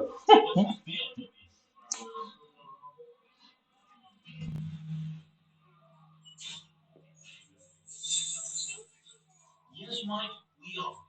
He takes off his jacket before posing for a mugshot. His t-shirt is a method weight. Is a t-shirt popular with graduates of MIT, Massachusetts Institute of Technology? But he didn't go there. Got his degree from a small New York college.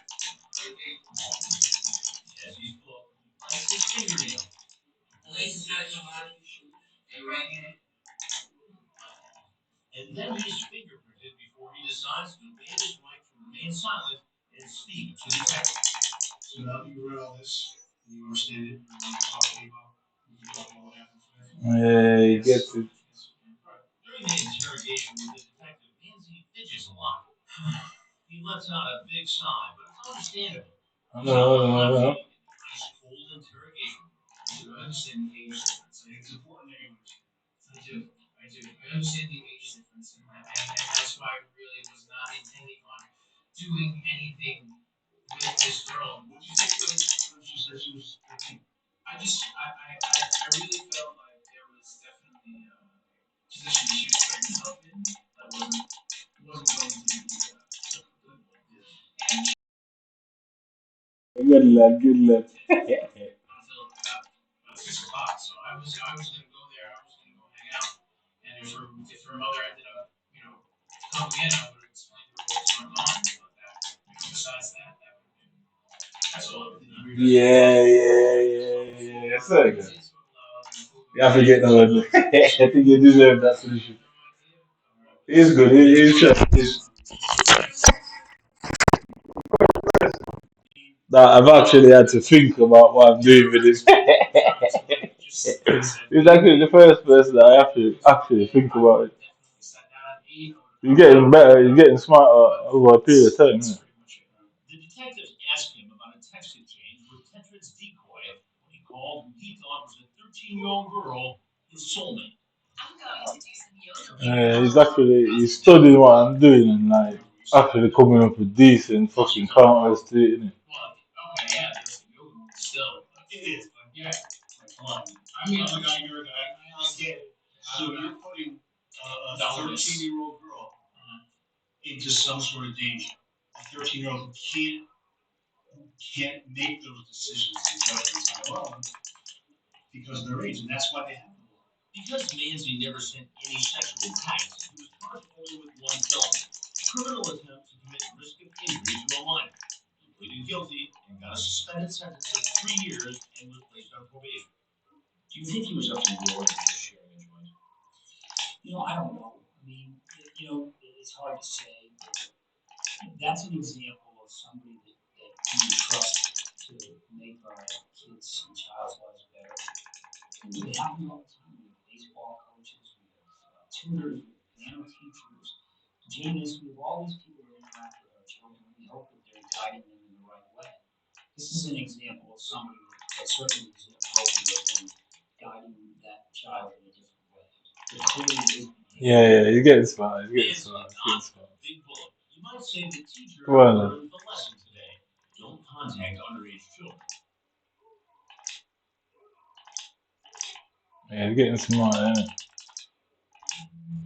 Not all the predators I catch are interested in young girls. Some, like this guy in the bright orange shorts, lust for young boys. So I'm about to government to me. And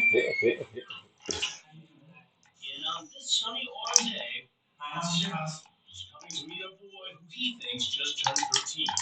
So where do you want to go? Want water or something? He should probably Yeah. because in a moment, he's gonna meet me. His name is Jesse Velez. He's 28 years old. His screen name is Jose. He's engaged and he's a general manager in a major city. But Velez has something else planned What for that? today's menu. How do I do that? How do I do that? Velez is the latest creep I've caught in our special investigation. How do I do that? Hansen versus Predator. How did I do that? How did I do that before? We place more than a dozen hidden So, cameras to capture every move. how did I do What that? you do is let the body say flu is going to take away from your face. So when he pulls up, just come out and go, oh, I forgot my jacket. The Fairfield cops coordinate the sting operation with the predator watchdog group Tetrick Core. Tetrick posted a pic of a real 13-year-old boy on social media, hiding the boy's identity for his protection. Within 20 minutes, Velez contacts the boy we're calling Jason. He tells Velez he's turning 13 in a week. How do I do that thing there? Yes, like 13 years old, younger, LOL. Never chilled with a young guy before. Velez describes in graphic detail the sex acts he wants to perform. He even sent a pic of his private parts and asked the boy to send him nude photos. But if that isn't shocking enough, he asks for next will make you sick. Come live with me, LOL. You're kidding, right? No, LOL. How are you gonna explain How do I do that thing that he does when he hits the ground there? Find out. Velez doesn't know it, but there's no kid on the other end of the smartphone. It's really a woman named Lori. And he knows absolutely. Lori is one of the operatives working for Tetrick Core. She's giving detectives the text messages she exchanged with Velez. She's just going through and getting all of my screenshots, and she can provide that to local PD so that they can have a probable cause for arrest. And then just can hand off on the correct In our control room, whoever receives word that Velez wants to nail down a date. He says, if I get lunch my treat, is it okay when? He said, in a few. I said, came over now so I can get showered. She briefs our on-site decoy, a 19-year-old drama student who is pretending he's 13. That's so the decoy will know how to act. Yeah. Hey, good one. Hey. So you want to stay here? You want to stay here? Do you mind? Do you want to do that? What does happen? Hang out. Netflix. Chill. Let's do your work question together. I know that one. Sorry, I'm 113. I'm not too kind of person. Good one, good one, Italy. Listen. Oh, I live here. Me, my mom, my dad. Velez looks straight at one of our Yeah, goes into distraction mode. This is what look at this. This right here. This is my dad made this. yeah. Okay. I can't be asking my mother. Pretty cool. Okay. What Velez doesn't realize is that he's being moved into position for what will be the surprise of his life. Nothing. What was your plan? Nothing actually. Just an angle. There's a hand. Yeah. With a 13-year-old boy. Who you said take a picture of your father. No, I did it. Did it? Yes. I didn't mean to. Ah, Yeah. I was just chatting with him on and off a week. Yeah, I used to tell random people on and off. I'd hang out with them. No, nothing's really sexual to be honest. No, sexual. No. What's the sir? No, see? Oh my God, I didn't know you had sent that.